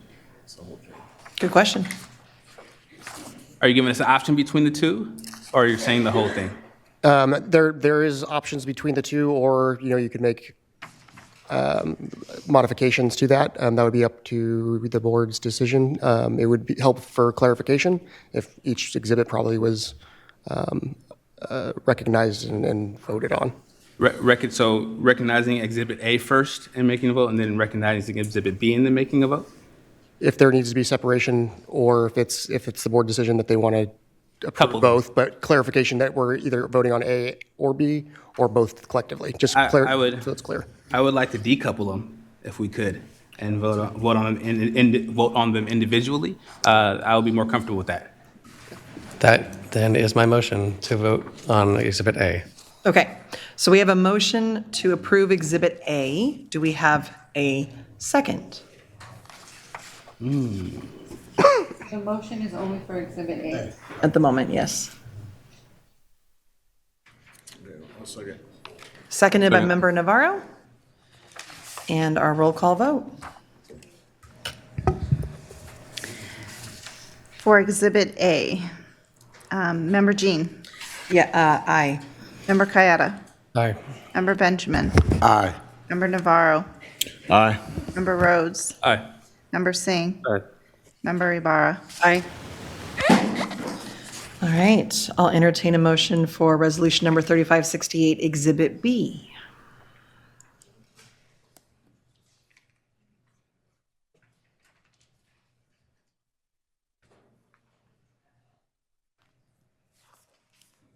Do we need more information on this one? Yes. Okay. Do we have any questions? Member Benjamin? My first question is, I can't figure out why they're separated. And this is the school in my area, so I know the importance of these positions there. And so I kind of want to figure out how we got to here with these two positions. And again, why is it separated? Yeah, so Exhibit A is the CERNA reduction, central office. B is positions in the district that were fully funded by LCFF. The certificated list does look very small.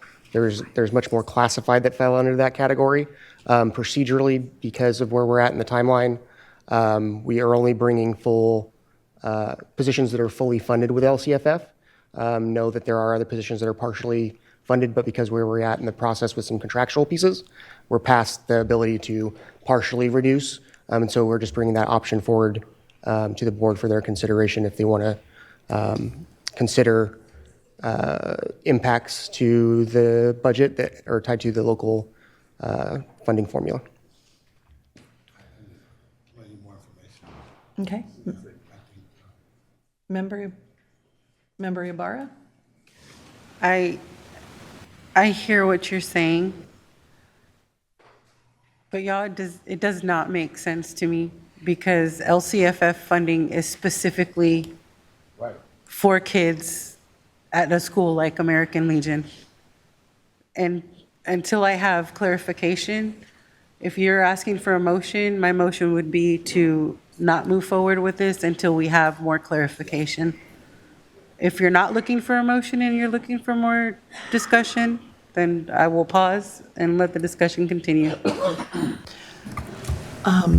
Member Kayada, do you mind if interim superintendent goes first? Go for it. Thank you, board. So this is to clarify. In the last presentation, one of the board decision points was around the adding of additional positions, right? The Exhibit B. So in both 10.3 and 10.4, Exhibit A represents the central positions.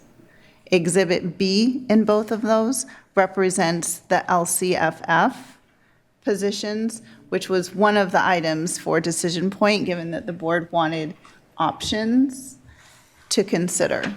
So hopefully that helps a little bit, but it is A that is central and B that it is sites, LCFF funded per the request for options. Thank you. Member Kayada. So, I mean, this Exhibit B here feels very specific. Is this actually, like, we're planning on terminating these positions, or is it just to give us the option within the larger context? Yeah, so this wasn't through the normal BDP process, right, where the sites are making site-based decisions.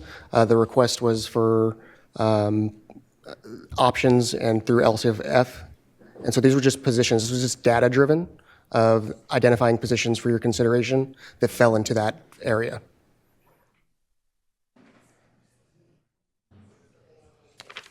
Member Rhodes. I would like to put a motion to for a no for Exhibit B, and then see what we reach down with the board. I think Exhibit B, on both of the things that we're about to talk about, I will be putting a motion to vote no for those. It's LCFF, and so once again, I would like to motion that we say no to Exhibit B, and see if I have a second. I'll second. Second, all right. Roll call vote. Member Jean? Aye. Member Kayada? Aye. Member Benjamin? Aye. Member Navarro? Member Rhodes? Aye. Member Singh? Aye. Member Ibarra? Aye. So we're not moving forward with Exhibit B. We are only moving forward with Exhibit A. I think that moves us on to 10.4, approve resolution number 3569, notice of layoff, classified employees, additional reduction in force due to lack of funds and/or of work. So in the previous resolution, that was all your certificated staff. This reduction in force is specifically about classified positions. Again, the Exhibit A is your central office staff. And then Exhibit B is just that data-driven data that are based on sites that are funded by LCF funds to give you additional options for reductions that would impact the district's budget with the fiscal solvency plan. And we ask for your approval for Resolution 3569, Exhibit A and/or Exhibit B. And staff is available to answer any of your questions. Do we have any public comment? We do. We have two speakers signed up for 10.4. We have Steve Bruno and Tasha Weatherall.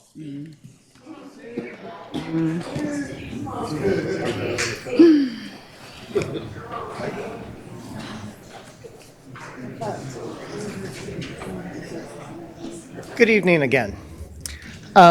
Again, this method of cutting where you just say, pink slip them all, is grossly irresponsible. You're alienating your employees, you're demoralizing them. You're going to have people who have a lot of institutional knowledge that's irreplaceable. They're going to be looking for other jobs and we might lose them. I don't think you guys fully appreciate the impact this is going to have. Those beautiful dashboards that you guys just saw, created by Nicholas, we heard Lisa and Brian both mention his name. His position's already been cut. Okay? We're not going to have him to do that work next year.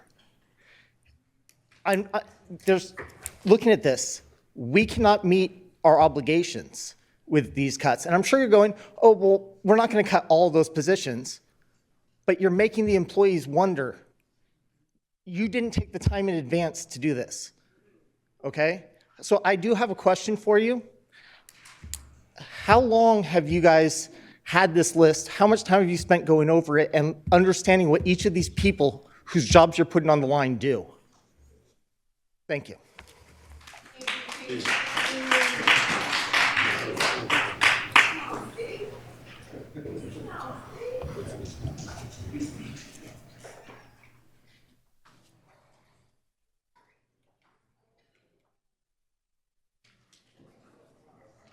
Hi again.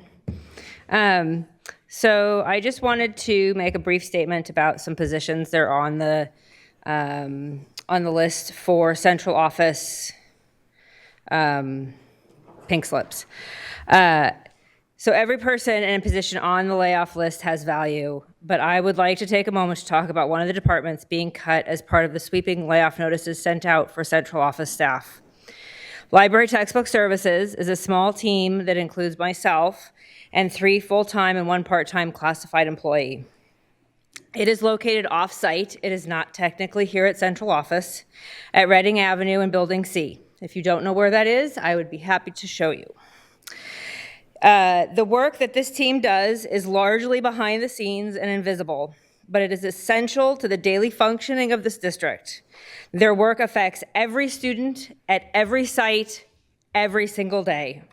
They manage an inventory system used specifically to track a multitude of items, including the fact that they are responsible for tracking and distribution of all curriculum to all sites and students. They are also involved in the distribution of PE equipment for our sites to use. They track and distribute all special ed testing materials. They track and distribute all Chromebooks.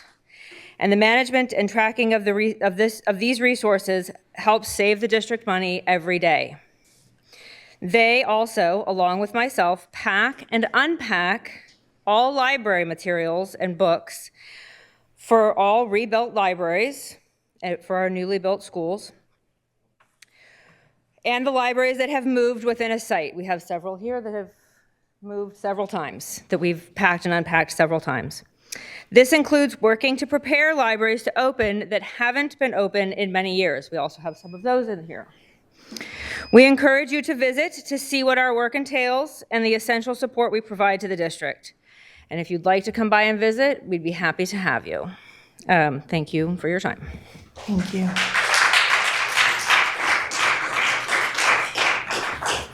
Board discussion.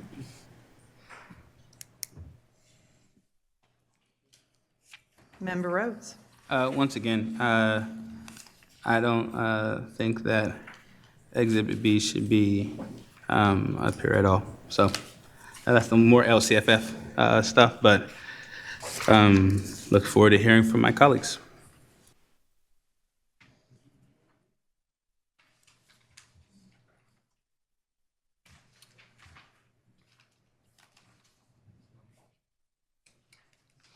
Member Ibarra.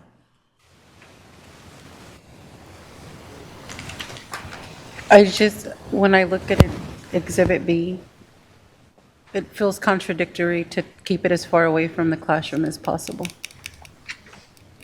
and keep it as far away from the kids as possible. With that said, I still want to hear conversation.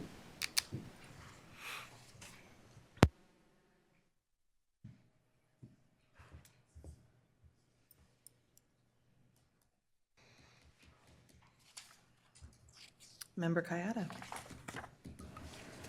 So when I look at these lists, whether it be Exhibit A and Exhibit B, we are not sitting here going through the list one by one with staff because that's staff's job. We try to get an understanding of what's happening here. And the decision before us isn't to say these positions should be cut. It's to give the staff the flexibility to spend the next 2 months making that determination, following our direction and our priorities that we've shared with them, as you mentioned earlier, Member Ibarra. So to me, I think the only question is, do we want to provide staff with the flexibility to act in this manner? And to me, I agree with Member Rhodes and others. The LCFF positions is not an area that I think should be something staff should be working on, but the other ones are within the context of our fiscal solvency plan. So I would be recommending we move the same way we did with the previous item. Member Ibarra. So with that said, just to make sure that I'm clear, essentially this is to give you all the flexibility as staff to figure out a more comprehensive plan, is what I'm hearing?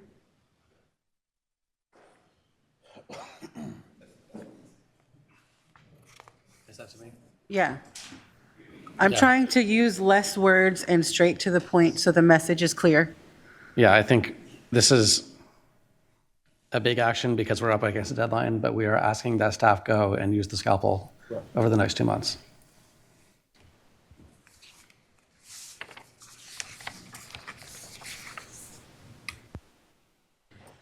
Member Singh. I will just acknowledge that I understand how difficult this is, but also that if we don't have the flexibility, it's Yeah. even more difficult. But it is unfair to not acknowledge that this may lead to losing good folks. And that is a situation we're in because we have not made the decisions and not gotten information that would have helped us make these decisions much, much earlier. So I just want to point that out. Member Ibarra. I'm just going to call out what a former board member would have called an elephant in the room. We did not get this information until moments before you all saw the information. We have been requesting this information for over a year now. We are equally as frustrated. So I just want to make that clear. We didn't just have this list and then go home and play with the list and look at the list and make evil decisions with the list. None of us want to do this. We were forced into this, because there were a few folks who did not cooperate and would not cooperate and who delayed the process along the way. You can accept it or you cannot. Facts are facts. Go and look at email threads of the requests that we made. You can make PRA requests. And you will see that we were met with not the information we requested, nothing. So just, that has to be said because it's the reality of part of how we got here.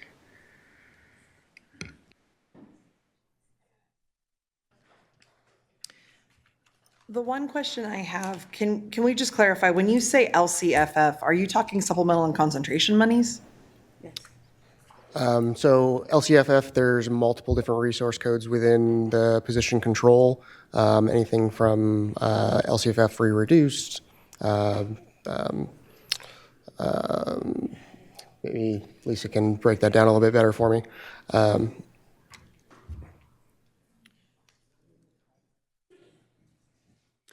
So the local control funding formula resource is your primary resource. That is where you are overspending. So what this framework was if it was a position that wasn't required contractually and or was an additional supplemental position. So again, this is kind of where we're starting to, frame these pieces. This is not making the recommendation about what you do or not do. This is providing you the information, and it's providing the information as we've been talking about in the unrestricted, in the area primarily where the district is overspending. It's happening restricted too, but primarily your deficit is primarily in the unrestricted, which is driven by the local control funding formula. So is it supplemental and concentration monies, or is Most it? of this is base. So This you have is split base funded positions. unrestricted. Mm-hmm. Okay. Right. So we So have. Go ahead.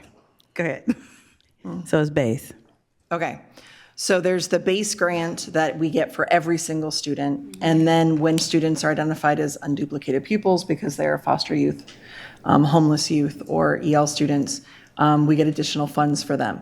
These are not coming from those additional funds. They are coming from the base grant. Thank you for that. This also is excluding, so you have some split funded positions as well, which also makes it challenging. So I believe for the split funds, Those positions aren't included. yeah, so we didn't include the split funded positions. Okay.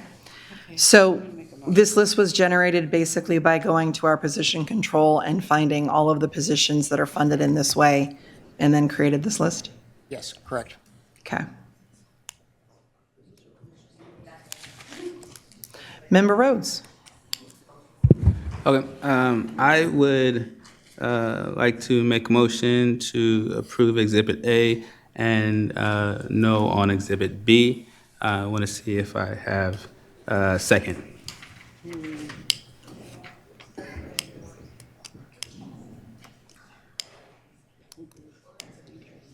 Do we have a second? I believe the motion fails if there is not a second. I'll second it. Okay, seconded by Member Kayada. Are we ready to vote on this? Can you clarify the vote? What is the actual motion? The motion is to approve Exhibit A, which is not the LCFF, and then disapprove Exhibit B, similar to what we did on the last vote. So Exhibit A, yes. Exhibit B, no.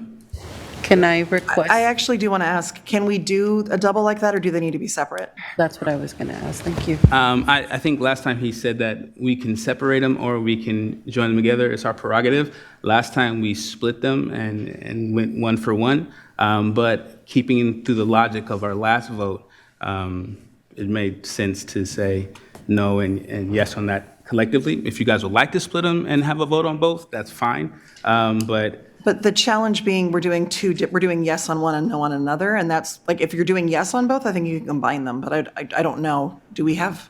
Yeah, I think for clarity for the record and for your minutes, that having a separate vote on each one would make your votes clear. Yeah, let's do it that way. C'est la vie. Let's do it that way then. So I will go move forward yes on Exhibit A. If I can have a second on that, then we'll take up Exhibit B. Okay. I'll second that. So Exhibit A is seconded, or moved and seconded as approved vote. Roll call vote. Member Jean? Aye. Member Kayada? Aye. Member Benjamin? Aye. Member Navarro? Aye. Member Rhodes? Aye. Member Singh? Aye. Member Ibarra? Aye. Okay, and the next one is, I would like to make a motion for no on Exhibit B. If I have a second. Second. So if you don't mind, I'm going to pause a second there because I'm not ready to decide. I'm still processing some information. Question, President Jean. Yeah. We had a motion and a second. Are you pausing the vote or pausing the entire item? Pausing the vote. I'm just asking for a little bit more discussion time before I call the vote. Okay. I'm not tabling the vote or pausing the vote. I'm just asking, I want a little discussion time before I vote. I'm just wondering about process on that. oh yeah, you can always discuss after the vote's called. Yeah. Or, sorry, after the motion is moved. Can you Our give me- tradition is not to do discussion after, but you can. That's great. Can you lend to that as well? I just want to get over clarification. So in general, so if you recall, the board has not adopted formally Robert's Rules of Order, but pursuant to Robert's, you would have the flexibility to have further discussion. And then for future reference, can any board member call a pause to a vote in between, or is that just the president? That authority or power, if you will, under Roberts is reserved for the president, the presiding officer. Okay, got you. Thank you for the clarity. I will say I've done it before when I've seen hesitation on faces. Like, I'm just in a hesitation space. And President Jean, I know you've done it before. I just always wanted to see the clarity on that Yeah, with the it's with good. the rules so that everybody can understand it, and it doesn't seem like you're just doing that. I just to do it. appreciate that.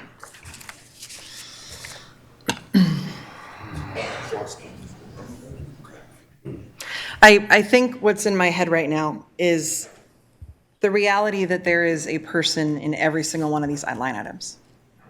The reality that we are impacting passionate, dedicated folks that do amazing things for our students.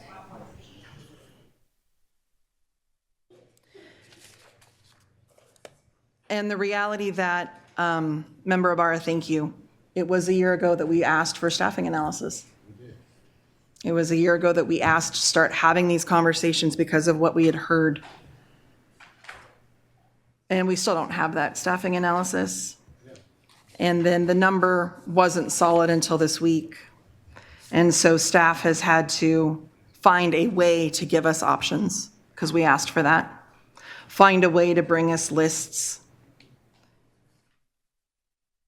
And when you look only at budget numbers and you go to position control and you generate a list based on, well, this is where our funding is overspent, and so flexibility here to decide what we do about that overspending and funding, here's a list of positions that help us do that. Because part of what we were asking is the next 8 weeks, we need to have conversations about this flexibility. And I apologize for not pausing on this for the last one, but it only had 2 positions, so it didn't impact me the same way. The other thing I'm really frustrated about is we do not have numbers attached to any of this. So there is no clear understanding of the $230 million we need to cut by next year. Are we even in the range of that with this list of positions? And so I'm just really hesitant to say no right now without more info. And I'm hesitant to say yes right now because I know just how many people it's going to impact. And that's why I don't know how to vote right now. Member Singh. So I completely understand that, and I also realize we do need to make a decision. So I'm going to try to rationalize this with the lack of information that we have, that when I add this up under Exhibit B, it adds up to 34.02. Yeah. Correct? What I'm seeing on here at a time where We're making some really messed up, difficult, honestly hard decisions. I'm looking at folks, when you look at Exhibit A and what we just approved, we're looking at full 1.0 FTE positions, much of them. What I'm seeing here is people who are listed at 1 hour, 3.5 hours, 15 minutes. It just, the numbers don't add up for me. And I feel way more comfortable saying no to Exhibit B based off the fact that this list, although the amount or the numbers, or if you want to attribute individuals to this, when it adds up from a numbers point, is not a huge amount of FTE. And I would prefer that we try to figure out how to say no to this for the sheer fact that this could be the difference between, for someone, 15 minutes, 1 hour, 2 hours. That's how I'm approaching this, because I know all of us don't have the information we need, and we're doing our best. That's how I'm trying to rationalize this, if that helps. I appreciate that a lot, Member Singh.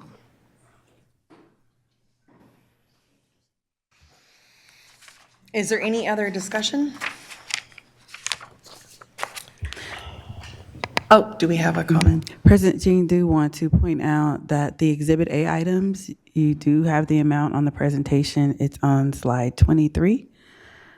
So that's what we shared with you as it relates to Exhibit A. Exhibit B, of course, because it was still being developed, though, yes, it doesn't have the same impact, but we did provide that information. 23 of which packet?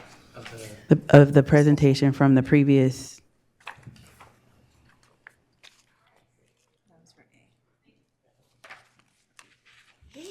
Oh, it's the 42.9 million. The proposed estimate is 10.4. And President Jean, calling the question of the original vote and second, can we move forward with seeing vote-wise where the board's at? Yep, definitely. Okay.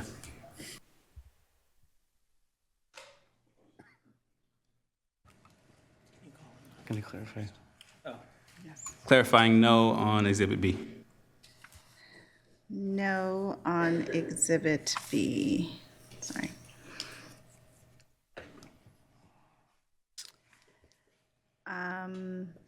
Member Kayada?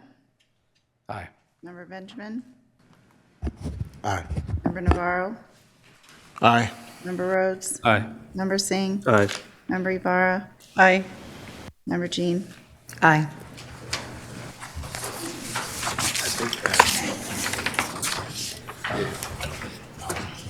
Thank you all. Thank you. Thank you, Jake. Moving on to 10.5, approved contracts report.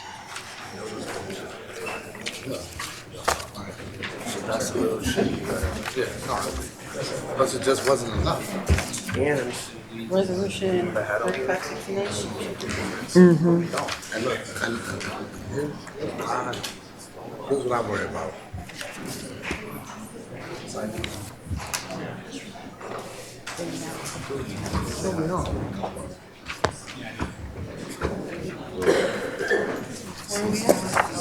We're on 10.5. So Your contracts there's report. another conversation that we need to have around this, which is, what is the rubric, right?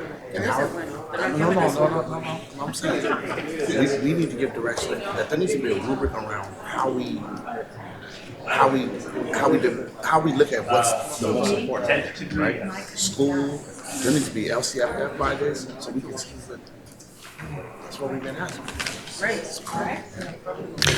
So this particular agenda item, we'll bring it on the screen. We didn't get any questions in advance about any particular line item. So this item was previously a consent item. It's been moved to action. Don't know if there's any specific questions, but we have reordered this particular report so that it follows the fund and within the general fund, unrestricted and restricted, and then other funds. So that is what is listed. On the report, as an example, looking right in the middle, when we have several updates, for instance, to transportation contracts. So for instance, the site, Luther Burbank had a contract for their transportation services for the year, but now that they're getting to the end of the year, see that they need a $10,000 increase. And so being that they had the resources in their budget to do so, then we were able to accommodate the budget transfer as well as the budget was able to accommodate the increase. So sorry. Yes, and before the board votes on this, there is a contract for UCAN that has been requested to be removed. So the motion would include the acceptance of these items minus the UCAN contract, Do we happen to have a number for that? which, yeah, the UCAN, which you mean a number for, you mean which row? Sorry, I apologize. I was trying to find where it was in the list, and I Okay. looked at the, so I was thinking like 6,500, 7,412, et cetera. Like, do we know where it is? Above. It's up. Keep going. Keep going. I think it's the, no, top of. Page 3. Next, keep going down. Thank you, Danielle, for your, right in here. There it is. There it is. 1, 2, 3, fourth row down. UCAN College Action is a Title I expenditure for $160,000. What is that for?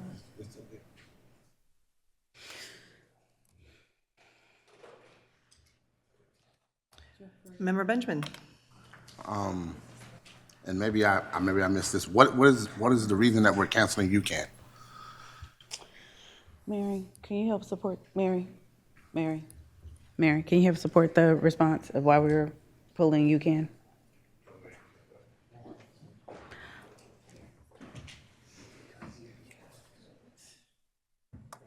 We've been asked to allow for some further discussion around UCAN and moving forward.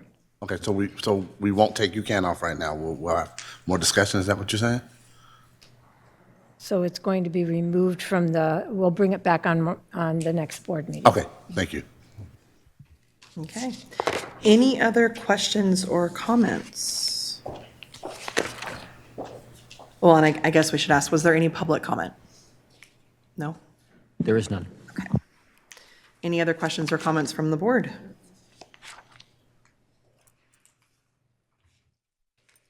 All right, I'll entertain a motion.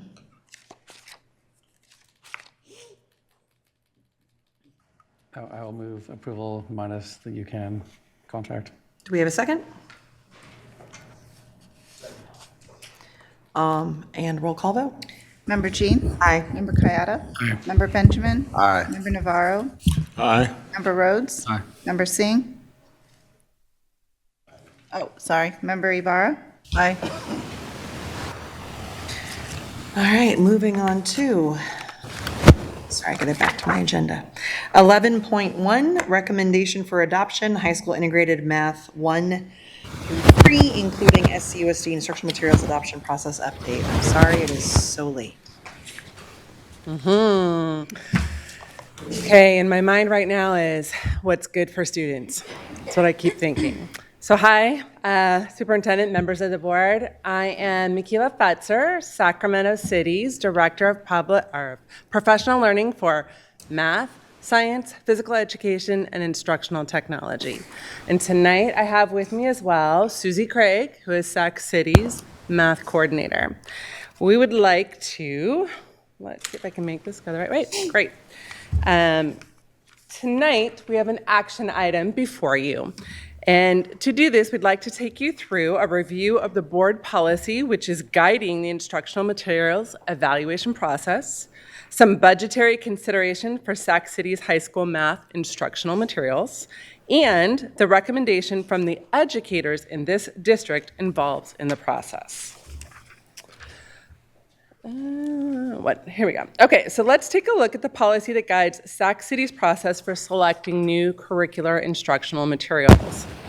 Here we have highlights from Board Policy and Regulation 61.1 to guide us that tell us we need to ensure that the instructional materials effectively support current curricular goals. There's an established process. Teachers, students, parents, guardians, and community members have the opportunity to review and provide input on the materials, as well as a regulation that tells us these materials should be aligned to state standards, not reflect adversely upon any persons for a variety of reasons. They provide a wide range of materials at all levels of difficulty, and that they stimulate discussion of contemporary issues and improve students' thinking and decision-making skills. This graphic shows the process and timeline Sac City uses to evaluate, select, and recommend new instructional materials. For large-scale reviews like the integrated Math 1 through 3, the process takes about 2 years to begin implementation. For smaller scale reviews like our specialized courses, it takes less time. However, the steps are the same. The process initiates in the fall with the Curriculum and Instruction Department requesting materials from all publishers, offering the required products, and inviting educators to participate in the Instructional Materials Evaluation Committee, or IMEC. This moves into initial screening and evaluation of materials to winnow options for piloting. Once the materials are selected, they are made available for public review. Next, the Curriculum and Instruction team and the Library Textbook Services team organize a pilot process ensuring inclusivity and diversity. After data collection and analysis, along with consensus building, Sac City educators make a recommendation, which is what we're presenting tonight. Then, the curriculum and textbook teams work together to contract with the vendors for materials and training. Sac City's last math adoption was in 2014. Although instructional materials are typically about 8 years, this one has stretched to 12. Clearly, we are overdue for new, up-to-date math materials. Prior versions of Sac City's fiscal solvency plan noted freezing the high school math adoption. Because of this, we identified alternative funding and worked with publishers to significantly decrease costs. So let's take a look at the budgetary considerations. Instructional materials are purchased using California lottery funds, which is a restricted resource. Textbook Services negotiates the contract term for the printed and digital resources and orders what is needed annually. For the high school math adoption, the Textbook Services and Curriculum Department teams worked with publishers to negotiate terms for student and teacher print and digital resources, along with onboarding training for under $1 million, which can be covered with the lottery funds. Other associated costs, paying Sac City educators for attending onboarding training, will be paid from professional learning grant funding. Now I'd like to invite Sac City's mathematics coordinator, Susie Craig, to describe the work she facilitated with the Sac City educators over the past 18 months. Thank you. So I'm going to share the process and data gathered from the instructional materials evaluation and pilot committees. We invited all Math 1 through 3 teachers to participate in the evaluation committee, and they met 8 times between February and May of last school year. Some of the responsibilities of the committee included reviewing the California Math Framework, creating a vision, evaluating materials in alignment to the vision, and selecting programs for piloting. The evaluation committee had teacher representatives from the schools listed here. The committee's work was grounded in the new California Math Framework, particularly the 5 components of equitable and engaging instruction. Those components include teaching around big ideas, using open tasks, teaching towards social justice, inviting student conjectures, and prioritizing reasoning. Starting with those 5 components, the committee created an instructional vision. That vision allowed us to create a rubric to evaluate materials, which led to piloting high-quality materials and ultimately selecting a program that will, in turn, support teachers with facilitating equitable and engaging math instruction. The committee landed on this.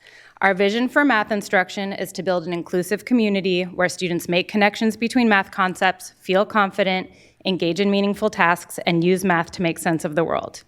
In addition, the committee used data from state test scores to determine local priorities for Sac City.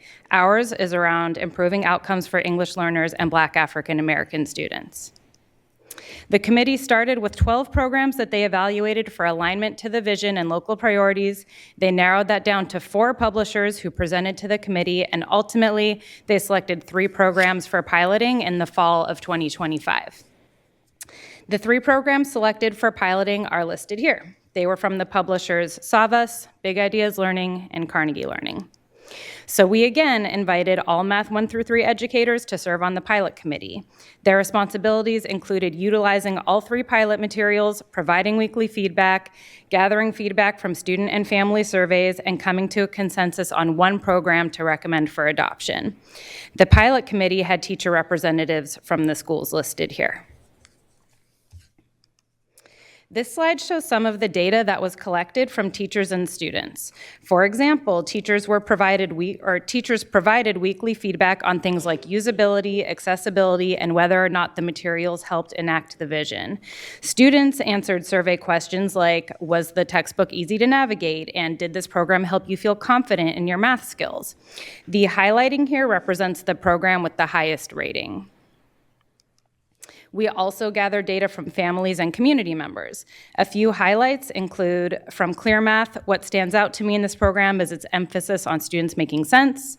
From Concepts and Connections, I don't think it's fitting for SCUSD. And from Envision, while this program is clearly well organized and polished, I'm concerned that it may emphasize procedural completion over deep understanding.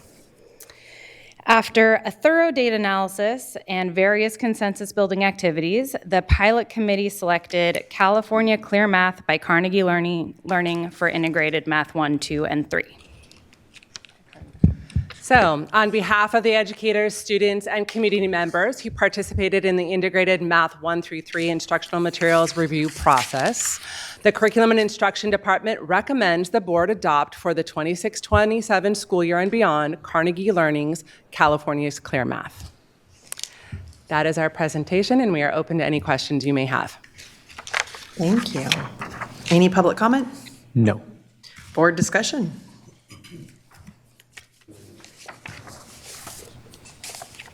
Member Kayada. I just want to thank you for this work and everyone who participated in selection. One of the things I love about this district is that we are not going to get in here and second guess what you've done. So happy to move it forward. Member Navarro. Yeah, so I guess on the piloting, how did this work for students that were English learners? Yeah, basically that's the question. You want to answer it? No, I don't. Okay, so your question, just to confirm, how did this work for English learners? One of the things that our piloting committee commented on was the range of Clear Math's ability to support from an advanced learner to somebody who was struggling with English. Because of all the program resources and such, they felt like they had enough to be able to support the variations that they have in a single classroom. Yeah.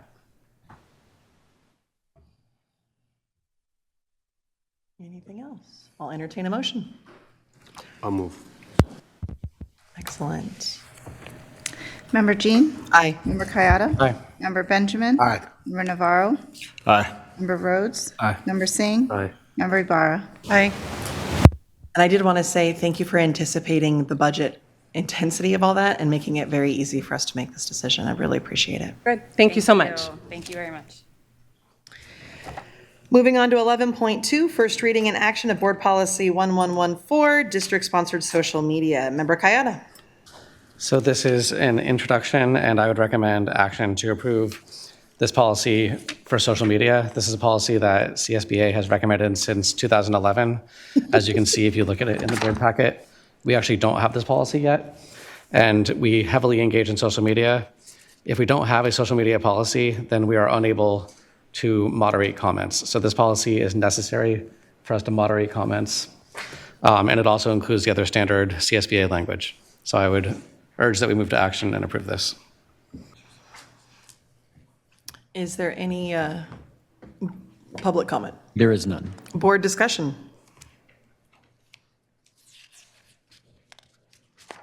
I'll entertain a motion. Did you just motion?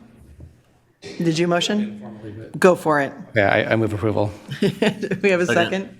Excellent. Roll call? Member Jean? Aye. Member Kayada? Aye. Member Benjamin? Aye. Member Navarro? Aye. Member Rhodes? Aye. Member Singh? Aye. Member Ibarra? Aye. Moving on to 11.3, provide a public hearing for and approve resolution number 3572, resolution to convey public utility easements to Sacramento County at Nicholas Elementary School. Yes, we'd like to do that if you'd hold a public meeting, please. Excellent, it's official. Public hearing. Do we have any comment? We do not. The public is very invested. Do we have any board discussion?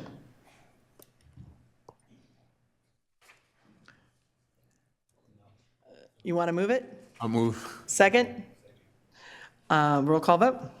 Member Jean? Aye. Member Kayada? Aye. Member Benjamin? Aye. Member Navarro? Aye. Member Rhodes? Aye. Member Singh? Aye. Member Ibarra? Aye. 1 minute presentation Thank and you. discussion, and it was under that. Congratulations. 12.1, supporting English learners' success and equity reclassification decisions. Again, thank you for being here so late. Thank you for the service to our district. Good evening, Board President Jean, Interim Superintendent McCarn, and esteemed members of the board. I am Dr. Olga Sims, Director of Multilingual Literacy. And before we begin, I want to tell you that slide 10 should have come after slide 12. There was just a misprint, and so I just want to make sure you know that.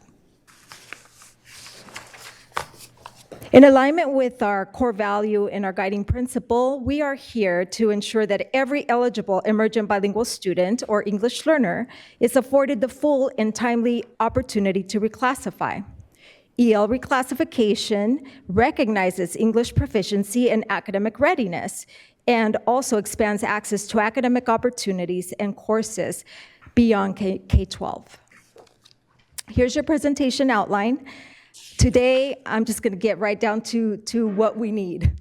Today, we are asking for your approval to update our district's English learner reclassification criteria. And I will speak more on that criteria as we move through the outline today. Our district aims to meet and exceed the 10% reclassification rate target, as you see here. We are currently approaching 8%. We still have not finished all our reclassifications for the year. So we hope that we can exceed that, we can meet and exceed that percent target.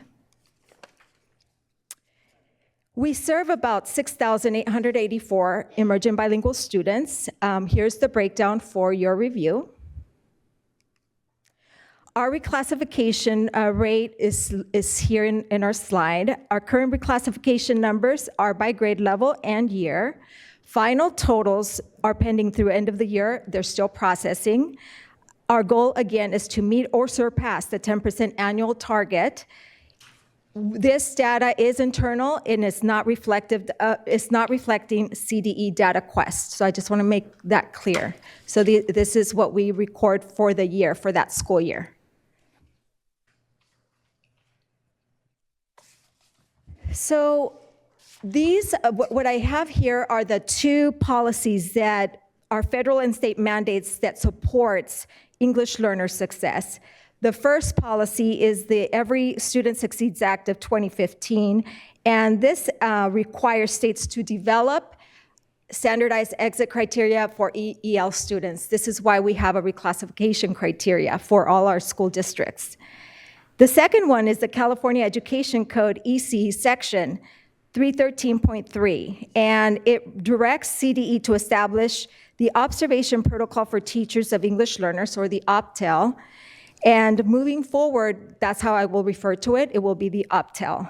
And I will get more into that, but really what the OPTEL is a protocol that is useful for teachers to discuss with parents and guardians regarding the student's progress towards reclassification, as well the teacher's opportunity to evaluate how the students are progressing academically.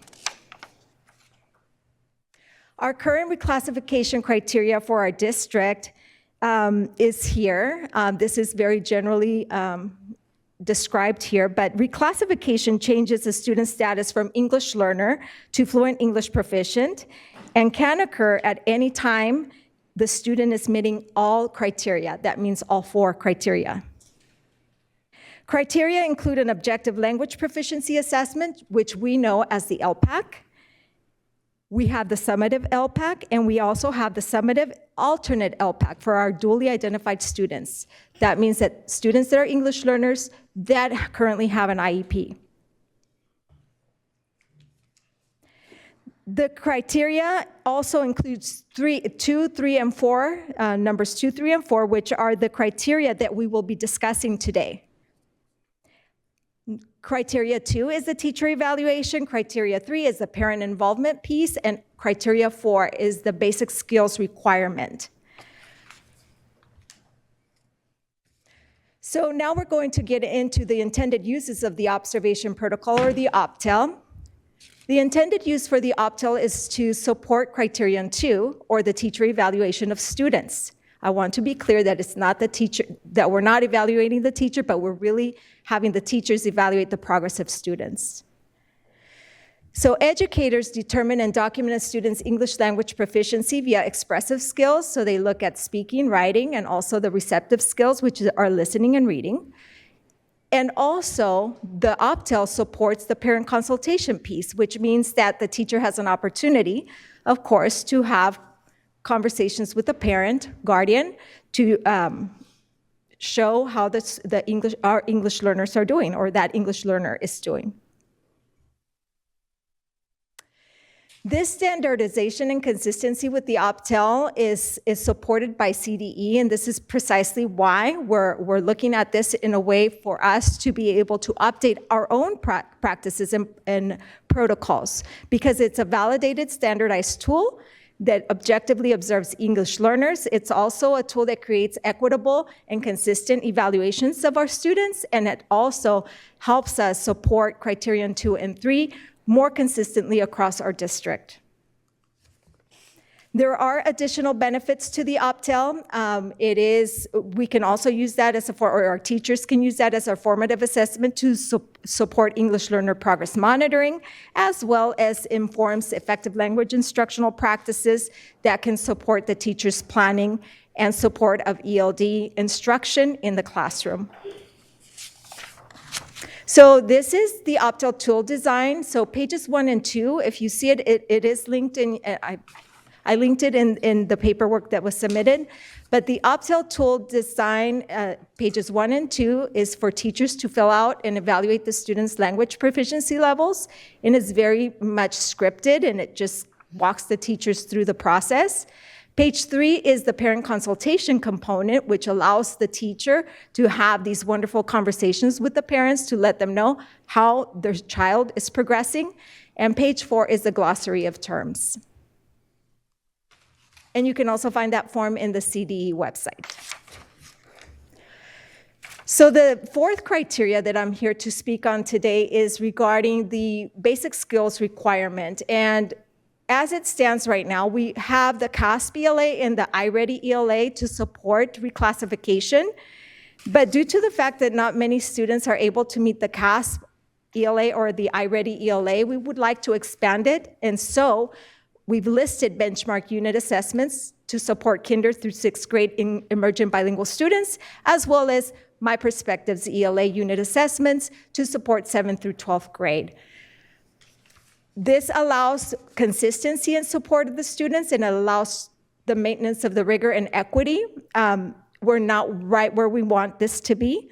We are actually wanting to see what else we can do to continue to support English learner reclassification. We have many students that have achieved a level 4 or a 3 if they're taking the alternate LPAC. However, because they don't meet this criteria, it's very difficult for them to reclassify. This is the imperative. So in order to update our EL reclassification criteria, we're asking that we use the OPTEL form to update our processes for criterion 2 and 3. And we're asking to expand our basic skills requirement to include benchmark advanced unit assessments and My Perspective unit assessments in addition to what we currently have. So this is the action I'm asking for our board to take, to approve tonight, is actually to approve the adoption and implementation of the observation protocol, or the OPTEL, for criterion 2 and 3, and also to approve the addition of benchmark advanced unit assessments and My Perspectives ELA unit assessments to support our English learner reclassification.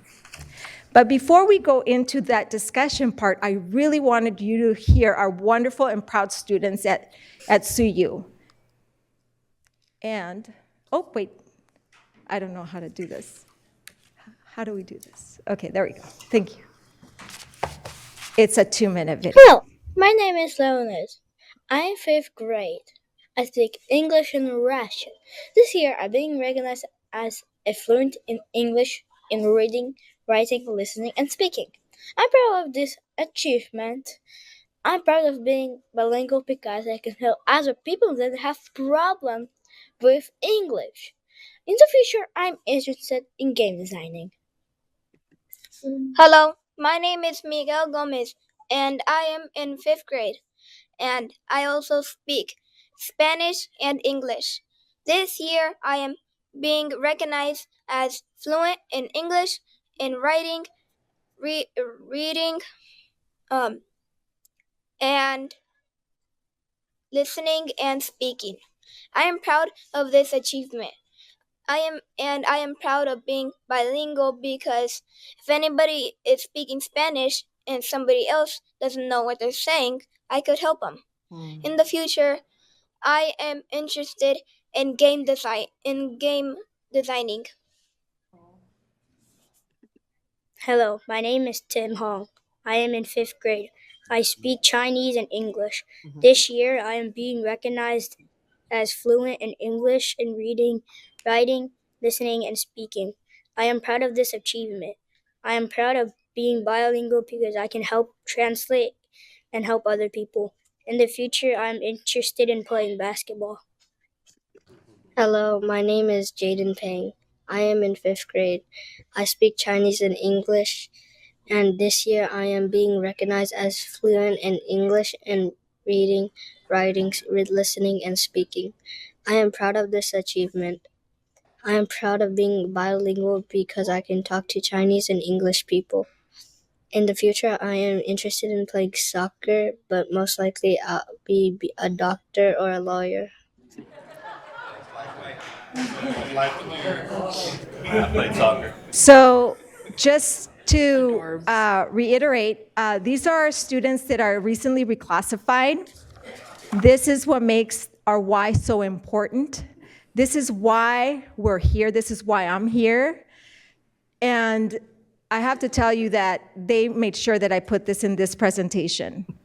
Please include us in your presentation, Dr. Sims. I'm like, yes, I will, even if I have to cut my presentation short, because I think really if we just ground ourselves on this, we have to also monitor our recently reclassified students for 4 years. So just the idea that we reclassify them doesn't mean we stop, right? I mean, we're gonna continue to follow our students no matter what, but the idea is this. If I had it my way, we would remove criterion 4. I can't do that because it's California law, right? And I can't, I just can't cut it. We can't cut it here. So what we need to do is really expand opportunities for students to reclassify. So if they don't meet the CASP, they meet the iReady. If they don't meet the iReady, they will meet a benchmark unit assessment. If they don't meet a benchmark unit assessment and they're in 7th through 12th, they can meet one of their unit assessments. We're working, we just are working tirelessly to make sure that our students are not downdrafted. So that is why we're doing all of this. So anyway, that's all I have for you tonight. Thank you. Do we have any public comment? No, ma'am. Any board discussion? Member Ibarra. Dr. Sims, this makes my heart sing because, one of the many things that I just could not wrap my head around was reclassification and the assessments. And I know you've heard me go down many different rabbit holes on this.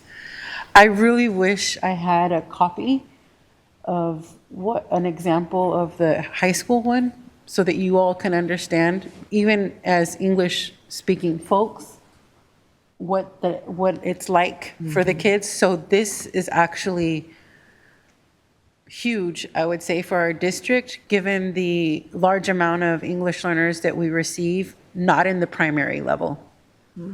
And when we talk about accessibility and equity and wanting them to have an opportunity when they leave high school to be able to go to college and not have to be remedial, this is huge.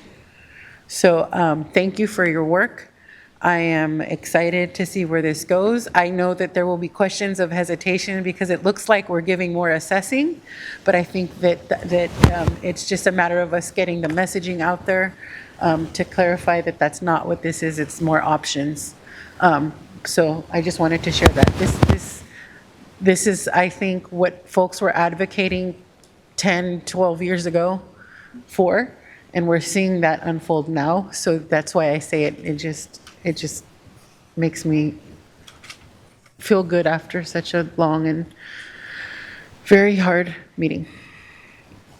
And I think that it reflects the many great things that happened that we didn't get to talk about tonight, not just in the multilingual department, but across the district, this fantastic work that is getting done and pushed forward. So thank you. Member Navarro.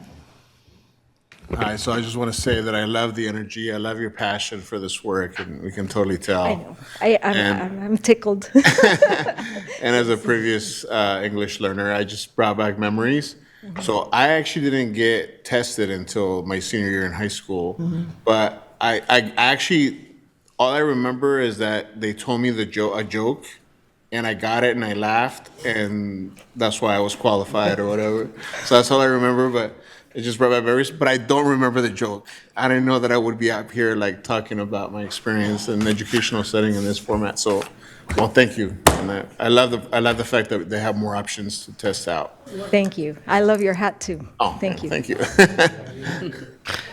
I did have two questions. So the form that you're recommending we use for the OPTEL for teacher evaluation and parent involvement, it comes from the CDE. It's not something we developed? That's right. It's CDE driven. And so many school districts are adopting it, bringing it forward because it's a standardization and it helps our system because now if we're all teachers, we're all using the same tool in reclassifying, which it speaks volumes, right? Because we're all going to be in alignment. Yep.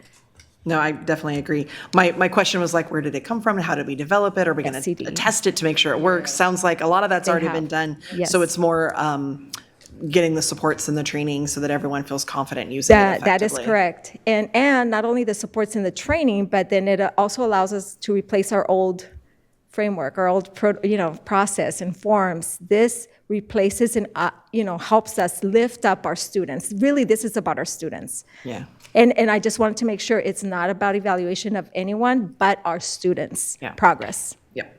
And then I really appreciate your adding of the unit assessments because as an educator, when I have to be like, no, it's a test I have no control over that I'm now supposed to use to evaluate your abilities. But when it's a unit assessment that I know I'm more intimately acquainted with and I can prepare you for and support you through, that just feels better. So I appreciate the addition of more options for our students to show what they've learned. Thank you. With that, do we need a motion on those two? I'll motion. Oh. Well, second. Yeah, and that would be, we are approving both A and B in this motion. Excellent. Roll call vote? Member Jean? Aye. Member Kayada? Aye. Member Benjamin? Aye. Member Navarro? Navarro or Navarro? Navarro. Aye. Aye.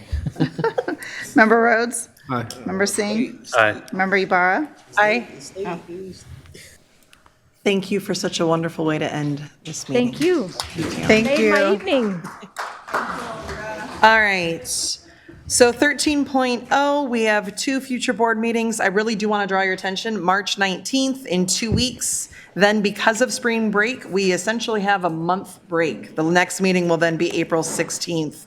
Both start at 4:45 for closed session, 6:15 for open session right here.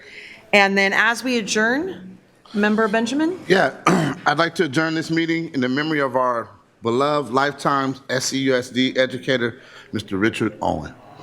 Thank you very much. And with that, we are adjourned.